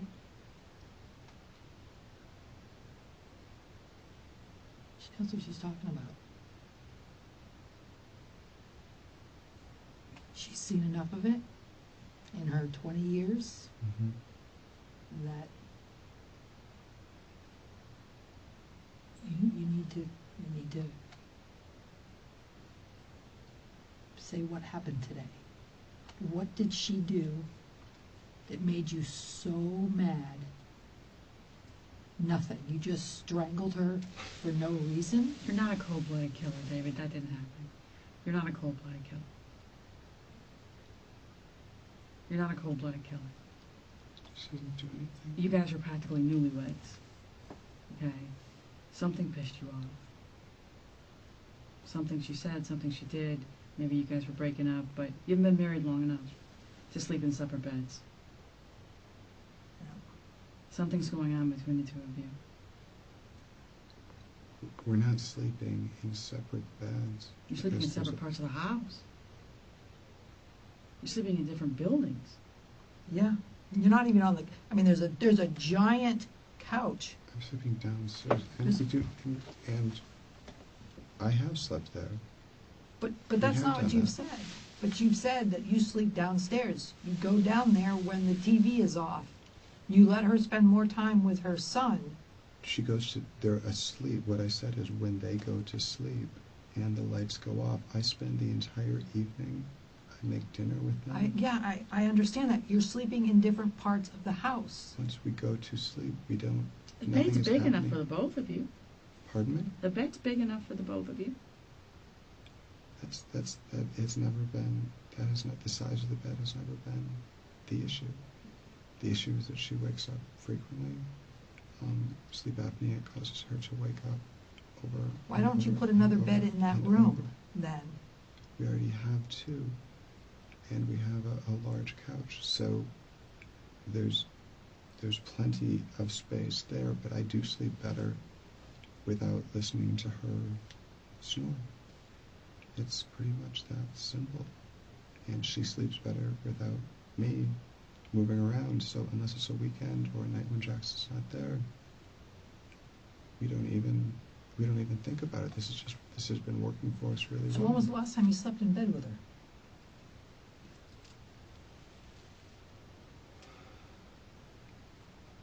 The weekend previous when Jackson was with his dad on Saturday night. What was different about that night?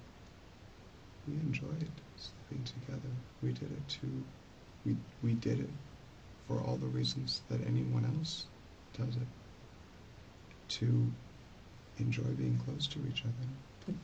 When was the time before that?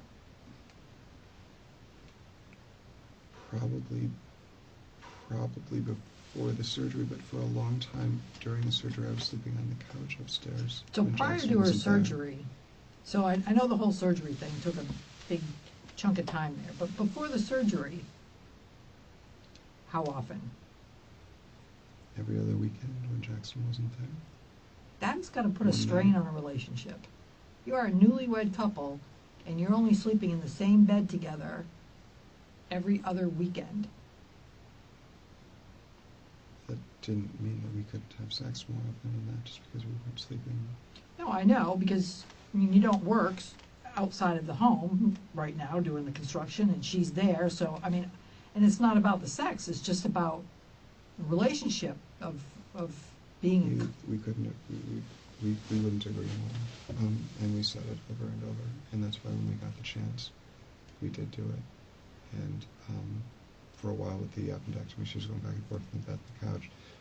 Before that, when we got this couch up there in January, I did sleep up there a couple of times, but we weren't pushing it. We had the house coming online. We had a master bedroom that we were designing, and that was part of what was sustaining us.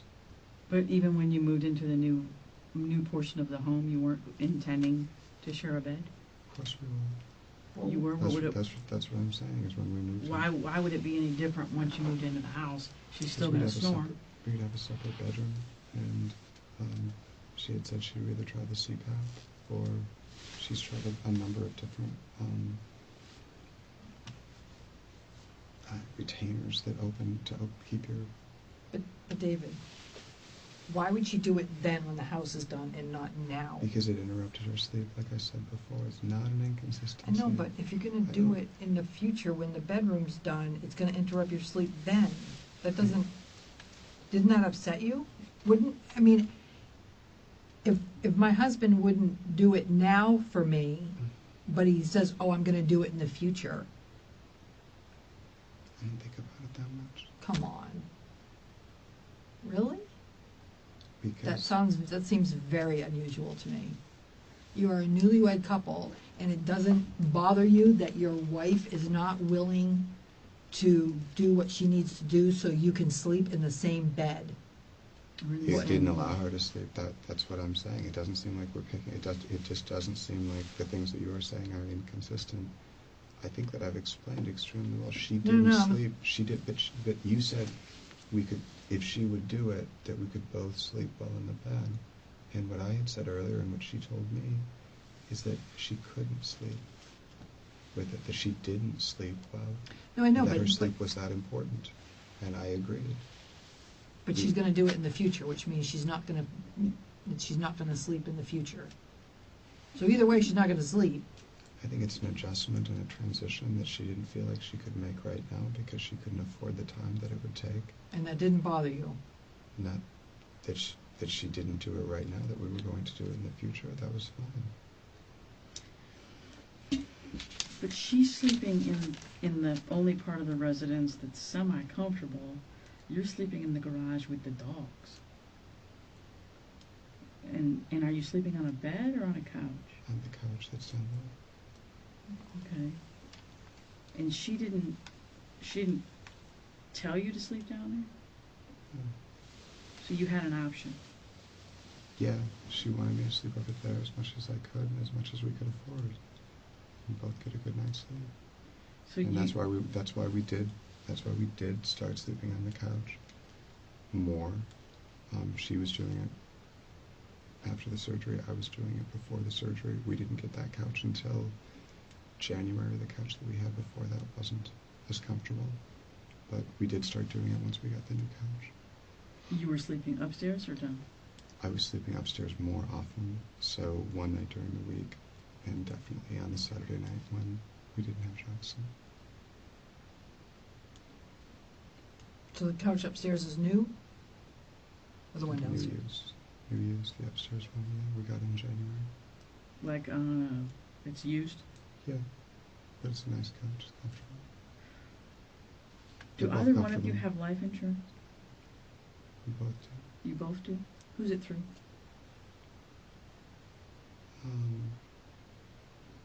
We purchased them through Patrick McCarty. He represents, You spell I think- McCarty? yeah, MCARTY. And he works for who? AXA, AXA Investments. Is he local? He is local, and Is his number in your phone? yes, When did you get them? I got mine in November Of what year? last year. 2017? Mm-hmm. And when did you all get married? In February 2017. 2017. When you say I got mine, you mean on yourself? Yeah, How much? $1 million. $1 million? And when did Shanti get hers? She's had hers for quite a while. I don't know when she got it. Before she the had marriage? it. She had it before I met her. She had it during her first marriage. And what is her policy worth? Same. Which is? Which is? How much? I think hers is $250. I thought you said same. I missed it. I thought you said who is it through, and I meant it's through the same person. Through Patrick McCarty? Correct. Did she have you call him because she already had a policy with him? He's her advisor, and so as long as we've been together, he's been trying to get more business from me. So you have $1 million on yourself? Correct. And how much was her policy worth? I think it was worth $250. $250,000. And she's had hers since she was married to her ex? They got theirs together. She kept hers on Jim. She what? She has a policy on Jim. On Jim? So she owns that policy. So How much is that worth? I don't know. Who's the beneficiary on her policy? I am. You are? Not her son? Correct. Since she had the policy while she was married to Jim, when did she change the beneficiary to you? Sometime after we got married. Do you know when? I could trace it back where we went down there together. We went down to his office together to change it. After you were married? I believe so. So Because her name, sometime between... because her name, I believe she had changed her name at that point. So I think it was sometime between when we got married in February, and I think some of her name change stuff came through maybe 6 weeks or 8 weeks after that. Driver's license and that kind of thing. So when did you go down and meet with Patrick in order to change the beneficiary, the two of you? I don't know exactly. I'm saying it was, if I had to guess, I would say it was around 2 months after, so that would be April. Of last year? Mm-hmm.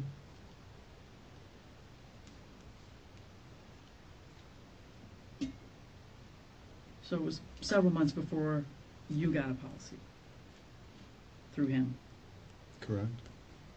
6 or 7 months before you got the policy for $1 million. Who's the beneficiary on yours? She is.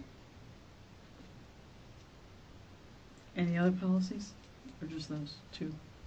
Just those. Any through any other companies? No.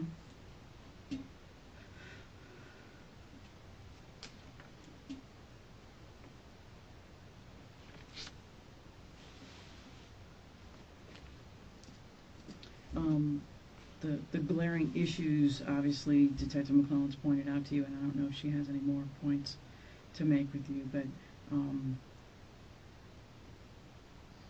it's pretty evident to me that Shanti's been murdered.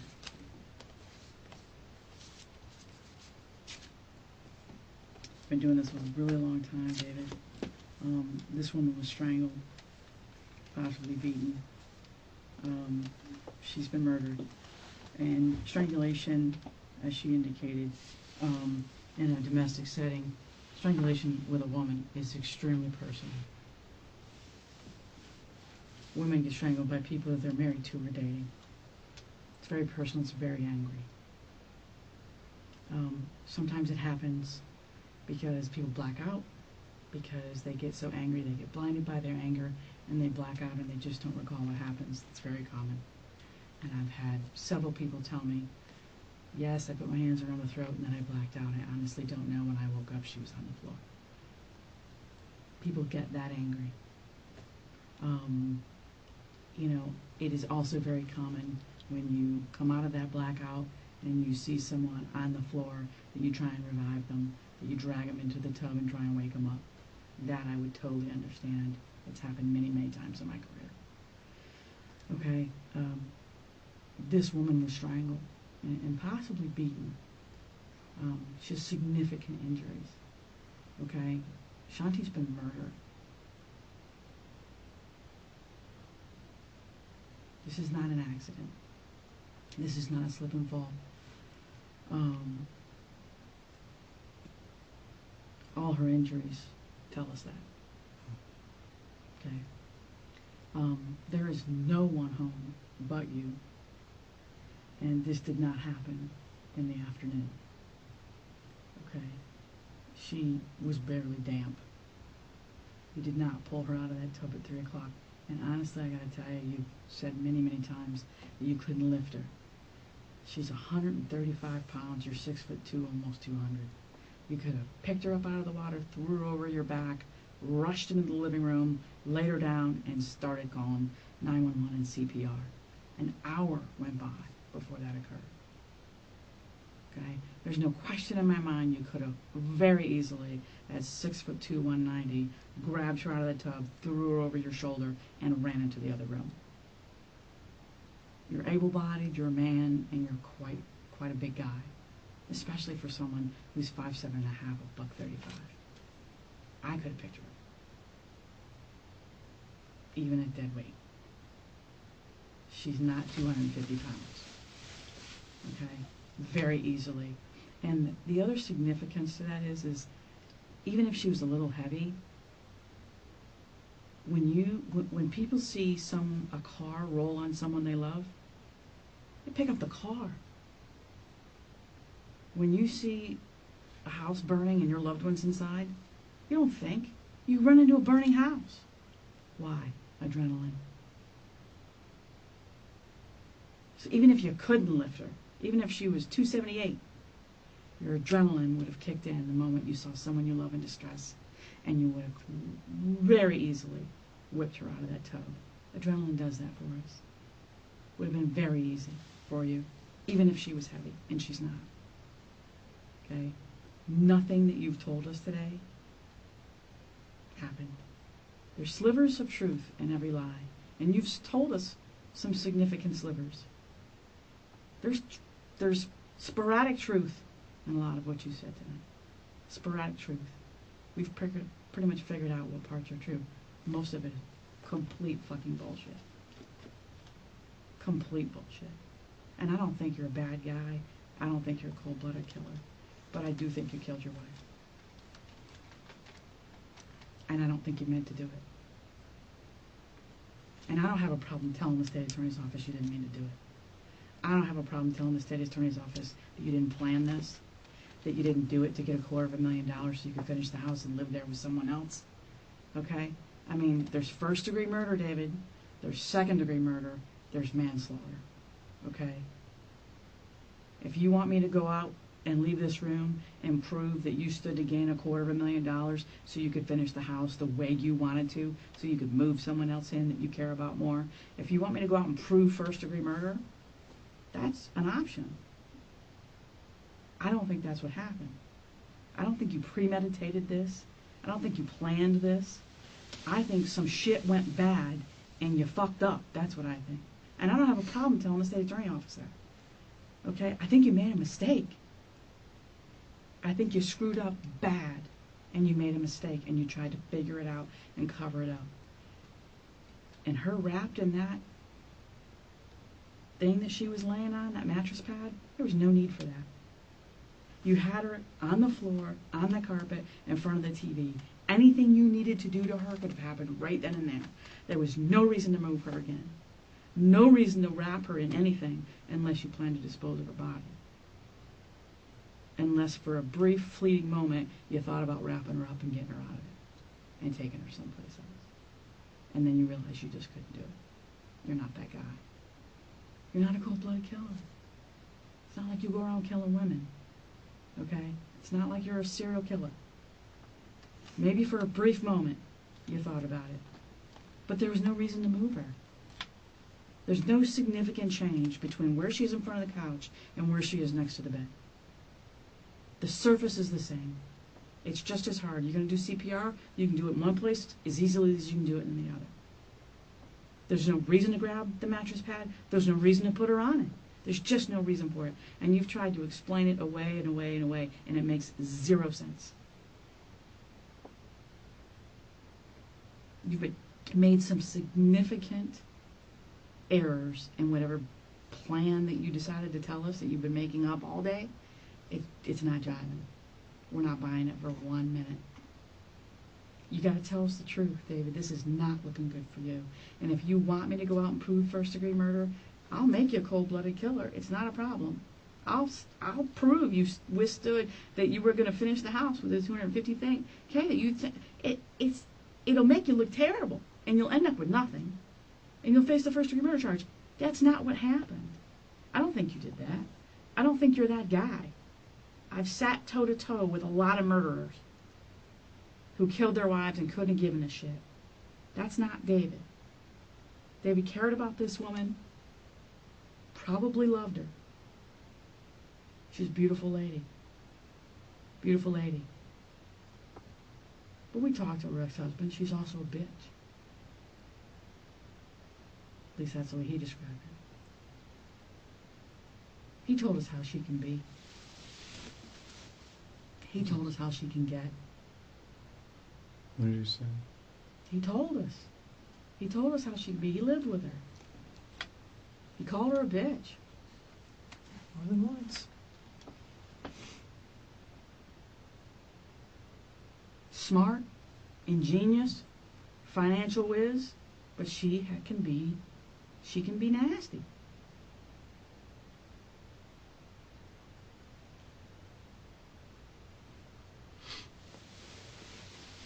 We get it. These things happen. Okay? You wouldn't be the first, nor will you be the last. But sticking to this line that you've given us today is going to make you look like a fool. The truth is going to be the only thing that minimizes what happens. It's got to match up, Dave. It has to. It has to be consistent with what we know. And that's how we're going to know the truth when we hear it, because it's going to match.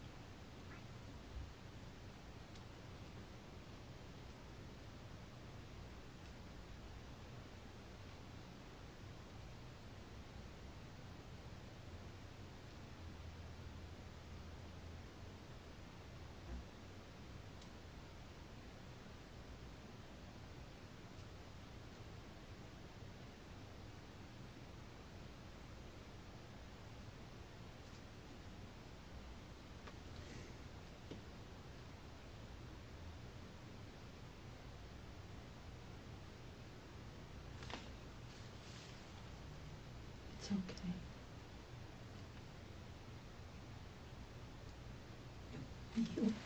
It will be okay.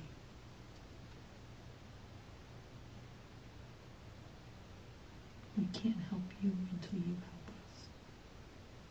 We wouldn't spend this much time with somebody that we thought was just a cold-blooded killer and that didn't give a shit.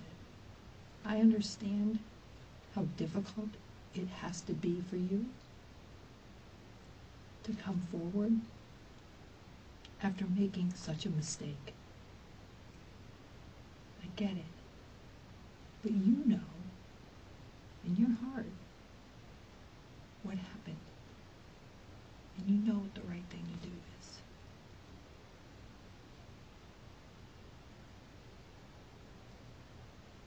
What happened today, David?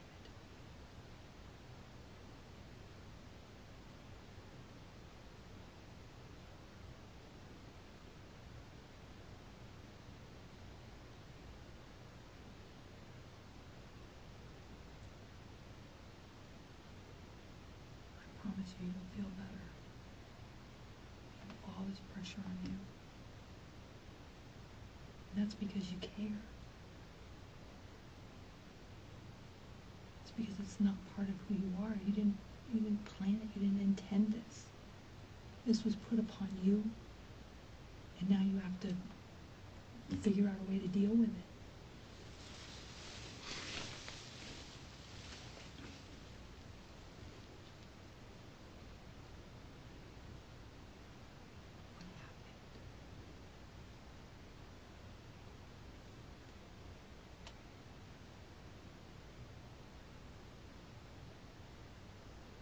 What did she say? What did she do today that started the argument? Was it about the house? About her kid?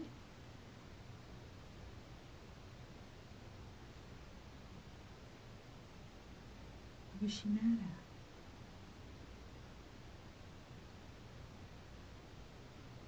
What was she bitching at you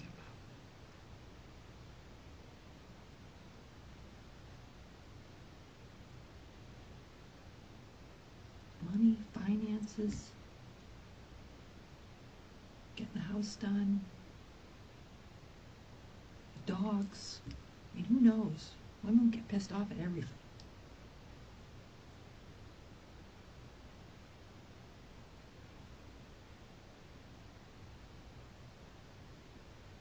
Let it out, David.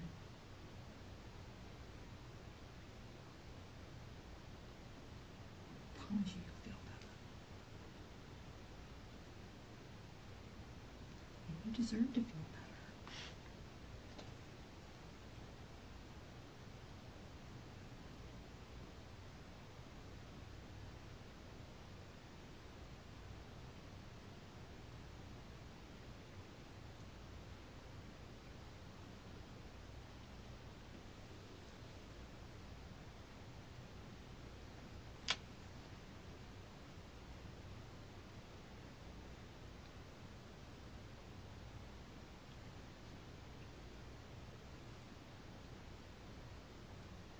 Was she cheating on you?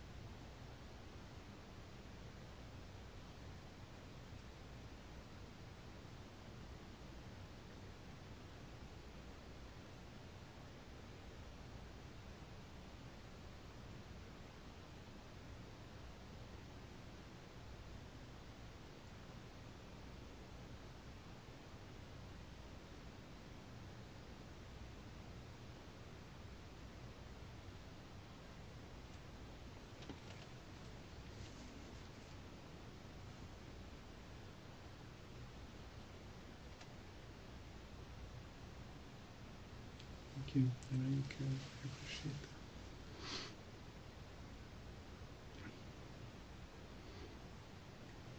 We do, David, because we've been around so long, we just know, we can tell how people truly are, and this is not your heart. I mean, this is not who you are, and I know you hate what happened. I know you hate it, and I know you wish you could take it back. And I know you hope that you wake up and this is a nightmare. And I know you, but until we hear the truth and some sort of remorse, I'm just not convinced that this wasn't planned.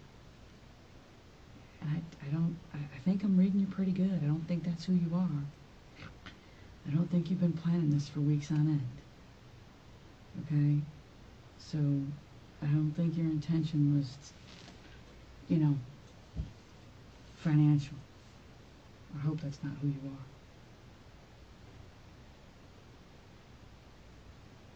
are. I hope that you're not some guy that just goes around and takes advantage of women for financial gain. Okay? I know there's some mean people on Match.com, but I hope that when we dig into your past, we're not going to find that you're going around taking advantage of women around the country. okay? I don't think that's you, okay? That's not like Scott Peterson, who killed Lacey Peterson, who's got 4 or 5 different girlfriends in 4 different states, okay? I don't think that's who David is. I think David made a mistake.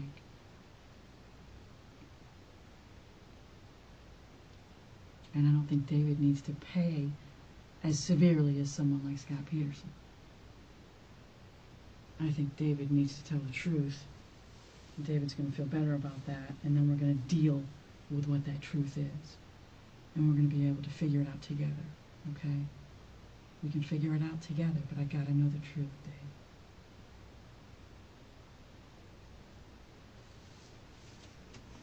We'll figure out the next steps.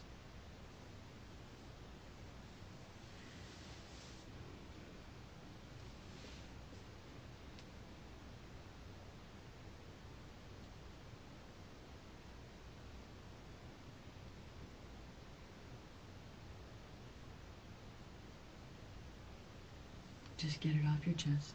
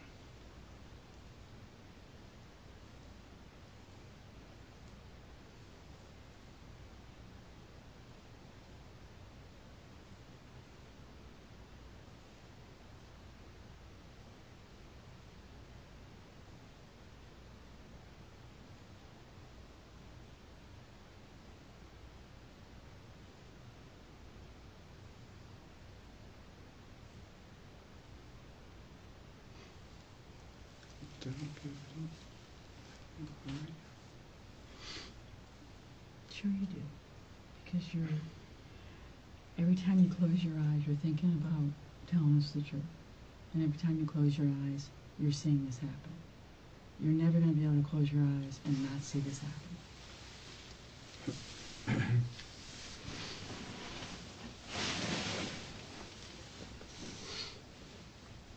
The only way that goes away is if you're honest. It's going to haunt you.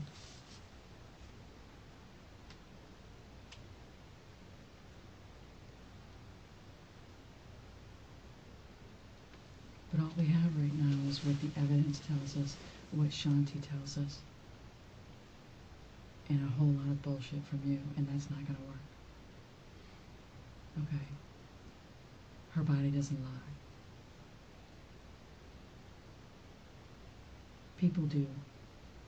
Unfortunately, fortunately for us, decedents do not lie.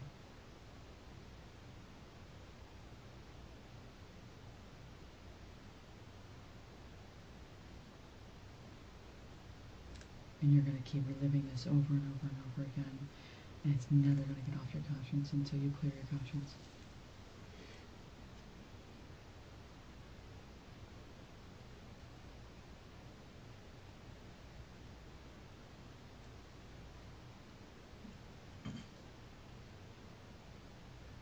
David, if it was a mistake and an accident, just explain that for us.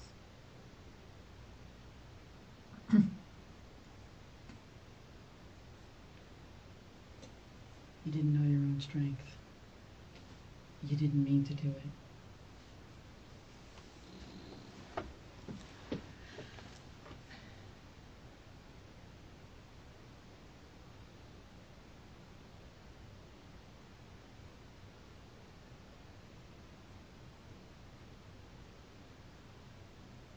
You know we know. And you know we're going to prove it. I just don't want to make you out to be some cold-blooded killer, because I don't think you are. And that's the one thing that we can be in control of here, okay? We can be in control of the narrative. We can be in control of, is this first-degree murder, second-degree murder, manslaughter? What is this? Is this an accident? What is this? We can be in control of that, okay? Her injuries are her injuries. They are what they are, okay? I can write that as first-degree murder, second-degree murder, manslaughter, a mistake, an accident, you blacked out. I can write it however it is, okay? I don't like to make shit up. I like the truth. And that's all anybody wants in a situation like this, is the truth. And that's what her dad deserves. That's what her son deserves. That's what her grandmother deserves, her friends. You just want the truth. And you're close to her family. I'm sure you're close to her friends. I mean, what do we want these people thinking about you? What do you want your mom to think about you? Your mother wouldn't want you to maintain this lie. Because God forbid we paint you out to be some sort of monster. I mean, that's not fair. And she's got to sit through that? And she knows that's not her boy.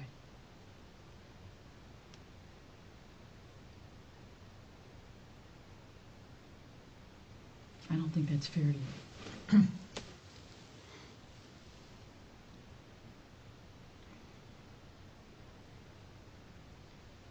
I don't think what happened to Shanti is fair either, but I don't think it's fair to you to make you some sort of cold-blooded killer monster who's out greedy for money. I don't think that's who you are. But those are your choices. You either made a mistake or you're a monster. Who didn't really care for this woman, who didn't love her, who married her because maybe she had potential to make really good money, or had some money, or maybe for the life insurance. Who knows? I mean, that's what people are going to think, unless we are able to say the truth.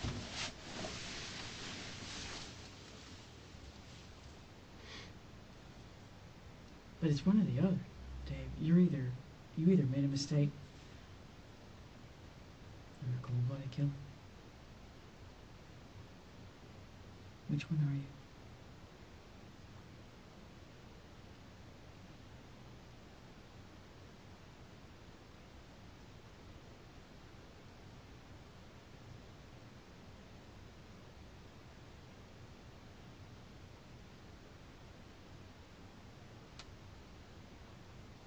Dave, was it a mistake?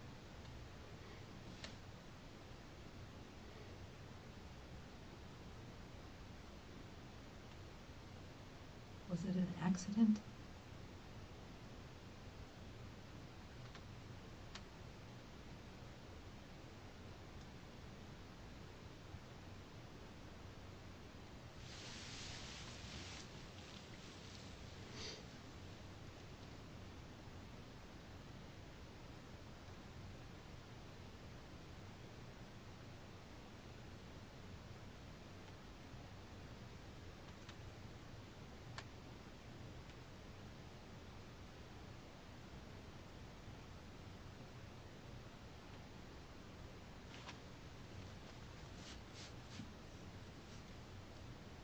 What if we start from the top again? The top of today.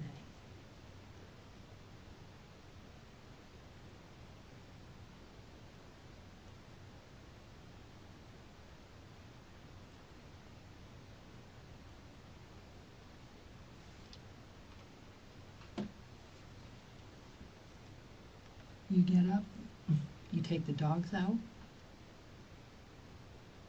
right? Where'd you sleep last night? Downstairs. Okay. And you got up, was it light out? When you got up? Did you have to pull the trash to the curb? Did that the night before. Okay. And so you're kind of milling around downstairs. She comes down at what time? You think?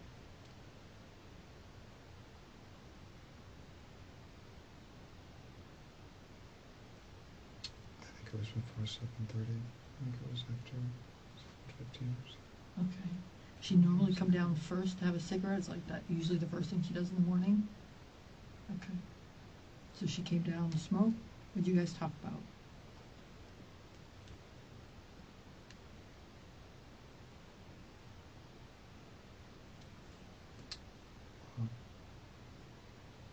She invited her.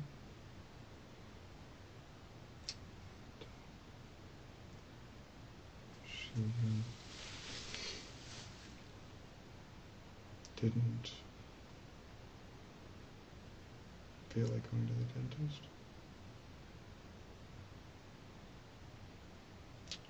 And she was happy that she didn't have to jump on a call or do anything right away. And she just wanted to enjoy a little more sleep or just doing her own. And she finished her cigarette. She just to do a couple things upstairs. She always does. Very normal. A typical conversation. Okay. How many cigarettes did she smoke? It was part of I'm sorry. one or less. That's typical. Okay. So take us from that point and tell us the truth.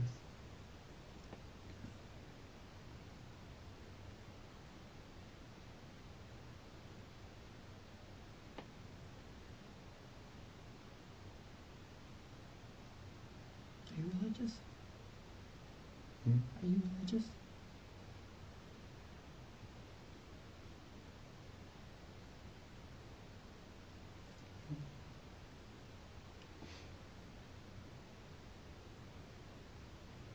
You want to pray?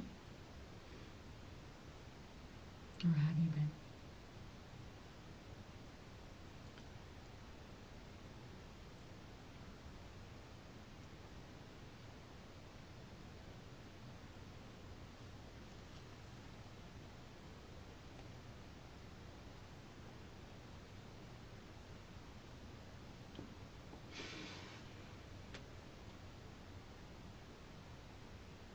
So she goes back upstairs.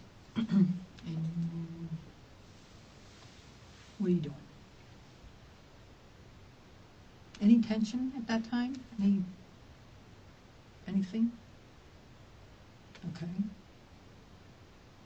So just, we'll stop asking, just start from the beginning, we'll give you a clean slate. Give you a clean slate, just tell us the truth from that point on.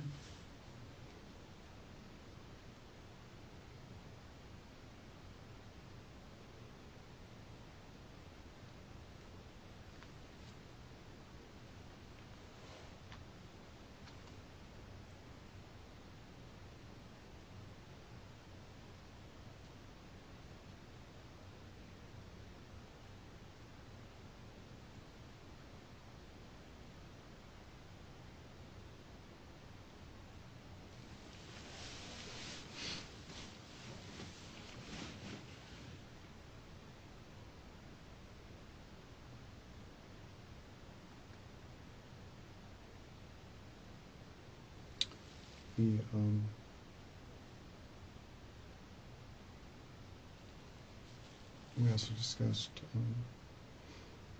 what I would do. We discussed that vendor list that I mentioned to you.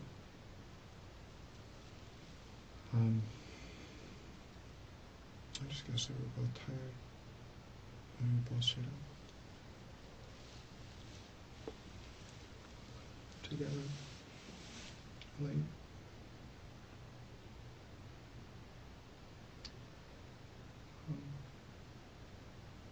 Discussed how she was feeling, her stomach.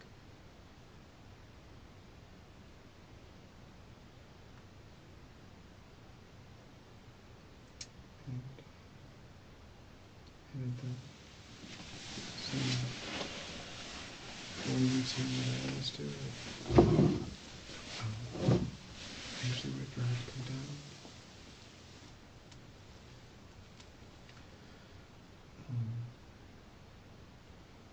Just to get a feel for what her day is going to be like. I usually check with her to see if like I said before, that we can coordinate on. In a busy week, that might be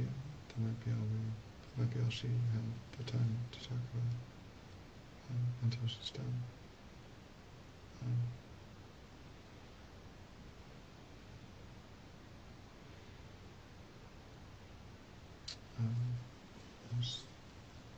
We don't have a landscaper or grounds crew. I do everything with the yard, do everything with the pool.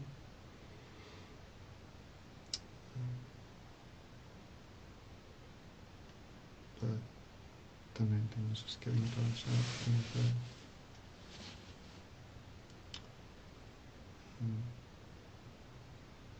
We did talk about the courtyard. That's what we're going to fill out. As the day we can put big pieces of whatever out. We had some junk back there we wanted to get rid of.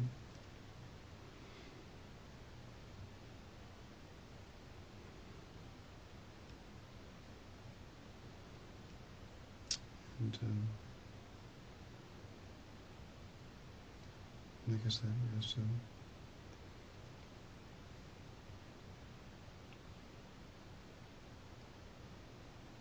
talked about me going on a walk. Some exercise. I have a sciatica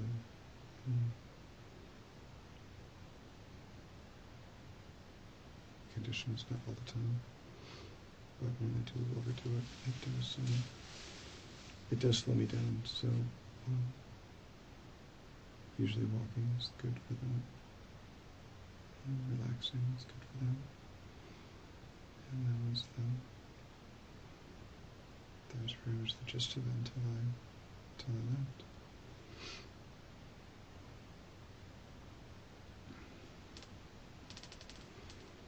The only thing that changed when she came down, is she just sounded more positive about going to the dentist. She had been on the fence. She'd been up for a while. She just seemed more positive.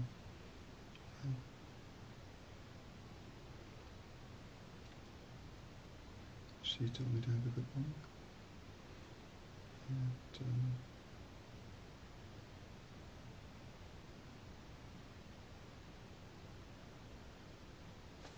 that's it. It was the last time I talked to her.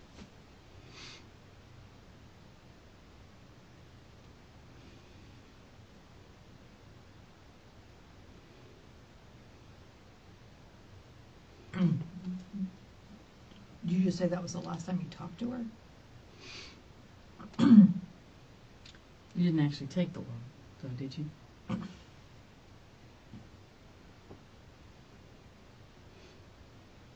Yes or no? Yes. When you took the walk, was Shanti alive? Yes.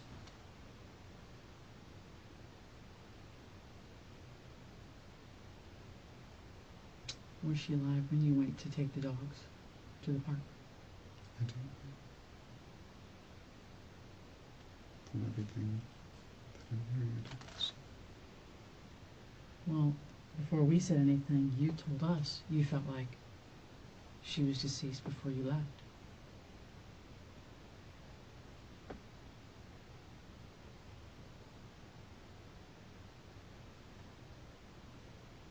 I didn't say that I knew. I just felt like she might have been. You felt like she was deceased before you took the dogs to the park.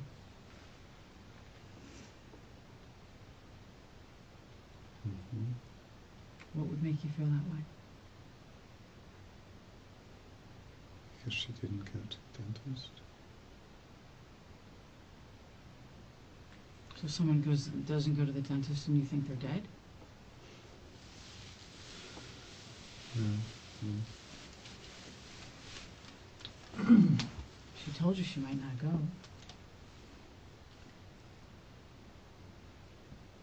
The normal thinking would be she changed her mind.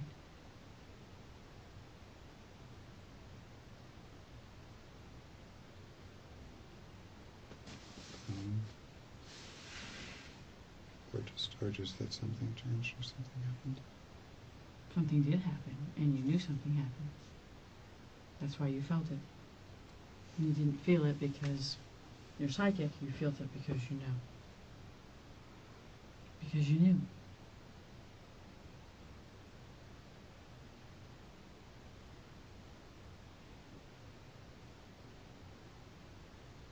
Before you left for the dogs, you knew she was deceased. No, I said that tonight. Yet looking back on it now, with what we know, You that's said how I that before felt. we knew anything. You said that before we told you anything. It's one of the first things you said when we walked in. That's not. You're twisting things. What? I didn't say that I knew in the morning. No, you said But I you said felt it's- like it. No, I feel like it now. After I knew she passed away. Not that I knew in the morning. It's like it's.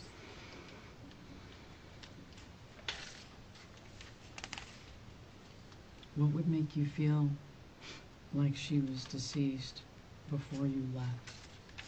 What would make you say that? I didn't have that feeling before I left. No, what would make you say that to us? I didn't say that to you. I said that looking back on it. I didn't say that I felt like that. I'm not saying you did. I'm saying what would make you feel as though she was deceased? Why did you feel that way?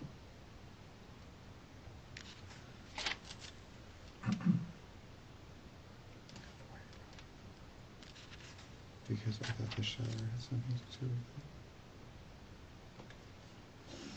And that's what I said before. I thought that's when she would be getting ready to go. I got the feeling that's what she was going to do. Now I'm concerned she wasn't okay. when I left.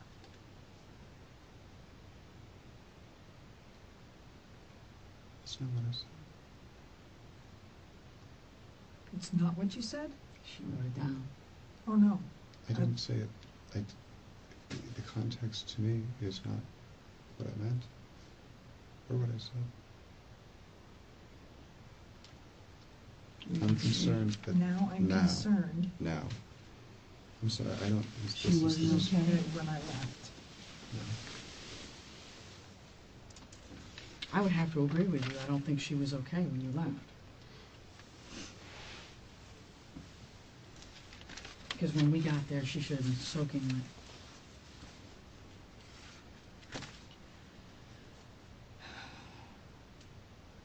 Her clothing should have been soaking wet. Her hair should have been soaking wet. The floor should have been soaking wet. The bathtub should have been soaking wet.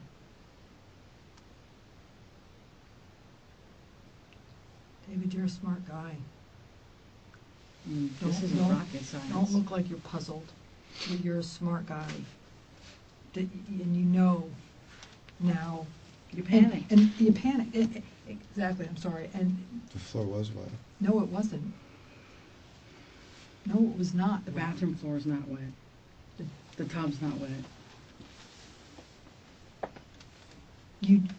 I know that you didn't plan this because none of this makes sense. If you had planned this and this had been intentional, this all would have made much more sense and it would have been a lot more difficult for somebody to figure out. But it's so obvious. And that's why I know that it wasn't intentional on your part. And you're not a good liar. You're terrible at it. Terrible. Because none of this makes sense. Because it's not in your nature to be like that. You weren't raised like that. I'm certain that your mother instilled good values in you and did not raise you to lie and to make stuff up. And that's why you're terrible at it. It's not a bad thing. And because you know you want to do the right thing. For you and for her. It almost sounds to me like she treated you like you were the help. That's what it sounds like to me. I got to do the yard. I got to take care of the pool. I got to do the work on the house. I got to clean the pool twice a day. I got to take care of the dogs. And I'm sleeping in the garage. So it sounds like what the ex said about her being a strong bitch. What she say goes. Yeah. You're so mild-mannered that you don't want to stir the pot. You stand up to her when it's necessary, but you pick your battles. But I think you just want it to be right and good. You don't like to fight.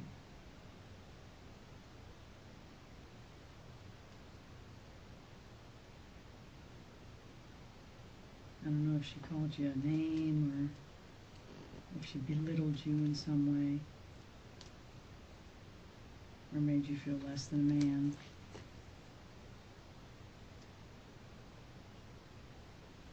But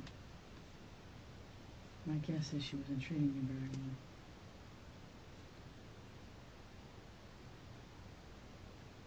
And there's only so much anyone can take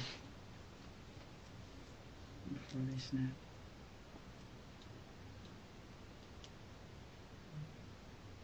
Or maybe you felt like she got what was coming to her. You what? Maybe you felt like she got what was coming to her.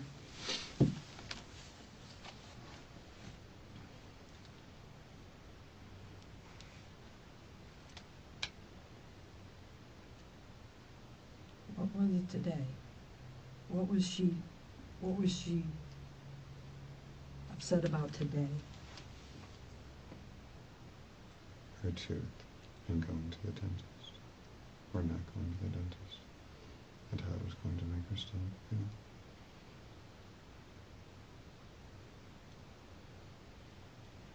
Is she constantly complaining about her health or about one thing or the other? Is she kind of always sick, or is it kind of all about her all the time? Woe is me. Everything's about me. Take care of me. Come sit with me. Come smoke with me. Stay in the bathroom with me. Stay in the bathroom with me.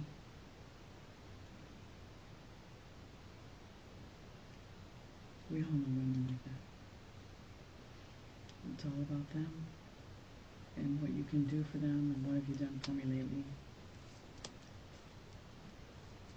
And where, and I found it interesting when you mentioned that so she could have more time with her son.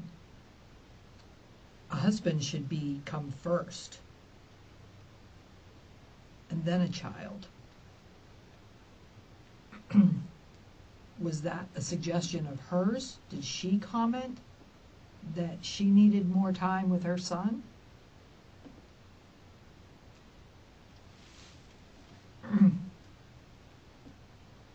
I mean, did she put you after him? No, again, the comment was pretty clear. It was picking him up early so he could be at our home. That's not the comment she's referring to. No. It was the one that you said you were sleeping downstairs, so when Jackson was there, she could have more one-on-one time with him. More personal time with him.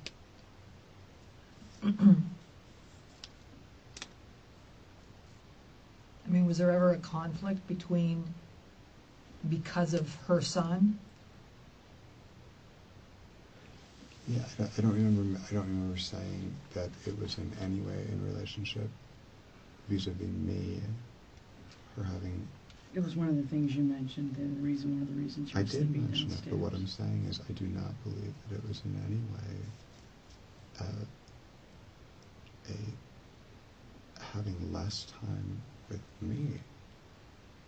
It just seems like these are all things that are made to stretch and prod into something that's not there. Just asking. You made the comment that you sleep downstairs in the garage, so that one of the reasons is so that she can have more personal time with her son.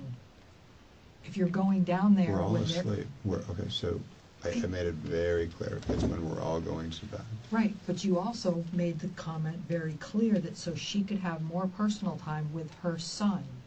I said on the half nights that he is there, because as a parent and as a child, when you only have partial custody, it's completely normal and completely natural, I think, to feel like you don't get enough time with your mom when you can only be with her 3.5 nights a week. Every child's going to feel that way. Every child is going to feel that way. Nobody said that any different. Well, what does that have to do with you? I don't think it had anything to do with me. That's my point, is I don't think it had one thing to do with me. But I wasn't leaving her up there alone, and I wasn't leaving her, I don't think we were depriving our relationship because they slept in the same room and woke up in the same room. I don't think that changed. I really don't think that changed anything, but they did have a nighttime routine. As far as what time and exactly what he was going to do the next day, and as a step-parent, you're not as involved in every one of those specific decisions as the biological parent is. And you Does his stepmother at his dad's house sleep in the same room with his dad? Or does she sleep somewhere else? Because I think to an 8-year-old kid, that's got to be very bizarre. My mom married this guy, but he doesn't sleep in the same room. I think it's very nice. all the time. You're making a global, universal statement on something that isn't. Well, there's more. And I think he understands that we do things sometimes. In fact, sometimes he would want to have a night where we stayed up watching movies, and we would sleep, together. We hadn't done that since the house.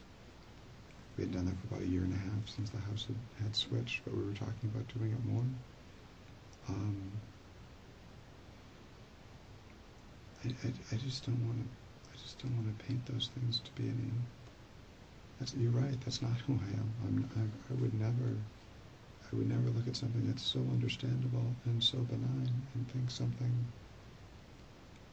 Then what But you're also not investigating someone's murder, and we are. I granted, Okay.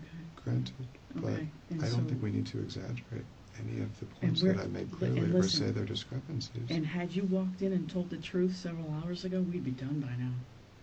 We haven't heard it, okay? So forgive us for grasping at straws and maybe trying to choose. I do. I'm And not. maybe trying to choose things that mean nothing, and I think we're kind of grasping at straws because we're not hearing it, Dave. I mean, you can walk in, and this could take 15 minutes, and you just got to say, I screwed up, I made a mistake, and this is what happened. But we have not heard that from you in a very long time.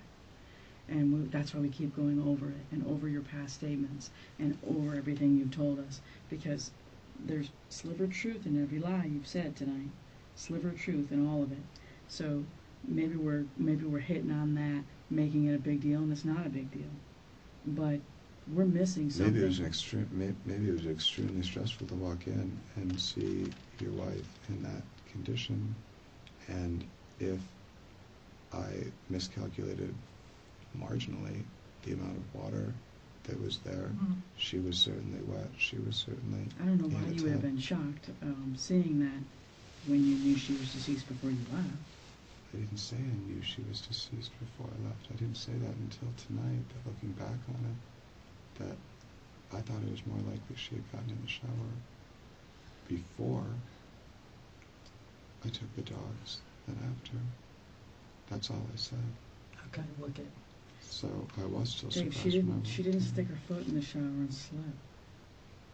That didn't happen. If she did, she would have fell backwards. And you didn't find her at 3 o'clock. Didn't That didn't happen. happen. I don't know that. You don't know that? Common sense would tell you if you pull a woman soaking wet out of a tub at 3 o'clock and call the police within 6 minutes, then everything will be soaking wet when the police arrive within 3 minutes of that. Yeah. That's common sense. So how did everything dry up? That's our question. 'Cause it She happened wasn't on- pulled out at 3 o'clock. It didn't happen.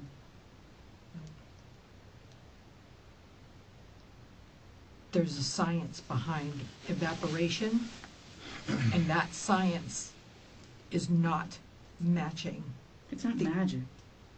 3 Okay. o'clock. I can take a Science. shower at 6:30 in the morning, and at 10 o'clock at night, my towel's still wet. The shower even stays wet. I mean, it's just common sense.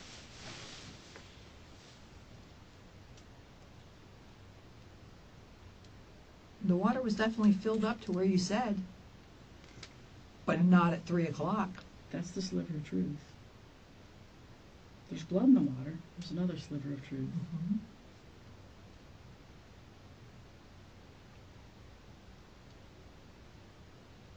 I know you think you thought of everything, but you didn't. I don't think I thought of everything. I've told you over and over, I don't know. You do know. You have to stop saying you don't know, because you do know. You do, David. You do know.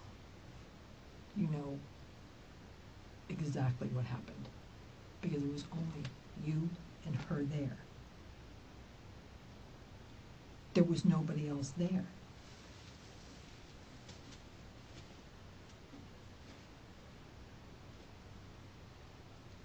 Nobody. I don't know what happened when I wasn't there. No, There I'm sure. had to have been close to well over an hour in the morning that I wasn't there, and well over 2 hours in the afternoon that I Right, wasn't there. that's very possible that you left the residence. However, when you were there, whatever happened to her happened when you were there. It didn't happen when you were gone. It happened when you were there. And I wouldn't expect you to know what happened when you were gone. Nothing happened when you were gone. She was already deceased. Talk around in circles. Trust me. The evidence and her body speak for itself. And your story is BS. So you better figure it out before it goes too far.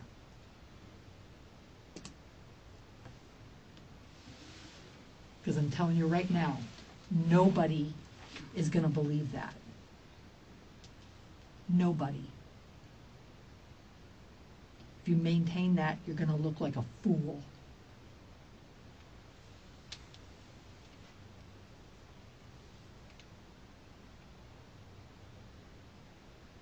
Picture telling that story with your mother sitting there listening to that. And try it. Like, As it's picked apart by as everything you told us is picked apart by everyone who testifies. and we haven't even hit on everything. We're holding some of it back, waiting to hear the truth.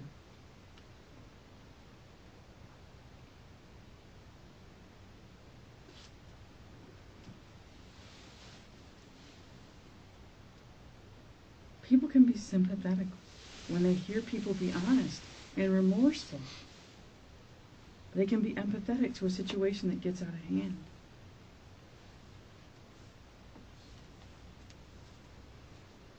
But when people lie for hours on end and say, I know nothing about nothing, I don't know how she got that way, I thought she tripped and fell, I wasn't home, I was here, I was there, conveniently you're not there. It's complete hogwash.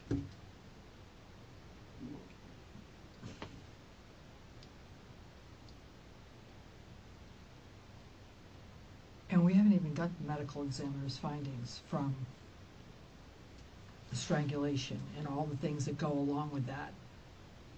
It's science. It's not guessing. It's medical science. Plus everything we've done at your home tonight. We're still there.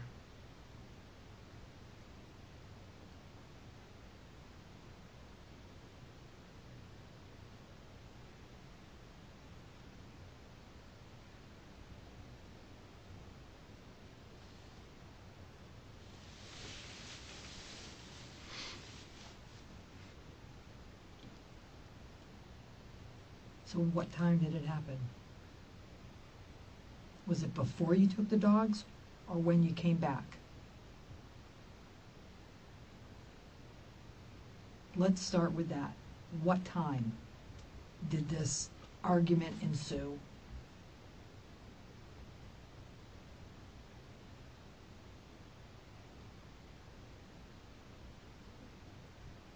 I'm gonna go with, from the story that you told us, I'm going somewhere around 11:30. 11:30, 12:30-ish.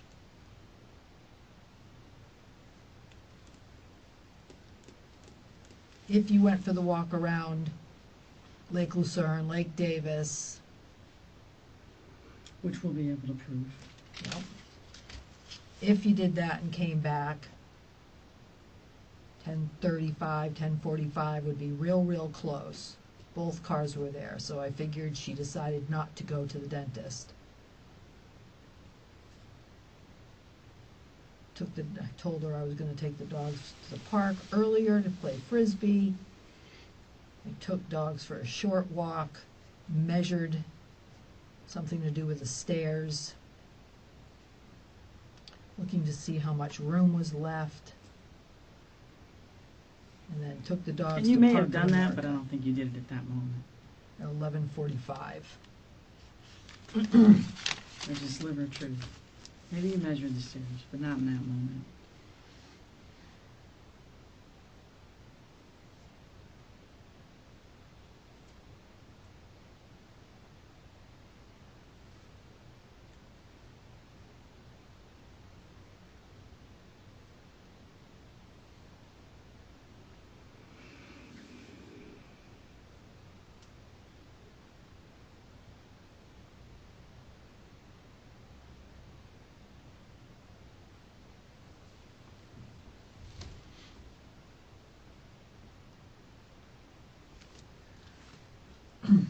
Do you guys normally text each other during the day at all?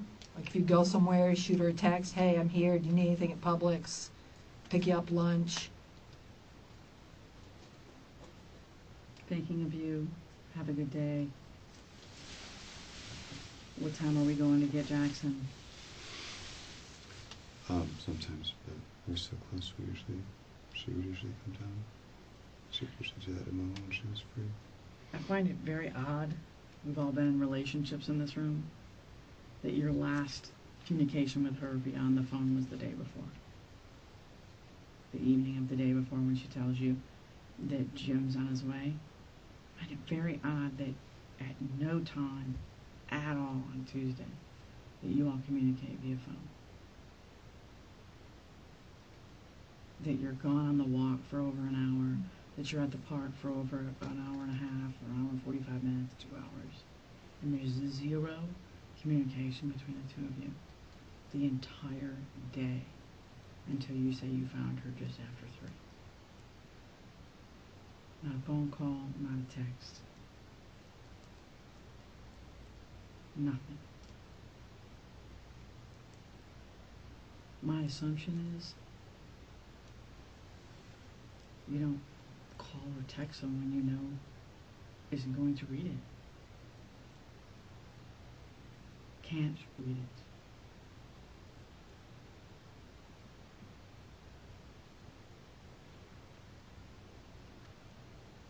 It's all going to show in a pattern. And when the pattern breaks on Tuesday, It's going to look very, very odd. They communicate every single day. But on Tuesday, her communication stops on her phone at this time, and oddly, so does his. David, what we're telling you with all of this is it's all going to come out in the wash.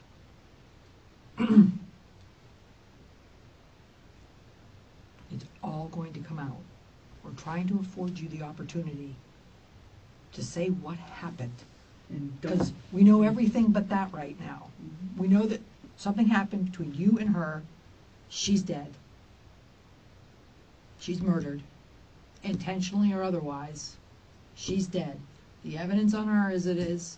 The evidence in the apartment is what it is. We can't rewind.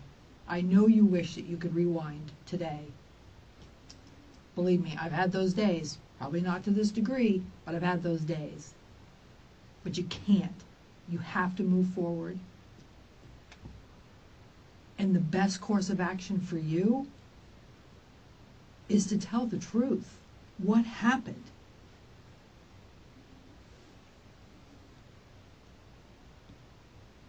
This BS about 3 o'clock in tubs and it's crap. It's crap. You know it's crap. It's a crappy story.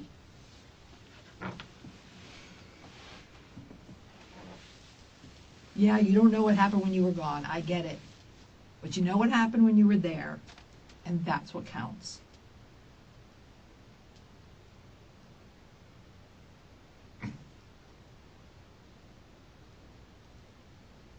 Don't make it worse on yourself. You have to carry on. You still have your whole life to live. You still have your whole life. Where do you want it to go? How do you want it to proceed? You can't change the facts from today. You can't. The only thing you can do is improve on them, and that's by telling the truth. I know it seems like crazy, like holy shit. If I tell them what happened today, it's not going to be great. Who wants to admit that something happened and somebody died? Nobody wants to do that. I get it. But maintaining this crappy story is going to make it look like you don't give a crap about your dead wife.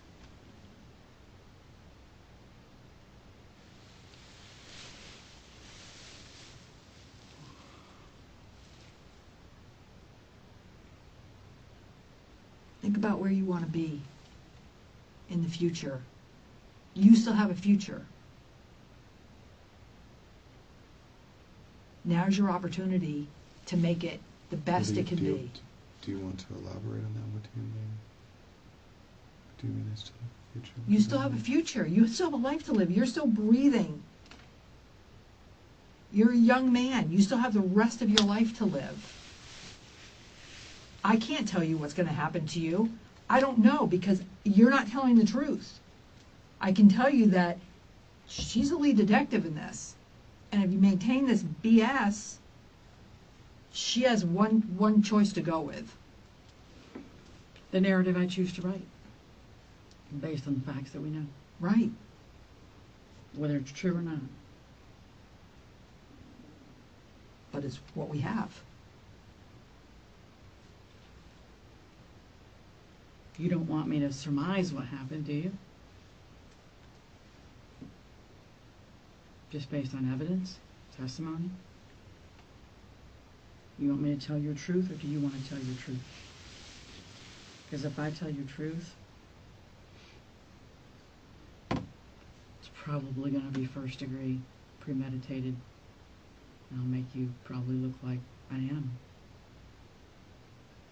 I don't think that's fair, but you're not leaving me a lot of choice. Okay? And then what happens? You face the music. Which is? You face the music. You face a jury of your peers.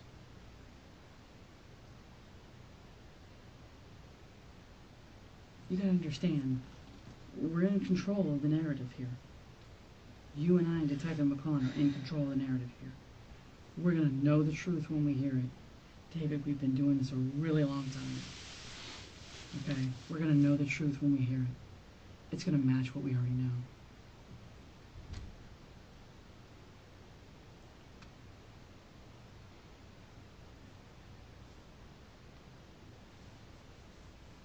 We've been extremely patient with you.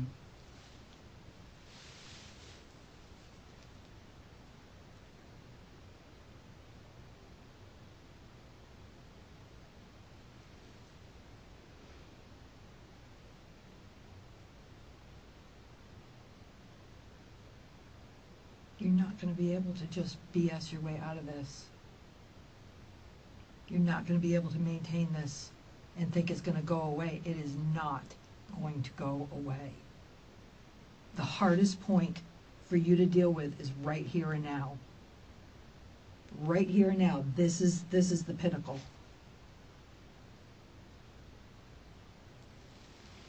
From here, you choose. I know it doesn't seem real. I know you probably think, well, why would she be telling me the truth? Why would she be sitting here to try and help me? Because you're not the kind of person that we've both dealt with in the past. You're not that person. I could be home sleeping. I got a kid at home. No, don't be sorry, because this is my job. And I put forth what I think people deserve. And I think you deserve that. And I can't imagine how hard it is to sit there in your chair right now. But I know you have the ability, I know you're a strong enough man to step up when you made a mistake.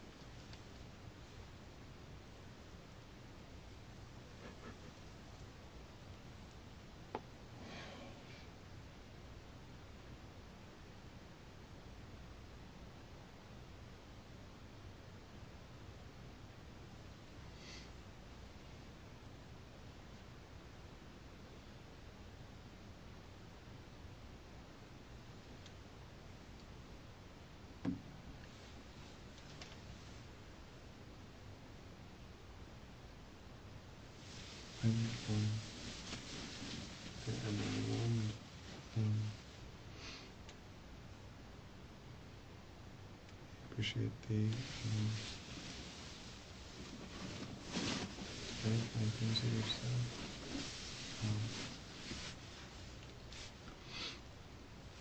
I'm missing what you're saying because of your suit that you're moving, but I'm missing it. It's really loud, but I missed what you said because you're talking so loud. I'm sorry, it's bothering me.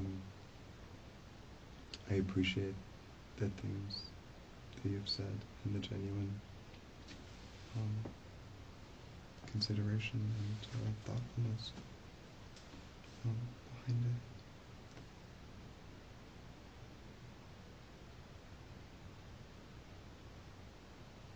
I don't know what else I can say right now. The truth.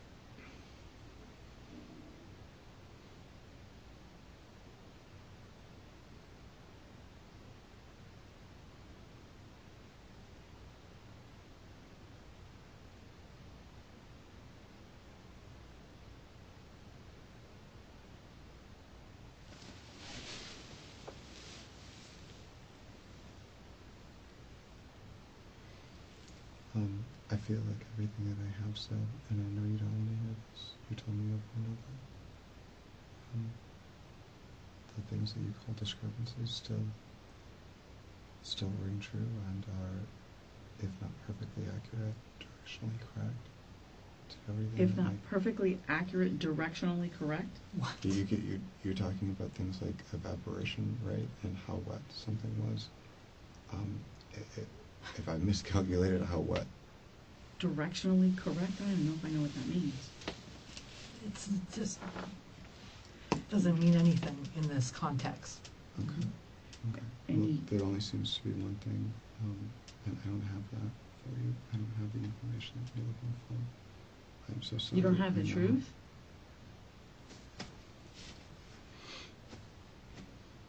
David, you killed this woman. I cooperated so I could give you all the information and all You the... cooperated because you thought all that the your backstory. language would overwhelm No, us. not And you at all. thought you could pull the wool over our I eyes. don't think there was any effort to do that. All of this, all these tangents, all this flowery, The tangents were fancy language, answers to all the questions that you details. asked. To Mm. questions that you asked. That's Many, if many. I You misinterpret. know how many interviews I've done in 20 years? Hundreds. Hundreds. Okay. Okay? I know the truth when I hear it. Hundreds. Especially from someone who should be acting one way and is acting another. Okay? And is acting what? You know, you fake cried for about 7 or 8 hours today. Not one tear came out of your eyes. Not one. Not one. Not on scene with the officers. Not in this room. You have fake cried over this woman's death since we made contact with you. For hours. And every single time you fake cried, we wrote it down. Not one tear came out of your eyes. Not one. Nope. Okay? We've been extremely patient with you for a very long time. I am losing my patience at this point because there is not a lick of remorse for what you did to this woman. Not even a little bit. Okay? I'm really starting to believe you wanted her dead. And I'm really starting to believe you planned it. David. Because not a lick of remorse. Not even a little. You sat there for the last 2 hours and stared at her picture and you haven't cried. Not one tear. You're staring at a woman you're telling us you're in love with, and you've done nothing the whole time. But close your eyes, huddle up, and protect your own ass. And that's all you've done. You've not shed one tear on that picture. Not one. You claim to love that woman? I would be under the fucking table in a ball if I was in love with that woman and she was dead. I would be inconsolable. I wouldn't even be able to utter the words or talk to detectives for 6 or 7 hours like you have. Okay? You've not shed one tear in that picture. And you've been staring at it since she presented it to you. 2 hours ago.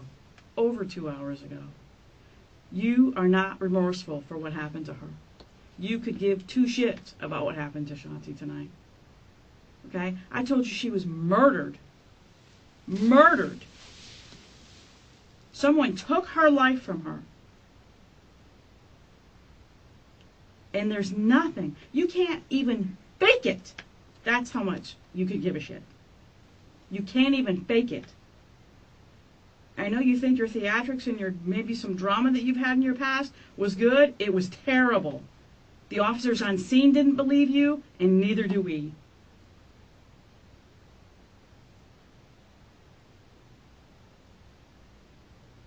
You fucked up. That's the end of it. You screwed up. You made a mistake, whatever it is. I'm starting to believe it wasn't a mistake. I'm starting to believe that David wanted this chick dead. for whatever you might gain, for control, creative control of the house, so you can direct the build. I don't know what your motivation would be, but I know you stand to benefit. I know that the show that's going to happen is now yours. That all the decisions that are made are now yours. The $250,000 you tend to inherit, you can build the house of your dreams. Maybe never work again. I know there's motivation. Is it the accurate motivation? Maybe not. Is it what I'm going to paint you as? Probably. Because there's no more arguments over the house. You have complete creative control. You get the TV show. You get the $250,000.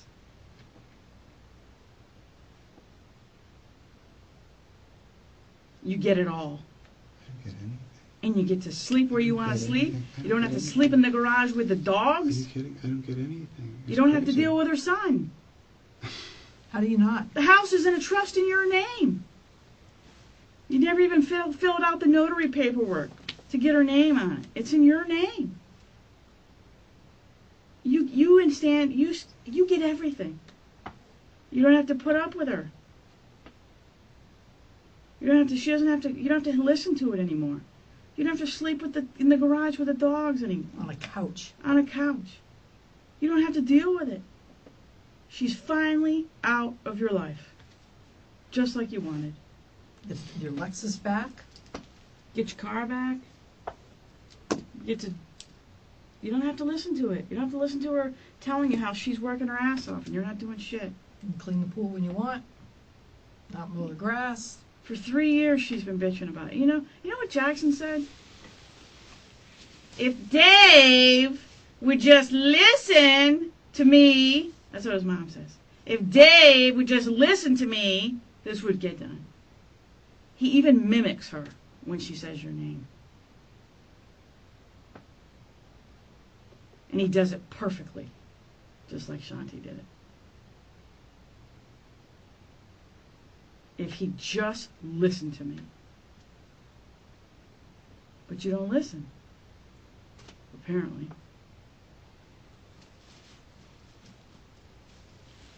She rules the roost. She's a pain in the ass. She wants it done her way. She wants flat ceilings and flat floors. Okay? She probably set the build back by God knows how many months. Because she didn't listen to you. And bitched about having to live in one room for 18 And months. she bitched about it. Her son told us she bitched about it. His father told us she bitched about it. And she blames you. She has blamed you the entire time.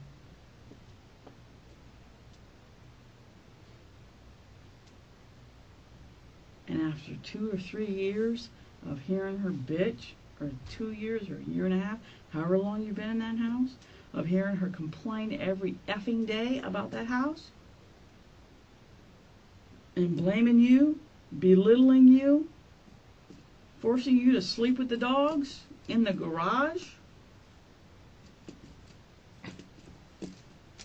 Talk about being in the doghouse. Treating you like the hired help. Take out the trash, clean the pool. She treats you like a landscaper, like the pool boy. She doesn't treat you equal. Probably because she's bringing in the money. Or is it something else?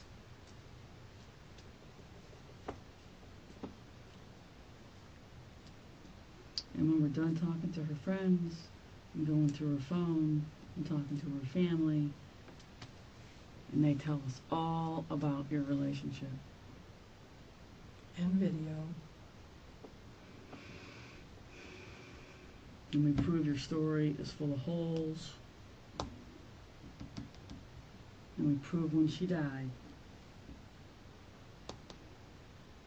And we prove where you were.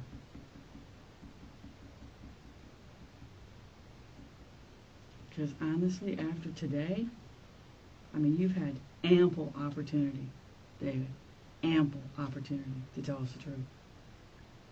Okay? No one's going to accuse us of not giving you ample opportunity to tell the truth. Because you've had it. You've had a lot of it.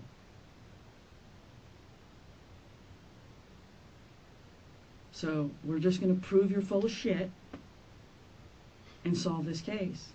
And I'm glad you think that's funny. I'm glad you think that's funny. I'm glad you think that's funny. I told you Okay. about that. Because every time you smirk and I'm smile, not smirking and smiling. okay, that's going to be seen as well. And what do you think? What happened?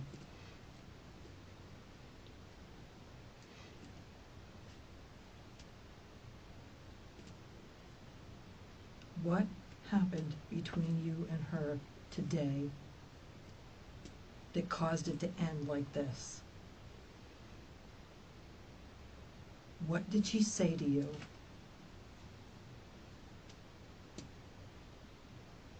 David, this is your life you're talking about, that you're closing your eyes through.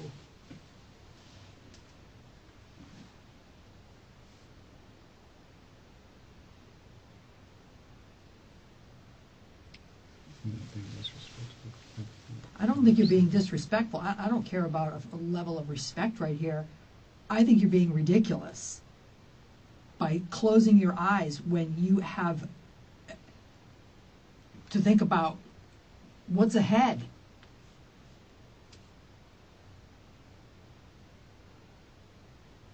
It will prove where you were when she died.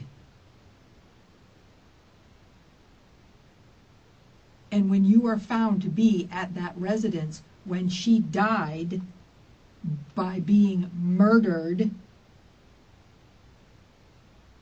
and you were the only person there,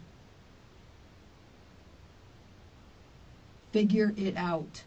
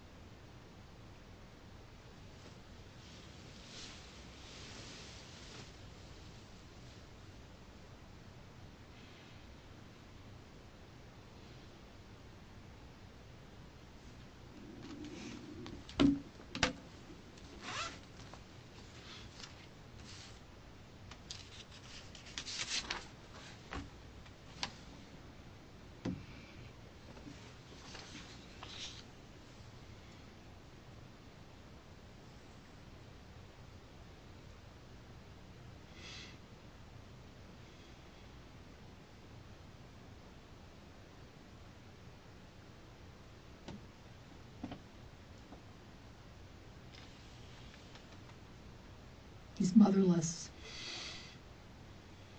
Motherless. He's 8.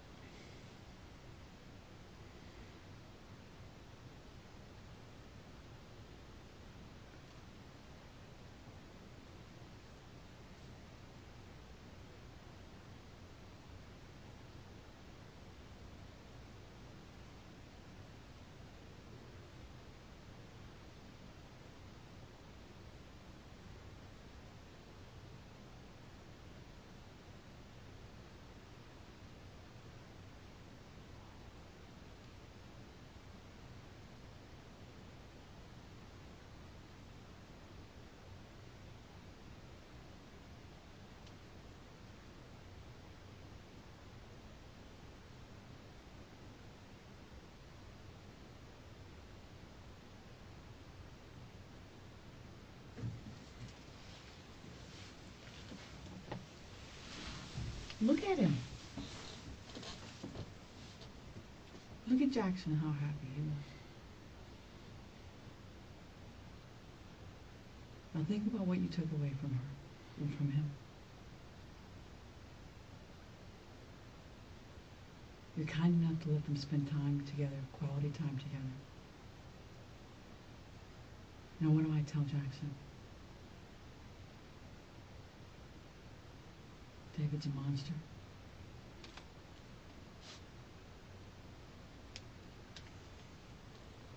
The man living with your mom, who took your mom to the courthouse, swore to love and protect, honor, who said vows in front of God to do right by his mother,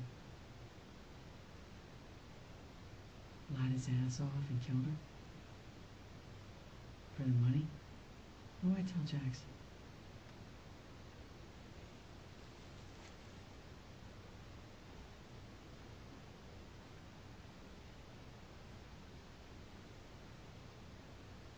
Jackson knows you guys fight. He knows you argue. He's young, but he's bright.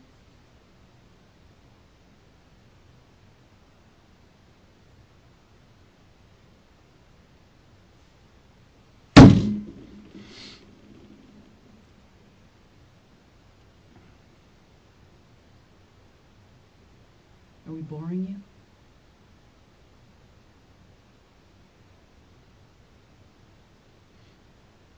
Look at his picture, David. I have. I know.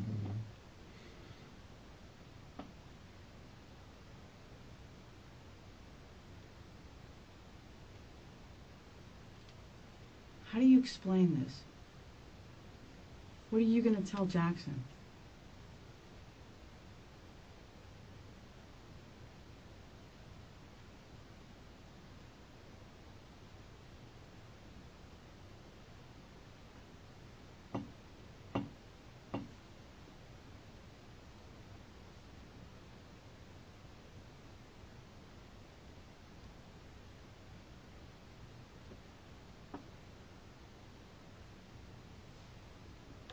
If you're going to sleep, I'm going to start writing.